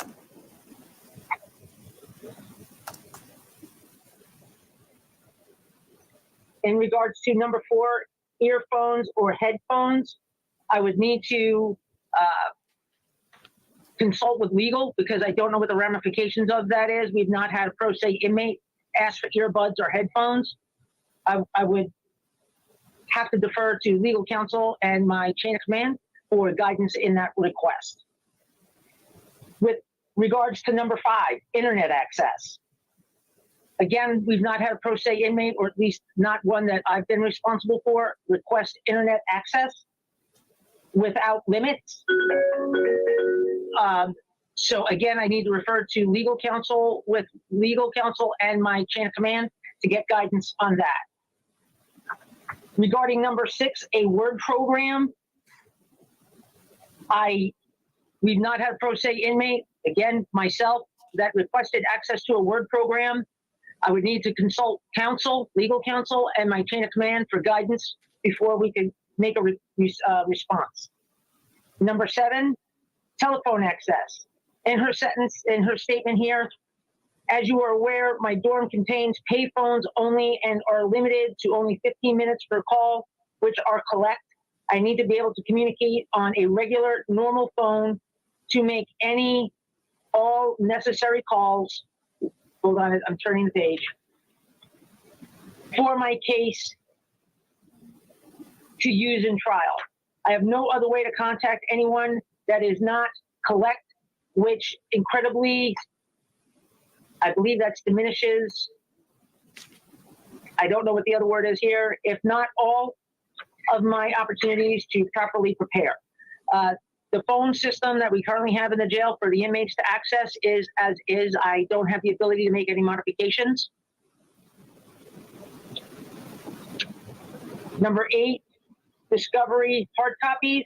It seems that Ms. Boone already has access to her hard copies. The concern I have to do now is do some research with legal and my chain of command, because that quantity of paper can potentially become a fire hazard, and we have standards in place. And Judge, I'm not certain if you're familiar with the Florida Model Jail standards, but the quantity of paper is actually the problem. So we may have to come back to the table for a different type of resolution regarding the 2 cases of paper discovery.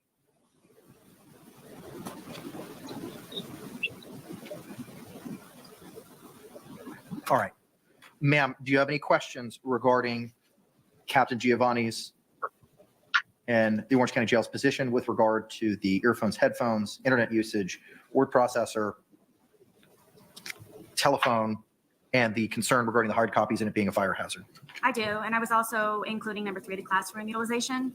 I just want to make it clear and in open court that I want to have the understanding with everyone that it is an option of mine to decide to remain on my bunk with this discovery in the laptop, and it is or my option to be moved, but I have the ability to make that decision. Judge, I have no objection to that. I am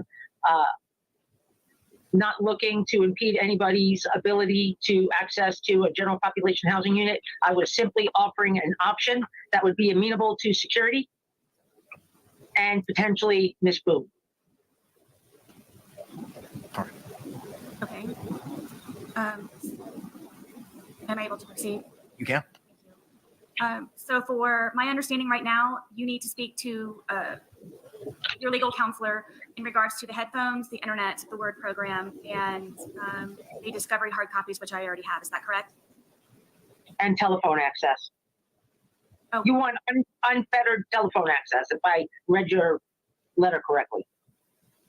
Reasonably, I would like to have access to a regular phone. It could be 1, maybe 2 times a week where I save all of my calls for a particular day. I'm always up for solutions, just whatever it is that I can do in order to progress properly and expeditiously. I'm trying to do so by having this where I am confused why this was not all solidified prior to the implementation of the laptop. So I'm waiting for whatever it is that I can do to fully access and become a pro se defendant and inmate. Do you know when, how long the deadline might be for the open-ended items that I would be waiting for? Judge, this is Scott. I mean, I'll chip in with the legal piece. The legal piece of it is simply that she's a pro se inmate. She's not the first pro se inmate that the jail has had. We've had several.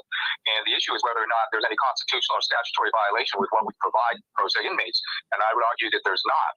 She has access to the court as required by the law. Everything she wants is over and above, what our typical stance is for pro se inmates. And all those policies are in place for a reason. But somehow she wants to go beyond that, and she wants all this extra consideration, more than anybody has ever been given, frankly. And at the end of the day, again, it's a constitutional question. Is it a violation of her constitutional rights, the restrictions we have in place? And I would tell you it's not. Is that a position, Counselor, that you're taking today? Because Captain DiGiovanni had stated she needed to consult with legal counsel as to the issues of the headphones, internet, word processing, telephone issues. Is that the position that you're taking today, or is that something you need to further investigate to have a final position as to that? No, that's my piece of it from the legal end. Now, of course, she's got to talk to her folks as far as the security end of it, because a lot of those things are in place because of security concerns. But from a legal concern, I can easily answer that today. And the answer again is, she's legally she's allowed access to the court and all these other things that she wants. And really, and I'll tell you what the case law says. The case law says if she's pro se, she's entitled to get, a paper, a pencil, and some stamps and some envelopes and those types of things. The idea that she wants unfettered access with the phone and she wants to make calls all day and night. At the end of the day, I'll also say there's case law out there that says, she's gone through, I think, 8 attorneys in this case, and she had several attorneys appointed to her case, and she's kind of put herself in this position today. And the case law is not real favorable to folks that put themselves in that position. Ma'am, do you have any other argument with regard to these requests as to the headphones, internet, word processor, or telephone? So my understanding is that I'm being penalized by Orange County Corrections Department because of their misunderstanding in regards to my, in quotes, 8 attorneys prior. Is that why I'm unable to have anything in order for myself to properly represent myself as a pro se defendant and inmate of the Orange County Corrections Department? I'm not going to answer that. Not being penalized, just the opposite. She's being treated like every other pro se inmate in the institution. She's not being penalized at all. She wants consideration over and above what everybody else has. If I may please, what is over and above? What other pro se inmates, what is it that they've asked for? I don't see how they could successfully even represent themselves without internet and a regular working phone. And I'm pretty sure that they were not able to complete their case and the successful outcome that they were hoping for by being provided simply papers and pens.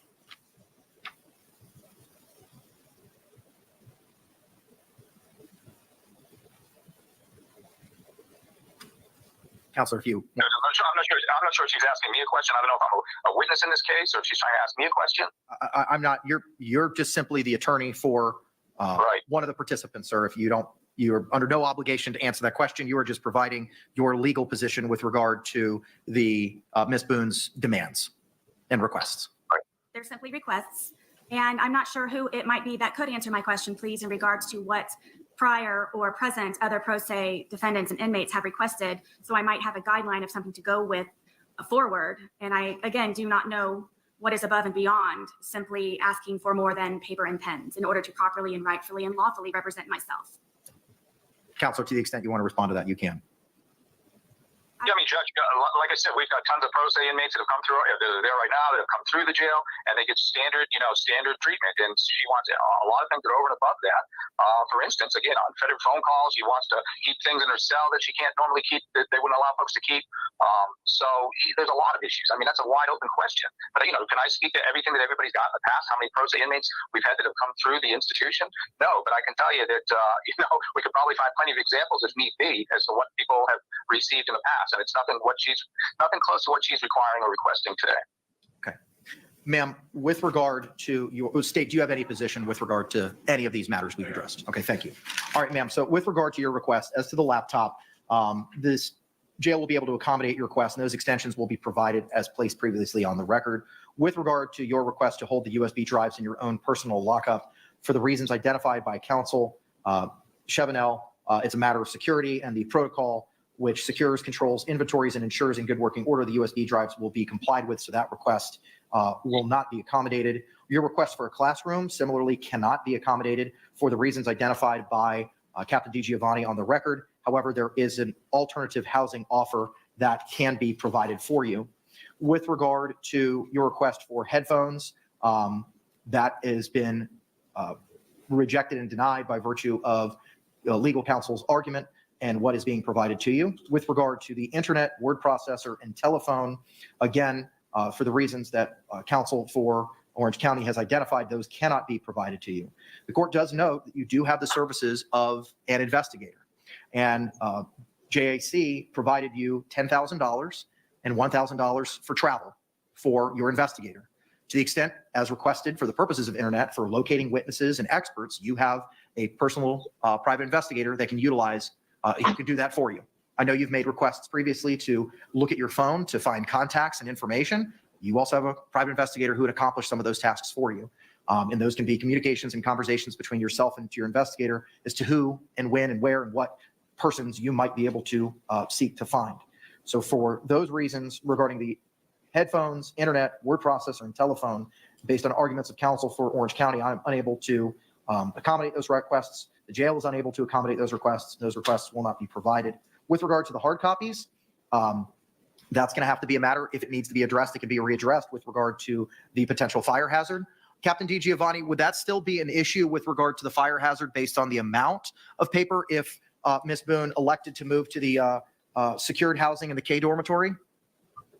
Yeah, it's basically the Florida Model Jail Standard 7.12. The officer in charge or designee shall determine what personal items may be kept in the cell or stored with the inmate. However, an inmate shall be allowed to retain a reasonable amount of personal property, including but not limited to his or her legal material, personal hygiene items, writing paper, and writing instrument, and authorized reading materials in reasonable quantities as approved by the officer in charge or designee. Personal items will be kept in an orderly manner. Fire potential is reduced by limiting the amount of personal property in the cells. So it is the sheer volume of paper, and that is what I need to conduct an evaluation from. Now, in Ms. Boone's letter, if you give me one moment.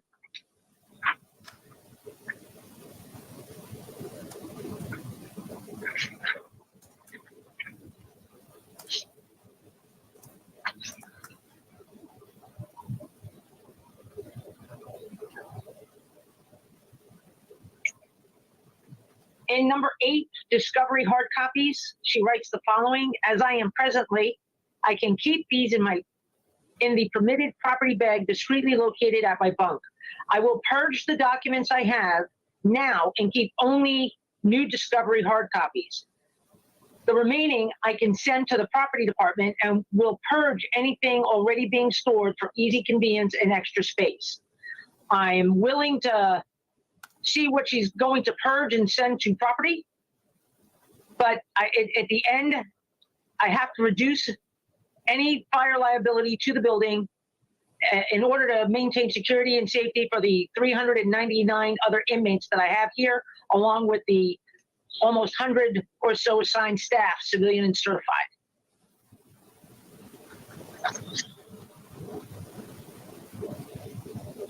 I will also say that pro se inmates in the past have been afforded a second fire retardant property bag, and I'm willing to issue a second fire retardant property bag to accommodate the excess, but anything over and above that, we may have to find an accommodation. And based on the willingness of the letter that Ms. Boone has written, she articulates clearly that she's willing to purge and send to property any paper that's over and above. Do you have any questions? No, go ahead. And I can have that second property bag upon her return this evening. Ma'am, do you understand the second fire retardant bag that can be provided to you regarding the hard copies of the discovery? I do, and it was already provided to me, but the boxes unfortunately do not fit in the bag, where I did attempt numerous times and even had others try to help me put it in the bag. I also did not know that they were fire retardant bags. I have the one already at my bunk, and I'm in the process of trying to figure out what needs to be purged. I also have my second family law case that I'm trying to be able to obtain those copies at my bunk as well, because of the difficulties of receiving and delivering anything to the property department, which is why I came up with the solution of me trying to purge what I can specifically to be specifically removed from the jail completely by a friend who can come and pick that up. I was just waiting for this hearing to happen so I can figure out when to tell her to come to do so. So is that accommodation acceptable? It is. I returned the second fire retardant bag, property bag, because I didn't want to have anything extra on top of my extra already. And it is not able to be used for anything that I can put in there, where I already have everything in the boxes in the one bag already being occupied. Are you satisfied then with regard to the treatment, for lack of a better word, of the hard copies? What do you mean by that? Sure. Are you, the procedure for having them stored and where they're kept is identified today? Is that acceptable to you?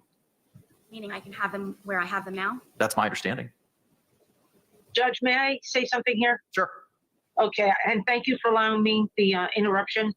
The cardboard boxes are not authorized by the fire marshal.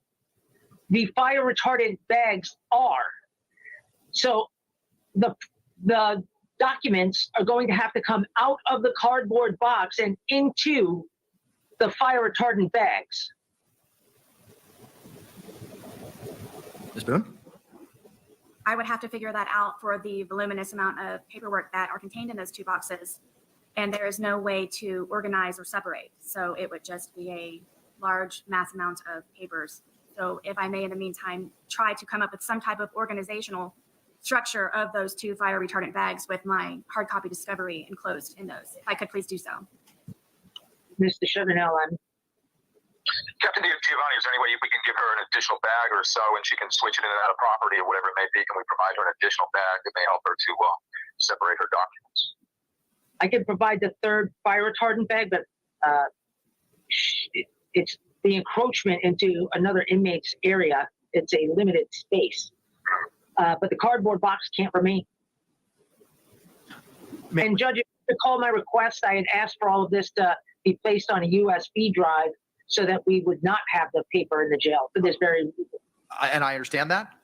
And Ms. Boone has continued to request the paper copies. And that's why everything was digitized, so that she would have that access to it. Everything has been digitized, but she has continued to request for those, and we're trying to make that accommodation for her as well. Yes. Scott, if everything's digitized, why do we have to get the paper?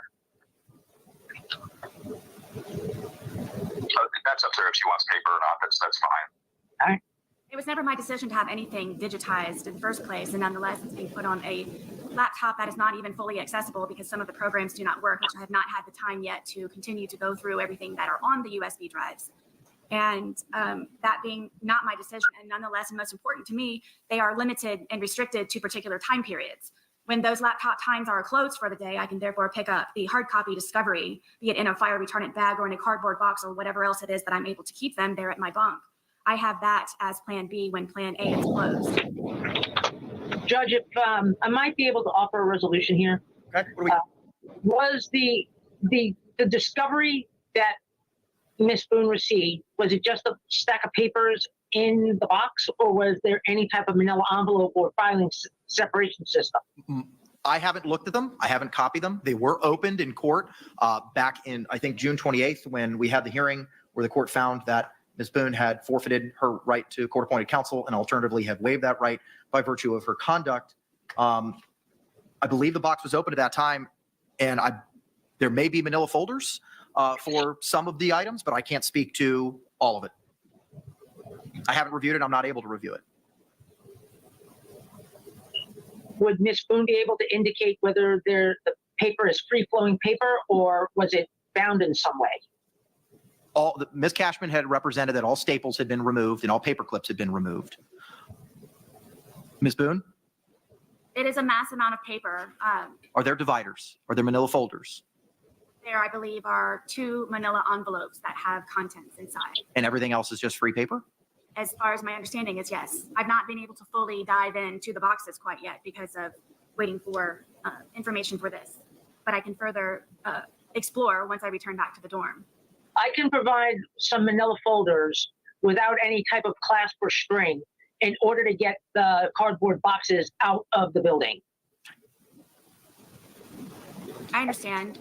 And that would be appropriate. I don't know if I'm limited to a certain amount on top of the specified pen and papers I am able to have. My question is, I would like to know also, please, for the reasonable quantities that you quoted earlier in regards to the amount of paper, is that the definition that you provided, is that for the enclosed housing area, or is this also for general population?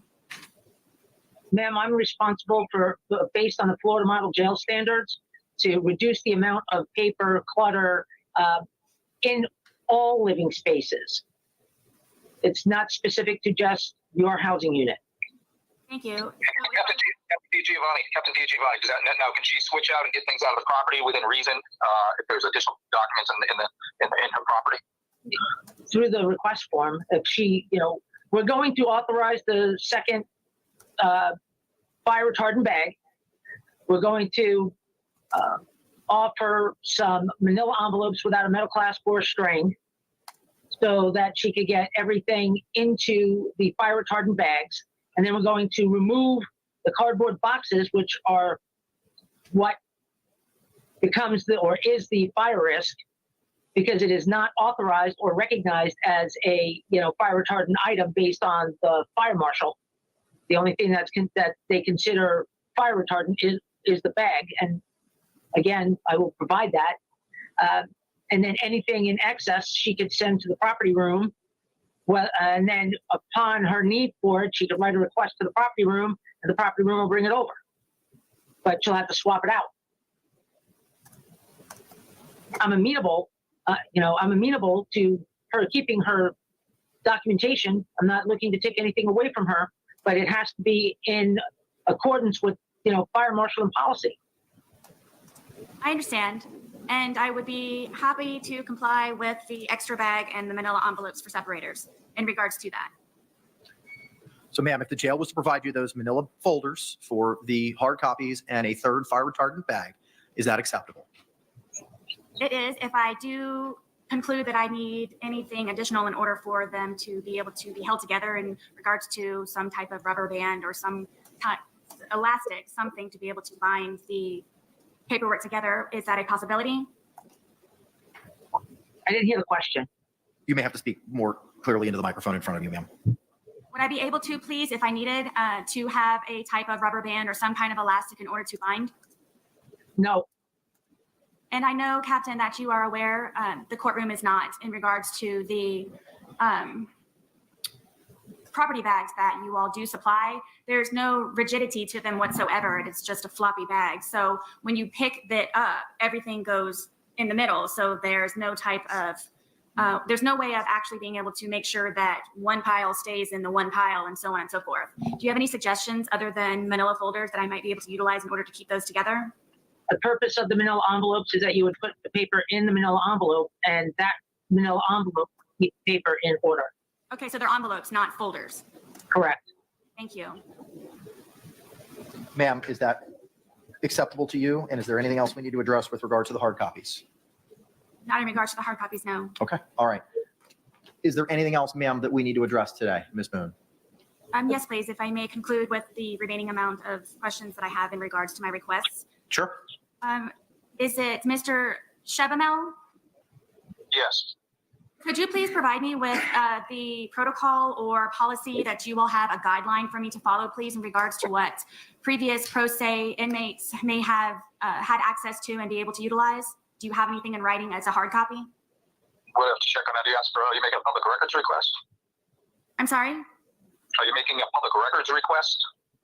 I'm unclear of your question. I was just asking if Orange County Corrections Department had any type of guideline that you are accusing me of going above and beyond, other than the pen and paper. So I didn't know if you had a policy or process in, if you have a pro se packet, like JAC has a pro se packet. Does Orange County provide something like that? You have to ask the jail that question. I don't know. I advise from a legal standpoint, and I can certainly tell the jail what the legal standard is. I'm not going to advise you as to what the law is, but I'll certainly advise the jail as to what the legal standard is. Yes, please. Captain, I would be responding to you in regards to that or following up with you, or Sergeant DeJesus. Ma'am, we don't have any access to that. I don't know anything about what other inmates that are currently pro se get other than that laptop and the information transferred to a USB drive. Yes, ma'am. Thank you. And Mr. Shabamel, you repeated that I have access to the court. Could you please define to me what your access to the court is for me? Yeah, I'm going to object. I'm not a witness in this case. I'm really counsel for the jail, so it's really not appropriate to ask me questions. I know I've entertained a few, but I'm really not required to answer any. Ma'am, he's not in a position to answer those questions. Could you please answer who might be able to? Because I am in desperate need to view the case docket, which requires internet, and I am still waiting for any documents that you have mailed to me. I am unprepared, it seems, every single time now sitting here at the counselor's table with not the same information and opportunity and advantage as everyone else in the courtroom because I'm waiting for the mail. So I didn't know if anyone had any other suggestion of how I might be able to receive those more expeditiously and in a timely fashion so I can be prepared in order to properly defend myself in apparently more than one way, or every time that I'm here in the courtroom and something new is presented to me as a surprise. So I'm just trying to avoid those. Items will continue to be mailed to you at the appropriate address as required by the rules of judicial administration and general practice. So if I may please clarify, my understanding is the only way that I can receive anything is through United States Postal Service.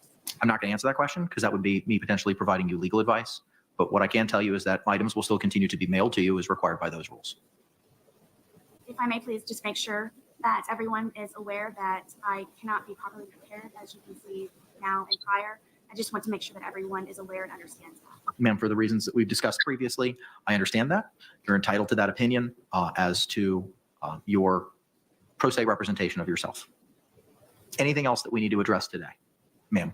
Yes, I have a motion that I would like to submit, please. Okay. Is there anything else that the jail needs to participate in with regard to this hearing? Captain, would I be following up with you, or who would I be speaking to when I return to the dorm?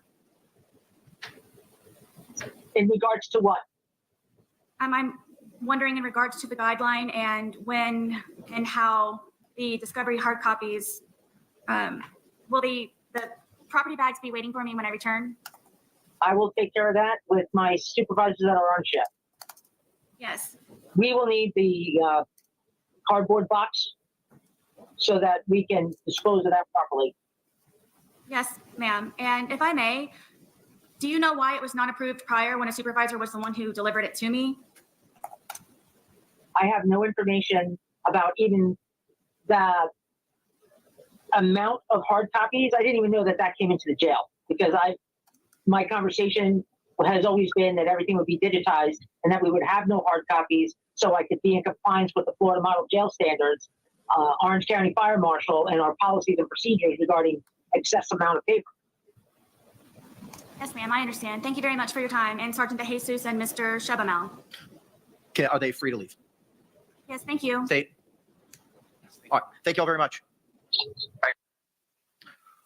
Ma'am, you made reference to another motion or something else that you had. Yes, I have a motion. Okay, if you hand it to the deputy behind you. Deputy, can you hand it to the state? State, you can take a look at it and then I will. Psychologist to assist the defendant in preparation of the defense.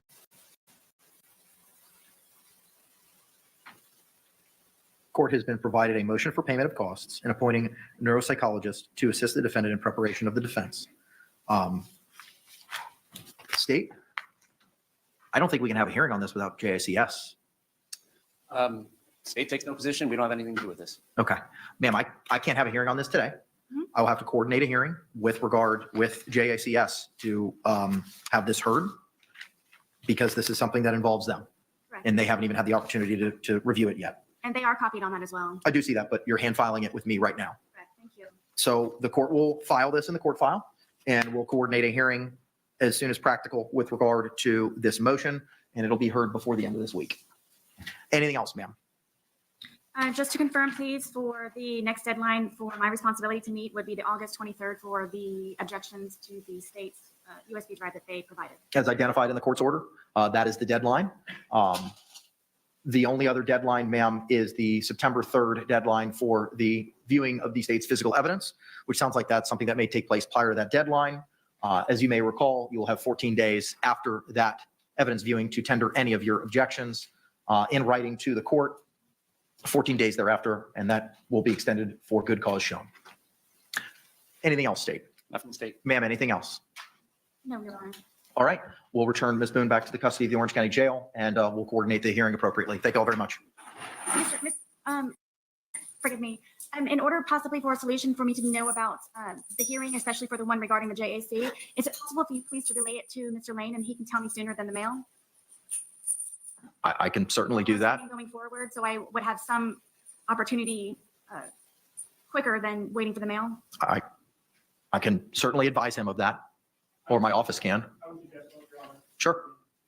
Okay, I understand. All right, just so for recap purposes, with regard to the motions to intervene as first addressed this afternoon, the court orders that the defendant has failed to meet the burden of producing evidence and proving by a greater weight of the evidence that closure is necessary as required by Miami Herald Publishing Co. versus Lewis, 426 Southern 2nd, 1 at pinpoint 8 by the Florida Supreme Court 1982. As such, the defendant's requested closure of the state's physical evidence viewing with the state and defendant set for September 3, 2024 at 9 a.m. is denied.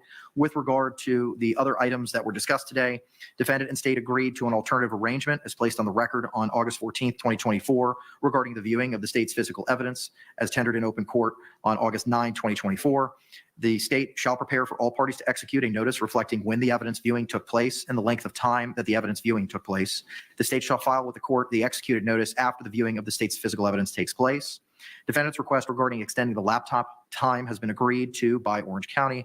The times have been extended as follows: Sunday through Thursday, 8 p.m. to 10 p.m., and Friday and Saturday, 8 p.m. to 11 p.m. This is in addition to the times outlined in the memorandum from the Orange County Corrections Department Security Operations, which was previously provided to Ms. Boone and read to Ms. Boone.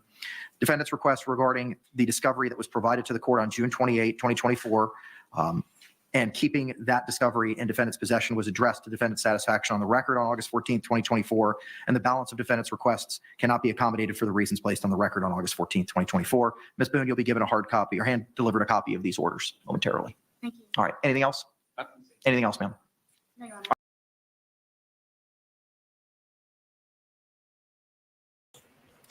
All right. Let's sort this out. Let's get the other one up. They're still on break on the other one, by the way.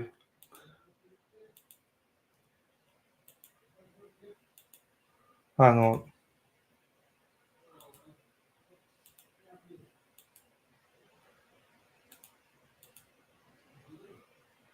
Here we go.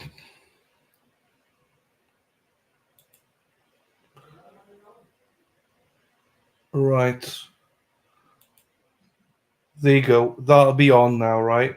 I'm just gonna go pop. I'm just gonna go and get my dinner. It's just here, so I'll leave it like this for a second. I'll be back now. All right.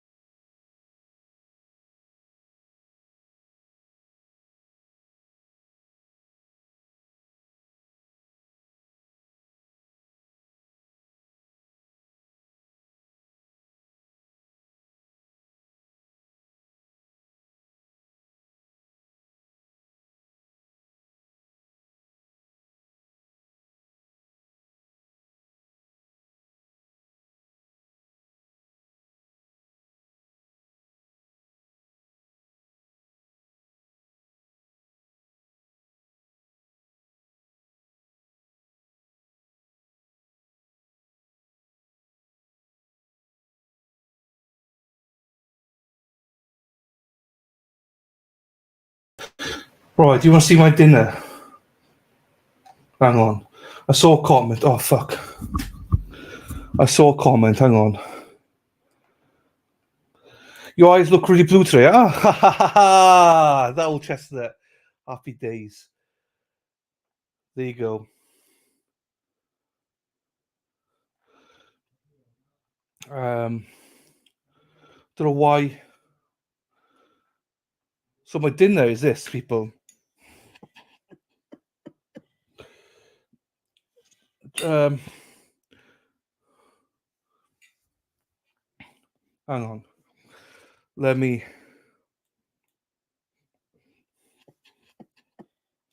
So salad with chicken cheese and pita bread. That's homemade salad, and then that's takeaway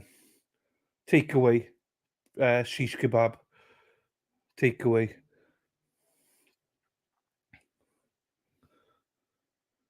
Look at Shari. Shari looks at the taco and goes, "Oh, look at that! Look at that pita bread. I want that pita bread." That's what Shari's looking at, going, "Oh, that little." That reminds you of something, doesn't it, Shari? Hey. So yeah, that is my dinner tonight. Oh, what's wrong with this court then? I thought the court would be back by now. I don't like eating in front of everyone.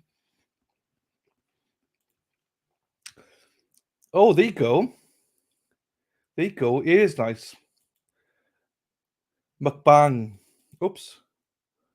Mukbang. Potato chips. No. It's chicken. Chicken.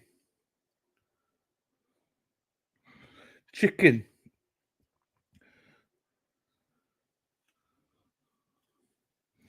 You'd gobble them. You'd gobble them, Bev. They're just like balls. You gobble them. Eat them alive, you would. Dumpsters here. I still see dumpster. And where's the dumpster? There you go, Carol. Where's dumpster? Hey, thank you, dumpster. How are you, my darling? Hope you're well. I love a bit of chicken. I'm just a bit annoyed by this trial now because I'm like, come on, get started, because I want to eat. I don't like to eat in front of everyone.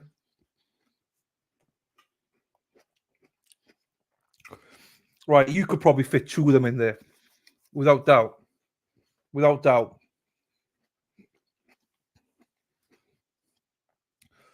There would be no issues for you. Bang, straight in 2. Thank you, Tizia.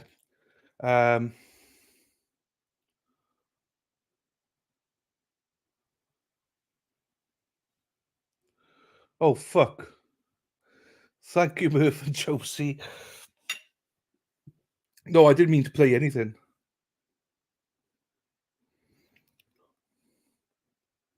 Right, hang on.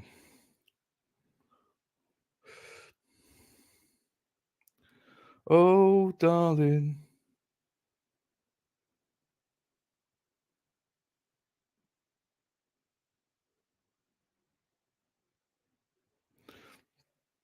Yeah, my bad. Sorry, I just had to go get the thing from the door. Sorry, I made you wait a few minutes. It's just because I thought this would be back. They were supposed to be back. Hummus would be good. Yeah, hummus would be good. So normally I'd have some mint sauce or something, but I don't need anything. Do you know what I mean? Right, this is what the judge said earlier on. Let's have a look. So we are all on the same page. I know you get the whole thing, you know, walk out. No, but I've always given you at least an hour. Right. I'm not saying about other. I'm not saying have other judges given you less than an hour. I've never given you less than a full. The fact that if the closings take most of the morning, then they'll probably be in deliberation in the afternoon, and they. I was just wondering whether.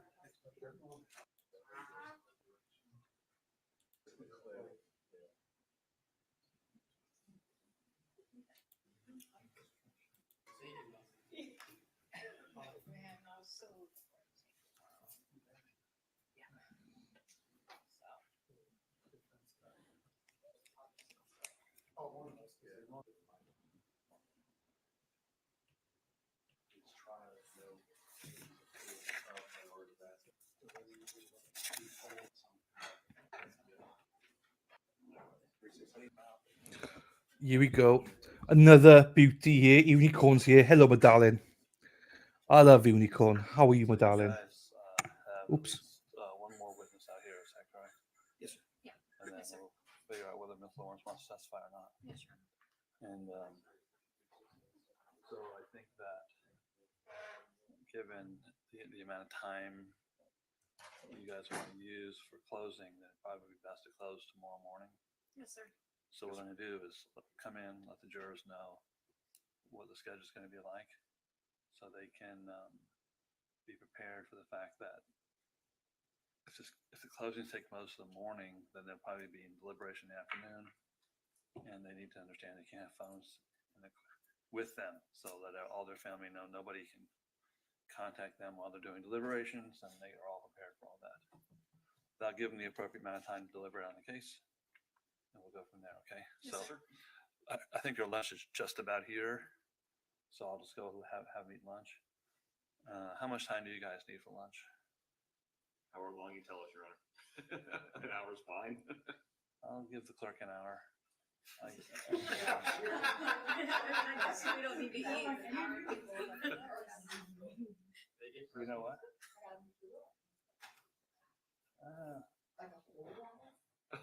Have I ever given you less than an hour?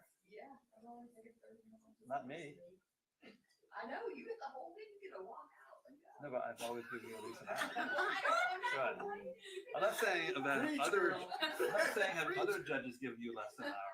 I've never given you less You than a have full. never given me less than an hour. You're not right.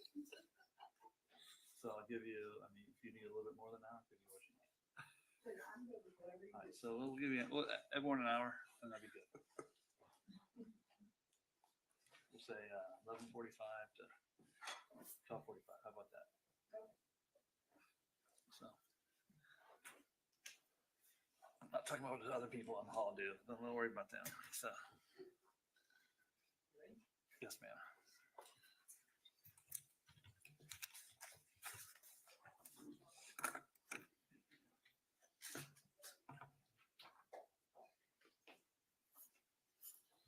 I gotta do warrants at lunch anyway, so.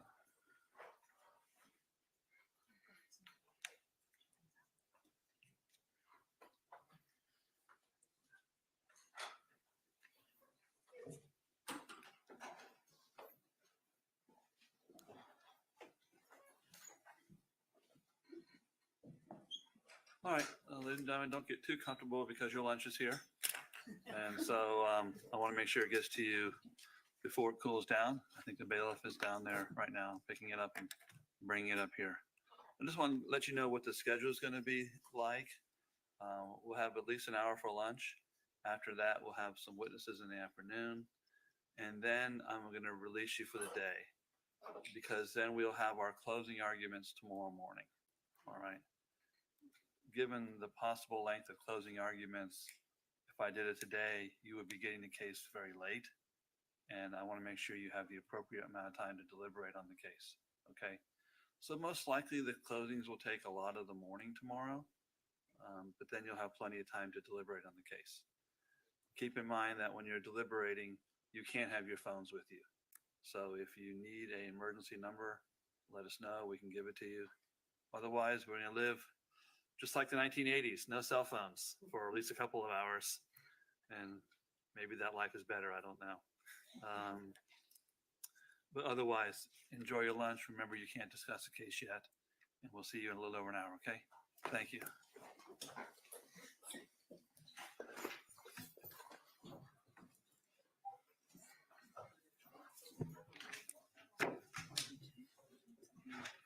We'll be adjourned until 12:45.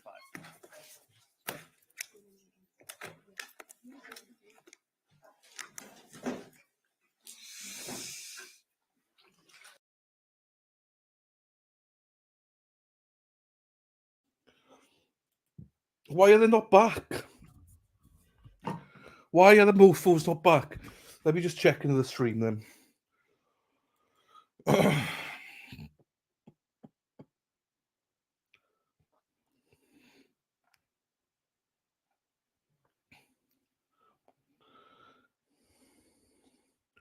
Hang on. Just checking everything out here.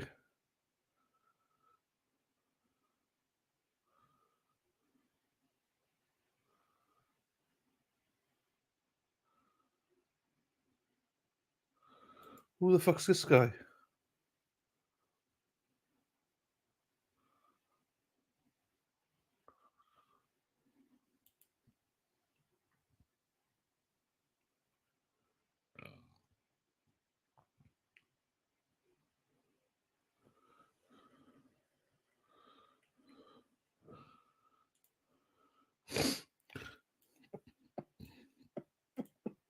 Right, do you know what's happened here? I think this mofo, they're live. No one's streaming it. Except for this channel. Hang on. They're back, but Law and Crime haven't got it.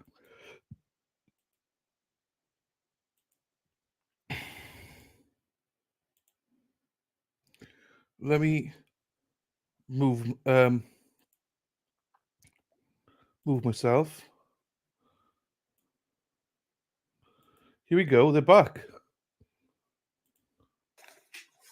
You said other than Miss Lawrence, like after the one that we're gonna call? After this witness, are there any other witnesses? No, sir. I mean, other than her? I know we haven't discussed her testifying or not yet. Correct. Guess that's what I'm getting at. Is there any other witnesses other than her? No, sir. Okay. When this witness is done, do you want me to take a break at that point and go over her testimony with her, or what do you want to do? Yes, sir, I think that would be great. Okay, we'll do it that way. Other than I see Ms. Lawrence is here. Are we ready for the jurors to come back? Yes, sir. Yes, Judge. Bring your jurors back, please.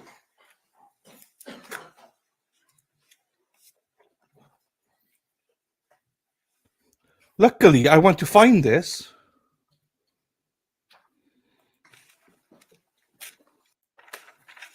Are you going to use that board at all? Yes, sir. Let me know when you're ready for it.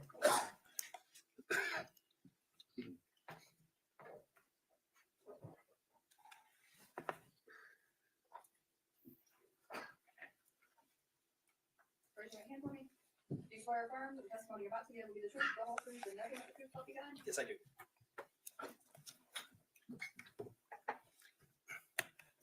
Go ahead, sir. Thank you, Your Honor. Good afternoon. Good afternoon. Please tell us your full name, Roy Bedard. and will you please tell us in general what you do for them? I am a law enforcement trainer as well as a product developer for public safety. Are you also a certified law enforcement officer? Yes. Will you please go over your educational background for us, please? I have a bachelor's degree in criminology and criminal justice from the Florida State University. I have a master's degree in educational psychology with an emphasis on performance, and I have a PhD in that same area. Will you please go over your law enforcement experience as well? Yes, I began my law enforcement career in 1986 when I attended the police academy in approximately Tallahassee, just outside of Tallahassee, Florida. My first job was with the Florida State University Police Department. I stayed there until 1990, beginning in 1987. I left there and went to the Tallahassee Police Department in that same year. As a matter of fact, I think it was the next day after leaving FSU. And I continued as a full-time officer at the Tallahassee Police Department until 1996. During that time, I developed my own corporation where I was doing law enforcement training and law enforcement products. And I was forced because of time to leave full-time law enforcement. So I went into the reserve unit until 2015.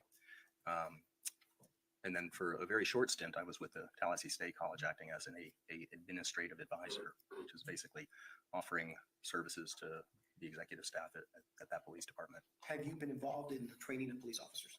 Yes, that's what I do. And what exactly do you do in regard to training police officers? So I teach both privately as well as for two different police academies. I train for the Pat Thomas Law Enforcement Academy, which is at the Tallahassee State College, and I also train for the Seminole State College, doing what are known as basic, advanced, basic and advanced, and sometimes specialized training, dealing with all manners of particularly use of force and defensive tactics. That's my specialty area. Do you currently serve as a subject matter advisor for any entities? I do. Here in the state of Florida, the Florida Department of Law Enforcement has commissioned the Criminal Justice Standards and Training Commission to set essentially the rules and foundations for all law enforcement and corrections officers here in the state of Florida. And I am a curriculum writer for them. Have you ever taught at law enforcement academies? I have all over the world. And do you have a home base for academy instruction? Yes, my academy instruction, I now live in Sanford, Florida, which is why I've taken work on at Seminole Community College or Seminole State College. But my home base has been for 37 years, the Tallahassee State College. And have you ever trained or taught seminars to other civilian groups? I do quite often. I've taught to many self-defense classes to college-age students. I've taught self-defense seminars to public defenders, prosecutors. I've done self-defense for school teachers, things like that. Have you ever presented or taught your original materials at professional conferences? I do that all the time, yes. Are you published? I am published in a variety of vocational magazines. These are street-level applied, if you will, science of use of force and defensive tactics. I have about 8 publications there. And then I also have produced publications involving how-to, for example, training manuals. I have about 12 of those. Are you familiar with accepted protocol standards and model policies published by professional associations on use of force decision-making and applied defensive tactics? I am. Have you testified to these concepts before? Yes, Has your knowledge, training, and experience ever been used by prosecutors? it has. How many times? 2 times that I can recall from the 6th Circuit and 7th Circuit. What other times have you been permitted to testify in state court? I don't know how many times. In total, I've testified both in criminal and civil cases over 50 times And throughout Florida? throughout the United States. Have you testified in federal court? I have, yes. How many times?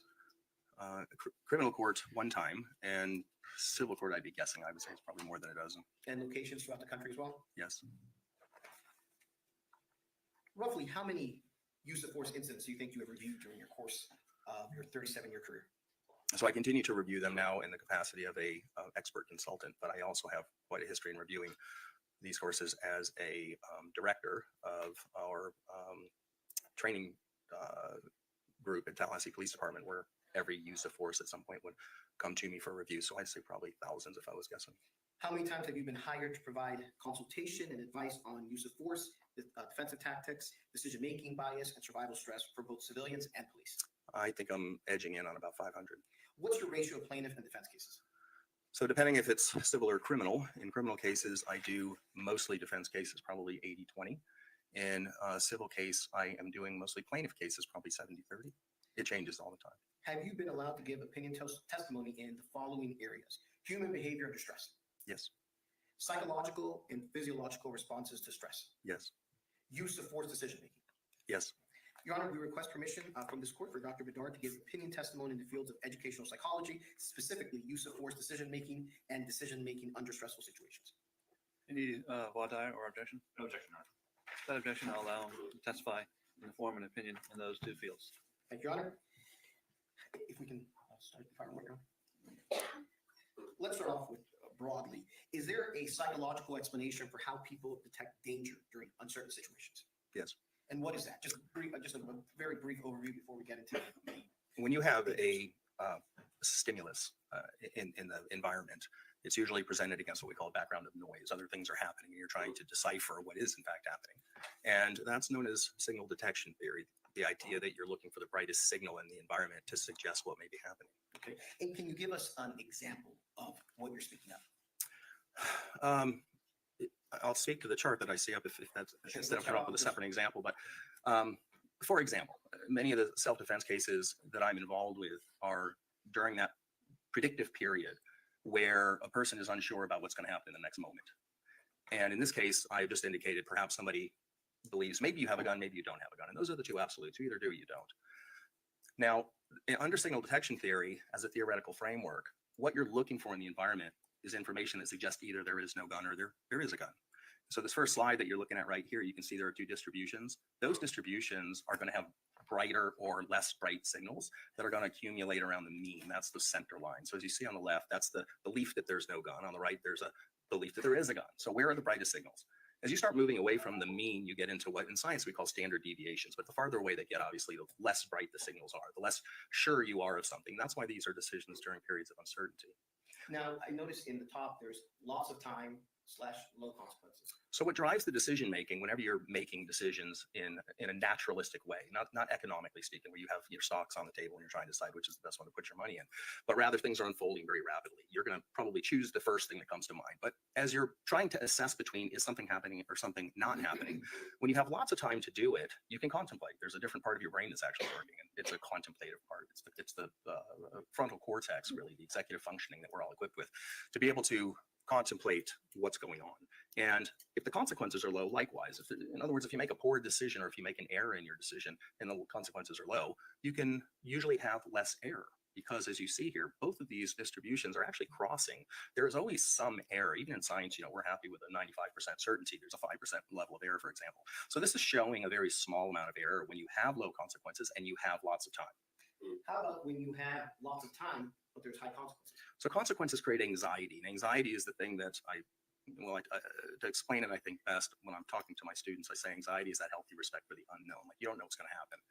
When the consequences are very, very high, anxiety tends to get very high, and anxiety works in a inverted U kind of fashion. You actually perform better with a little anxiety. When you cognitively work better, you physically work better. But at some point when the anxiety gets too high, you plateau and you start coming down the other side. That's that inverted U principle. So when the consequences are high, then the anxiety tends to be very high because you don't know what's going to happen, but you predict oftentimes the worst. So the consequences are a high driving factor when it comes to bringing together the uncertainty. As you can see, these two distributions have moved closer together. They're distinguished by D prime, not that that matters, but that's a smaller line than the one you saw before because the beams are starting to come together. And what you'll notice most importantly is that there's a greater amount of error. And I just want to clarify error. When we talk about error, I'm not talking about conclusion error. I'm not talking about making an error in decision. I'm talking about predictive error. When you don't know what's happening, where will your error bias towards? Will it go more towards a liberal analysis? For example, I don't think there's a gun when there might be, or will it go more towards a conservative analysis? I think there's a gun when there might not be. We don't know for sure, but the error level for prediction increases. Okay, let's go to the next one. In a situation where you have a short amount of time with low consequences. Once again, you can see the error has increased, but the consequences have driven the error a little bit lower because even if you make a mistake, the consequences are low. When you have a little amount of time, though, I mean, the time pressure, we call it time pressure, is on, and you have to make that decision startlingly fast without perhaps having all the information that you would have if you had lots of time. And the last one, the last graph, you have a short amount of time and high consequences. Right. So you can see on this chart, when you have a short amount of time, in other words, something's happening very, very quickly, it's rapidly unfolding, and the consequences are very high. This is where we see D prime get really small. These two distributions come together, and the bias in this case has to be, once again, either liberal or conservative towards you don't think they have a gun or you do think they have a gun. Now, what we see here is the error is significantly higher than it is in all the other circumstances because of the short amount of time and the high consequences. And that just simply means that you may be making the wrong choice, but you feel like you have to make a choice at some level. So what we know about this, though, is that during these periods, there are what are known as type 1 and type 2 errors. So type 1s, I think we often refer to even at the high school level are these false positives that you think something is there that isn't there. And then a type 2 error would be a false negative where you don't think something is there when in fact something is there. And what we know about signal detection theory, certainly when it comes to survival, it always favors type 1.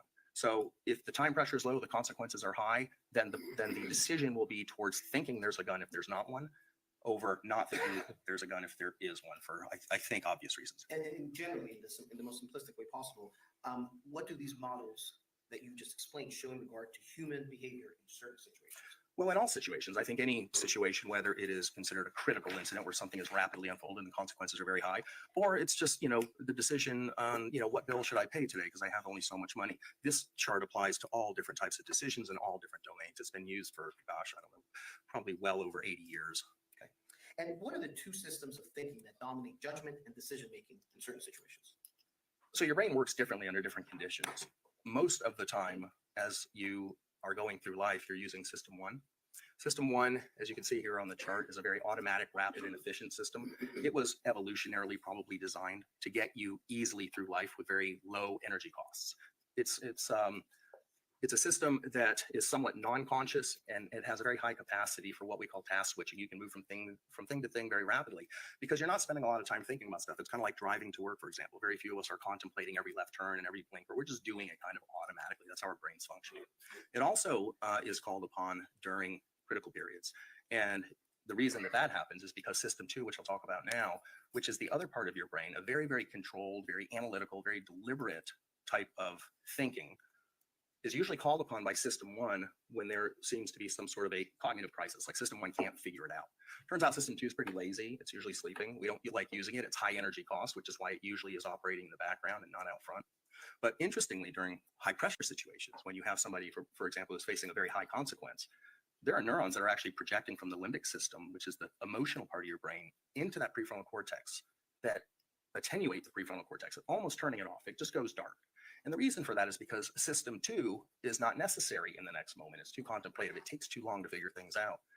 So the example I always give is if you see, for example, I don't know, our ancestors walking across the Serengeti would see a saber-toothed tiger.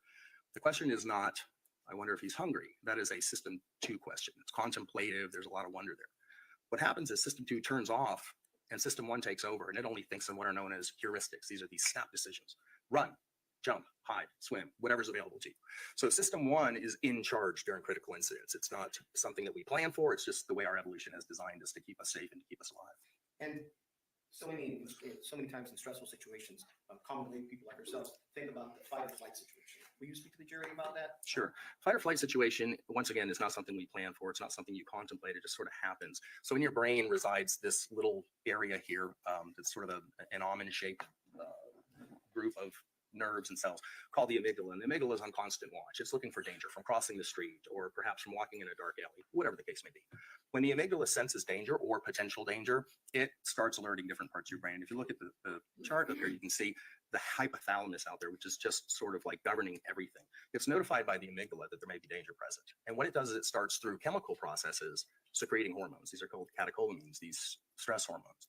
The hypothalamus is then going to affect the pituitary gland, which you can see right there, sort of under the nose. Pituitary gland is responsible for producing more stress hormones. One of them is called ACTH, which then travels down through the bloodstream to a word probably you have heard, which is the adrenal glands. You've probably all heard of adrenaline. Adrenal glands secrete the chemicals that mobilize us for fight or flight, for running, or perhaps for fighting, depending on what the circumstances are. And this would include epinephrine, norepinephrine, and cortisol primarily. How about during a life or death situation? So during life or death situation, those are the adrenal glands, by the way, just to make you aware that not all this is happening in the brain. The adrenal glands actually sit on top of the kidneys. So there's an entire holistic body response to fear, to danger. I'm sorry, I lost your question as I got to that slide. No, during a life or death situation. Okay, so during a life or death situation, that's primarily where this happens. Sometimes you end up getting secretions of cortisol in your system. I think a lot of people are aware of that. If you're into fitness, you know, cortisol makes you fat if you don't get it out. But, you know, you can sit at your desk and have these sort of fight-flight reactions from perhaps something you're thinking about at home or perhaps something that's happened with your kid. You have a sort of a fight-flight response. It's a thing that wakes you up from a deep sleep. So during a life or death situation, which is what our system is designed, this HPA axis is designed to really deal with, can occur at different times, but it's most acute during actual threats, car crashes, other critical incidents like that, where you feel that cold chill down your body. That is the catecholamines secreting into your system. Okay, let's go to the next one. What is this stuff? So that is the inverted U. That is the arousal scale when you get aroused, and there's certainly many different ways of getting aroused, but we're talking about more of an anxiety arousal, something that you're facing when you're not exactly sure what's going to happen. So on the left side, you can see it says comfort, and on the right side, it's anxiety. Now, the importance of this, I think, in any type of self-defense sort of perspective, is that when you're talking about the rise in comfort, it comes from an appraisal of the situation. So anxiety is caused by not necessarily the threat, but how you appraise the threat. And that's based on what you think your coping mechanisms are. And this is where we get into things like self-efficacy. If you have the coping mechanisms to deal with it, you tend to stay on the left side of the medium. You tend to stay more comfortable. That's known as a challenge, right? So sports are essentially in the world of challenge. They're in the world of being comfortable. And so we see really good performance when you see anxiety starting to go up. But at some point, if your coping mechanisms can no longer deal with the challenge, it's no longer a challenge. It becomes what's called a threat. And when it becomes a threat, anxiety is now not such a positive force. It starts to degrade performance. It degrades not only physical performance, but also psychological, cognitive performance as well. So this is a curve, once again, been around a long, long time, that has to do primarily with arousal and performance and how they interact during changing situations. And what are the chemical reactions of the body and mind? As far as in regard to this one. So there are changes and quite interesting changes, and there's a whole bunch of them. I mean, it's known as an allostatic load when the cognitive load becomes too much, your body gets out of balance. And this happens because of some other processes. Your sympathetic nervous system, which is part of your central nervous system, becomes active, and it sort of attenuates the parasympathetic nervous system. And in doing that, it's causing these organ processes to work that are leaking chemicals into your body and changing really the way that you see things, the way that you hear things. It has a profound effect on memory. One of the things that we're reasonably sure of is that dangerous situations imprint differently than most calm situations. And there's a reason for that as well. You want them to be more available to you, providing you come across another dangerous situation that looks similar to the one that you faced before. So these imprints of memory become somewhat fragmented because they don't follow the normal circuits, if you will, of lying down memory in the brain. But you also get some weird things that are oftentimes detected in case studies and also empirical studies. You get, for example, tunnel vision. Your eye actually physically changes. It'll tend to elongate, for example, even if you're nearsighted. It does that because we generally, through evolution, think that threats come from the outside in. So your eye's trying to identify things at a distance. So as your eye elongates, you'll actually become tunnel vision. You'll see things very acutely that are dangerous, and everything else you don't see at all. And it is described as looking through a tunnel. For example, looking through a paper towel holder, if you can imagine that. That's kind of what it's like under very, very high arousal. I have had a police officer one time say that it was like looking through a soda straw when the arousal got high. So given different circumstances, it doesn't happen in all cases, but you will experience some perceptual distortions. Some things will seem slower than they normally are. Some things will seem faster than they normally are. Some things will see farther away than they normally are, or closer than they normally are. Those are often reported as a consequence of these chemical reactions to the body and mind. In regard to decision-making under stressful situations, does the fact that someone is significantly older than the individual that they are having a confrontation with, does that affect the individual's decision-making process? It could. I mean, I don't think, again, it's a answer that I can say across the board, but age certainly matters. I think most people understand there are things they could do when they were younger that they wouldn't even attempt to do now. And this goes to the point of self-efficacy. This is a self-evaluation. Am I prepared to take on this task? If you're older than a person, for example, you may be confronting, you may choose avoidance over engagement because your self-efficacy tells you this is not something you're going to prevail in. How about if you're weaker than that individual? Same thing. Another issue of, or the perception of weakness, I should say, because of course we don't ever know how strong they are. We don't know how strong we are. So if there's a perception of weakness on your part, you feel like, I just can't take this person, right? Then what will once again happen is you'll practice avoidance over engagement because your self-efficacy is low. How about if in the decision-making process under stressful situations, if you are an individual who has a lot of medical issues, a lot of medical infirmities, does that affect your decision-making process under those stressful situations? And that is the nature of self-efficacy, is it's always changing, and it can happen in an instant. For example, it doesn't even have to be a long-term medical issue. For example, let's say you're in a fight and you suddenly get thrown to the ground and you shatter your kneecap. You're not the same person you were just a moment ago. You have a medical issue. So your self-efficacy will choose a different path. It won't continue to engage, for example. It may start to just drop to the ground and cover up, or you may try to crawl away or something like that. So your defensive strategy will change according to your medical condition. How about if you have had prior negative dealings with the individual that you're having a confrontation with? That's very important because through something called predictive coding, we're constantly updating the world. And there's an old saying that the best way to predict the future is by knowing the past. And there's some truth to that. It's not entirely true because most things are random. But the belief system that something you've seen before will occur again goes to the nature of us being pattern-seeking creatures. We're always looking for patterns and things. So when we see something, especially emotional, that imprints itself on our memory, it stays with us for a very, very long time. Example of a burning car when you're traveling down the road. If you've ever seen a burning car on the side of the road, this is the part of the road where cars burn. That's what you'll be thinking. And it will take you going perhaps hundreds of times down that road to get rid of that memory. That's how salient it becomes. In regard to use of force analysis and decision-making process, in addition to fear, does anger ever become a factor? It does. Most of the time, I think it commingles with fear. Oftentimes, fear is not a great motivator for survival. Dropping to the ground and crawling into a ball is not usually keeping you alive. Oftentimes, this idea that it has to be one or the other is just simply not true. The cascade of emotions that occur when you're in danger can be multiple. And I will tell you that one of the greatest motivators for survival is anger, along with fear. In regard to the decision-making process under stressful situations, does time ever feel longer than it actually is? It does, and that goes to the perceptual distortions I talked about. There could be a situation that happens in a second, and it may seem, or a millisecond, and it may seem like it's taken a minute. But I should also say that to some people it can seem slower. There are cases where individuals have described things as moving in slow motion, for example. So it's all depending on the individual. In regard to the decision-making process under stressful situations, do individuals after the fact have problems remembering certain parts of the event that caused the stressful situation? It happens all the time that we are not able to consolidate memories in the immediate aftermath of an event. So it often takes time. For example, it might take 12, 48, 72 hours for memories to consolidate. We think it happens during rest, during sleep.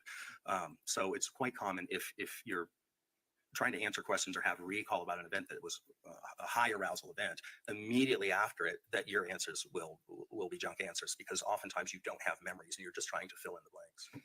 In regard to the decision-making process under stressful situations, do individuals after the fact tend to either not be emotional or be very emotional? Again, regarding the event? it's a cascade. I mean, you have polarization. Sometimes it's quite unusual when somebody is involved in a very dangerous and tragic event.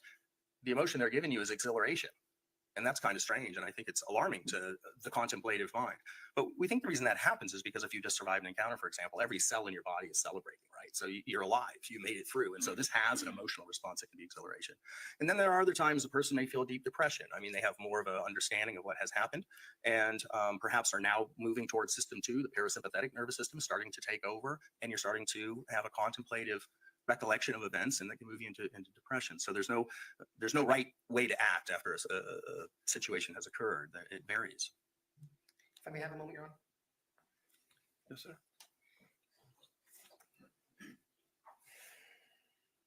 Are all of the opinions that you have shared with the court and jury today within a reasonable degree of scientific and use of force analysis certainty? They are. Thank you. No further questions. Thank you. Thank you, sir. Do you want this slide up or no? Yes. Good afternoon, sir. Good afternoon. You are not a licensed psychologist, correct? I am not. Nor are you a licensed psychiatrist? No. Not a medical doctor? No.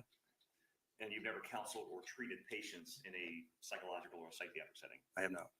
The majority of your life has been involved in law enforcement. Yes. And you've actually developed some unique products that law enforcement officers use in their everyday duties. I have, yes. Your master's degree is in educational psychology, right? It is, yes. And you received that degree, I believe, in 2014. Yes, That degree came from the Department of Education, not the Department of Psychology, correct? that's right. And you basically went back to school to try to get a better understanding of how to better train law enforcement officers, right? Well, to train everyone, I think. At that point, I was already, as I told you, I started as a self-defense instructor. But to understand what happened, why people behave the way they do under stress,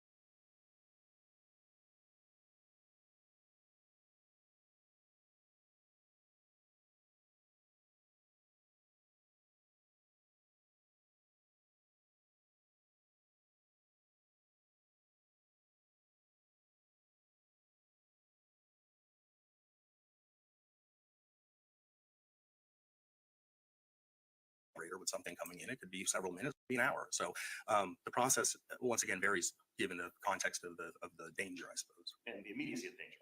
The immediacy of the danger will be a system 1 response.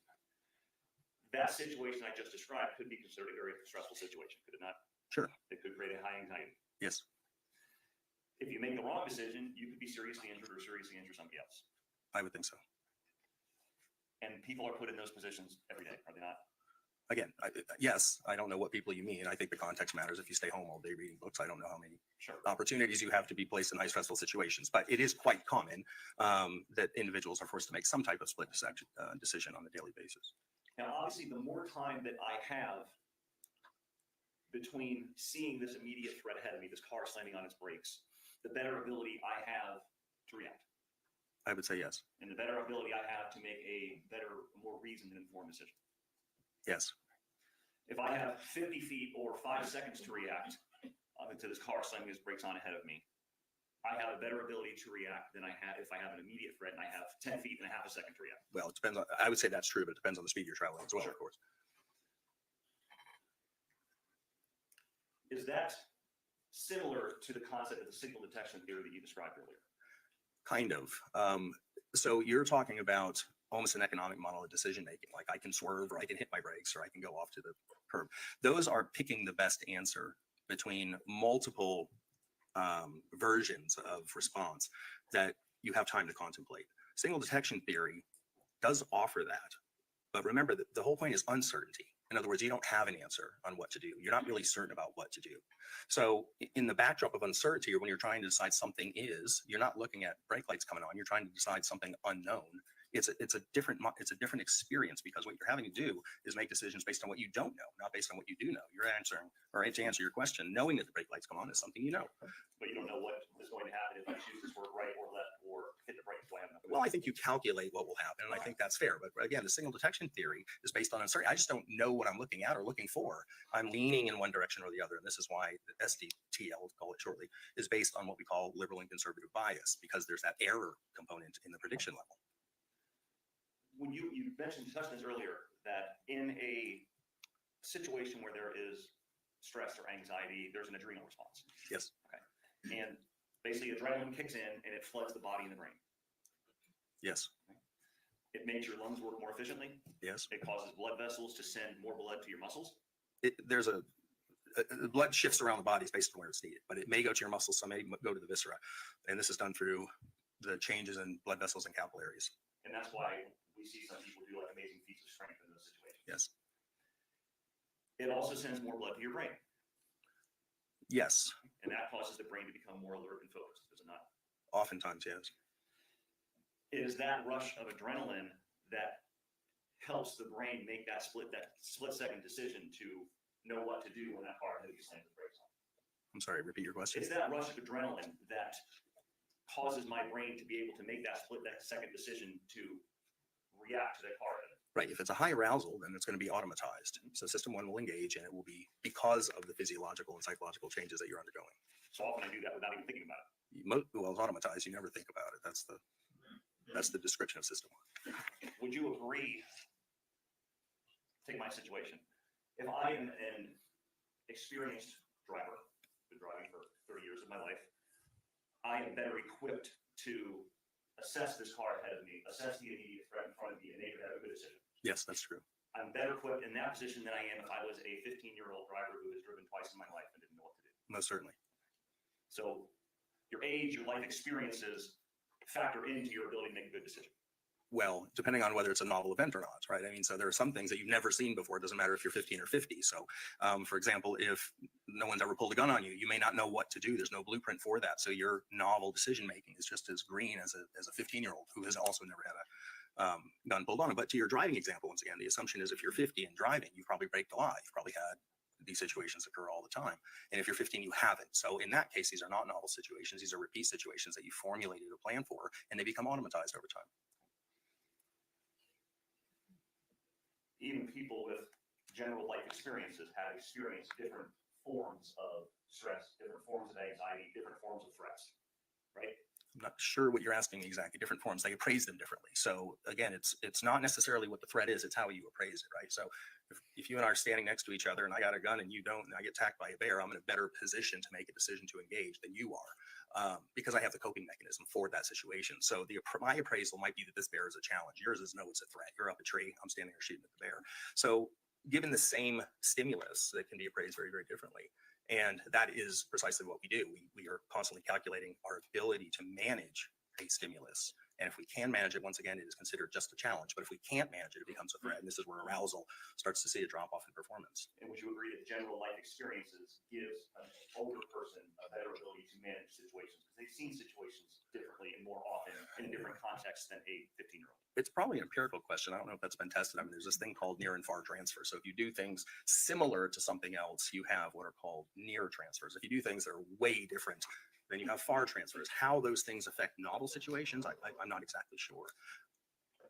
You also mentioned something in your direct examination that, when talking about the prior difficulties with somebody, that future behavior is Future behavior is predicted on past behavior. Yeah. Okay.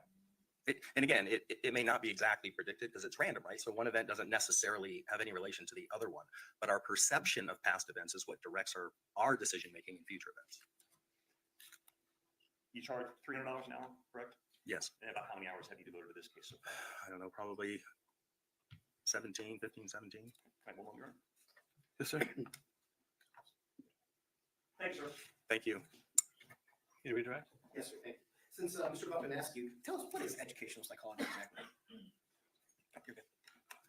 So when I went back to school, I already had a whole career behind me as a law enforcement officer. And my interest in further study going to graduate school was to learn about how stress affected individuals. Because what we were seeing in the field is that people weren't performing the way we were teaching them to perform. I thought at first perhaps I would find the answer in military studies or something like that. But as I did further investigation, what I found out is this idea of anxiety and stress is most profound in sports psychology, sport exercise and performance. Why is that? Because we don't have people in lab coats standing on the battlefield. We don't have people in lab coats standing, in the neighborhoods when the police show up. But we do have people with lab coats in the laboratory working with athletes. We have them on the gridiron. We have them on the diamond, and they are seeing how people perform when they get very high levels of stress. We just had the Olympics, great example. You see people, we call it choking under stress. And so all of that data is found in educational psychology, not clinical psychology. I wasn't interested in working with people who were unwell, people who had disorders. I was interested in working with people who were very well, like champion athletes, police officers, SWAT team members, Navy SEALs, things like that. So I drifted towards educational psychology over clinical psychology because I think it's far more relevant in understanding the issues that I talk about. Mr. Buckman spent a lot of time with you talking about an individual slamming their brakes in that situation. What is the difference between an individual under a stressful situation where they have to slam their brakes to not die, not have an accident, to not damage their vehicle or something else? What is the difference between that type of stress and the type of stress that you see in use of force analysis and how that affects your decision-making process? A lot of times in use of force, not always, but a lot of times the decision is terminal. It's not just going off into the ditch and having to call AAA, but it's actually terminal. In other words, if you don't make the right decision, you can die or perhaps you can kill someone else.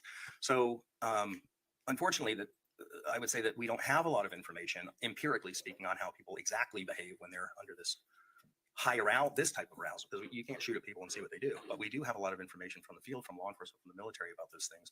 And so it's sort of a separate category from the everyday events that you see, like driving your car. That's not the kind of arousal. You don't get as aroused as, for example, somebody sticking a gun in your face and threatening to kill you.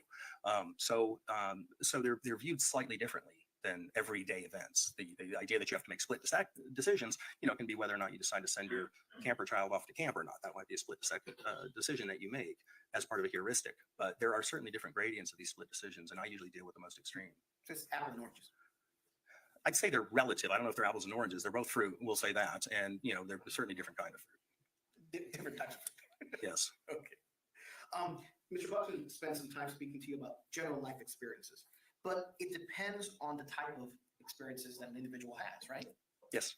And statistically, do a lot of people have experience in a use of force analysis?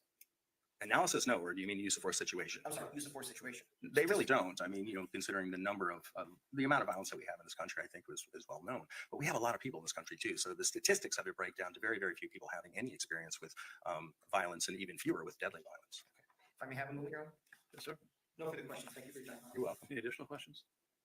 Can I have one more? Sure.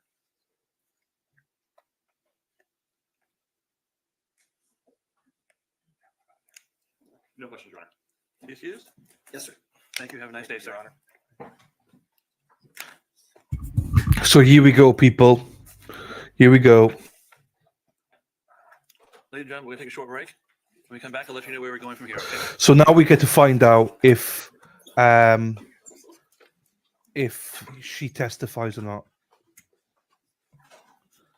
This is where we get to find out if she testifies or not. If not, we're done for the day, which means we go and watch Robert Tellez. If she does testify, fuck. All right, the jury is out of the courtroom. Are there any other additional witnesses for the defense? No, sir. All right. Ms. Lawrence, have you discussed with your attorneys the decision regarding whether or not you will testify or not? Yes, I have. Do you need any additional time to discuss that decision with them? No. Have they forced you to make a decision in any way? No. Have you made a decision on your own? Yes, I have. Can you tell us what that decision is? I am not going to testify. You've made that decision freely and voluntarily? Yes. Okay. I'm going to bring Right, mofos, I'm going to set up the Robert Tellis trial then. Day one. Let's fucking go, right? I'm going to be quiet for a sickle bit. For a sickle bit. For a sickle bit. For a little bit. It takes me a couple of minutes to do it.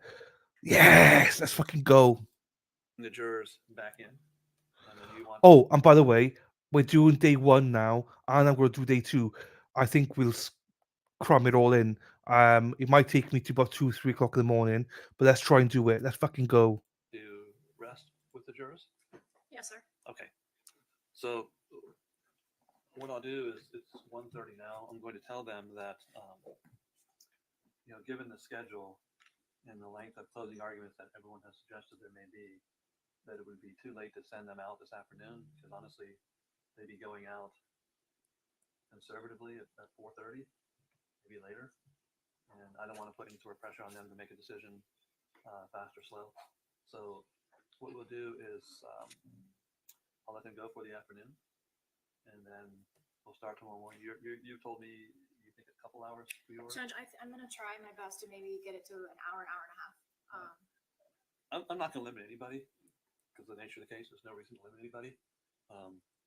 I always caution people, going too long can sometimes be detrimental.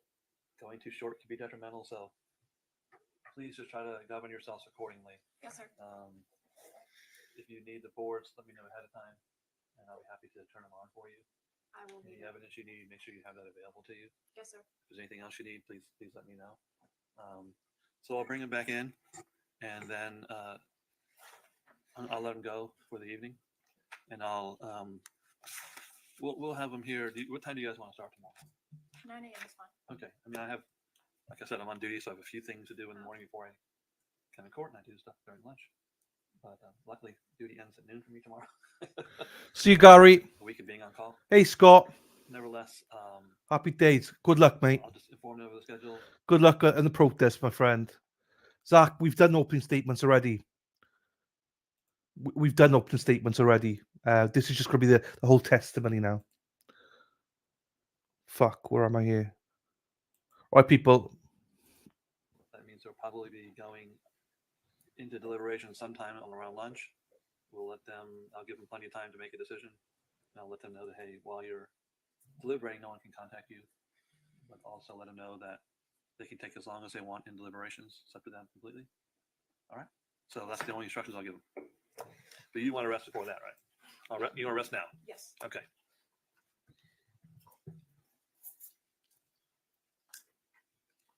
Bring it back. Not sure if the court mentioned it this morning, but for the record, Ms. Lorincz is uncuffed, wearing the same type of civilian clothing she has. Yeah, she's been in civilian clothing the entire trial. You don't have any hands, cuffs, or leg cuffs on? Okay, thank you. I'm just freezing. That's right. You cold? I'm freezing. All right. We always try to keep it a little cool. You'd be surprised how hot it is to try a case. So it's always better to be cool. You don't have to feel too bad. I won't sweaters. Okay.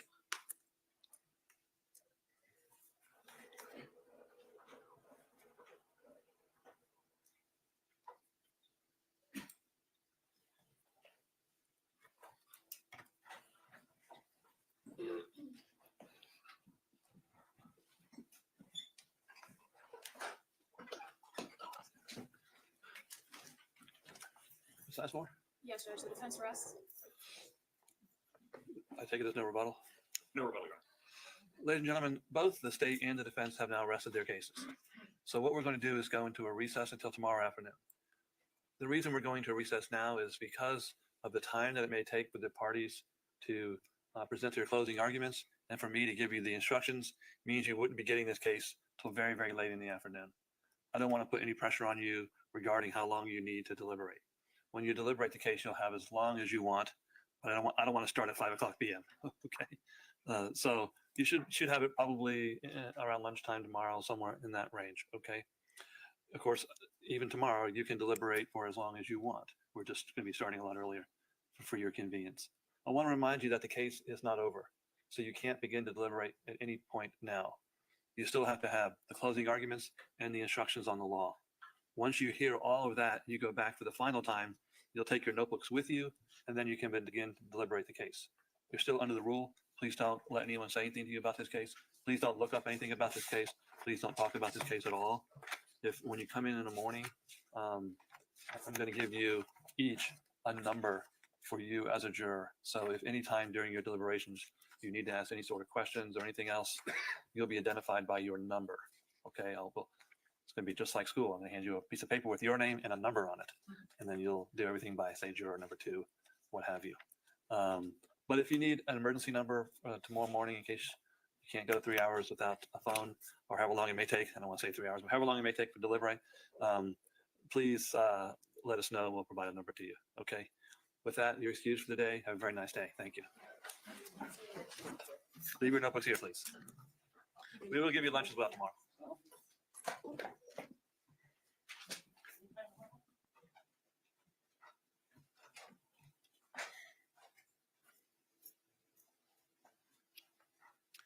Does anyone else have anything they need to address before we recess for today? There was just one small error that I found in jury instructions, and I think we need to address a couple of things in it. Okay. As I normally do, I will, once we finalize these, I'll explain to the jurors that I'll make a copy of the instructions for each of the jurors for them to have when they deliberate. As probably all of you are familiar with my practices, there'll be one set for the foreperson, and there's one.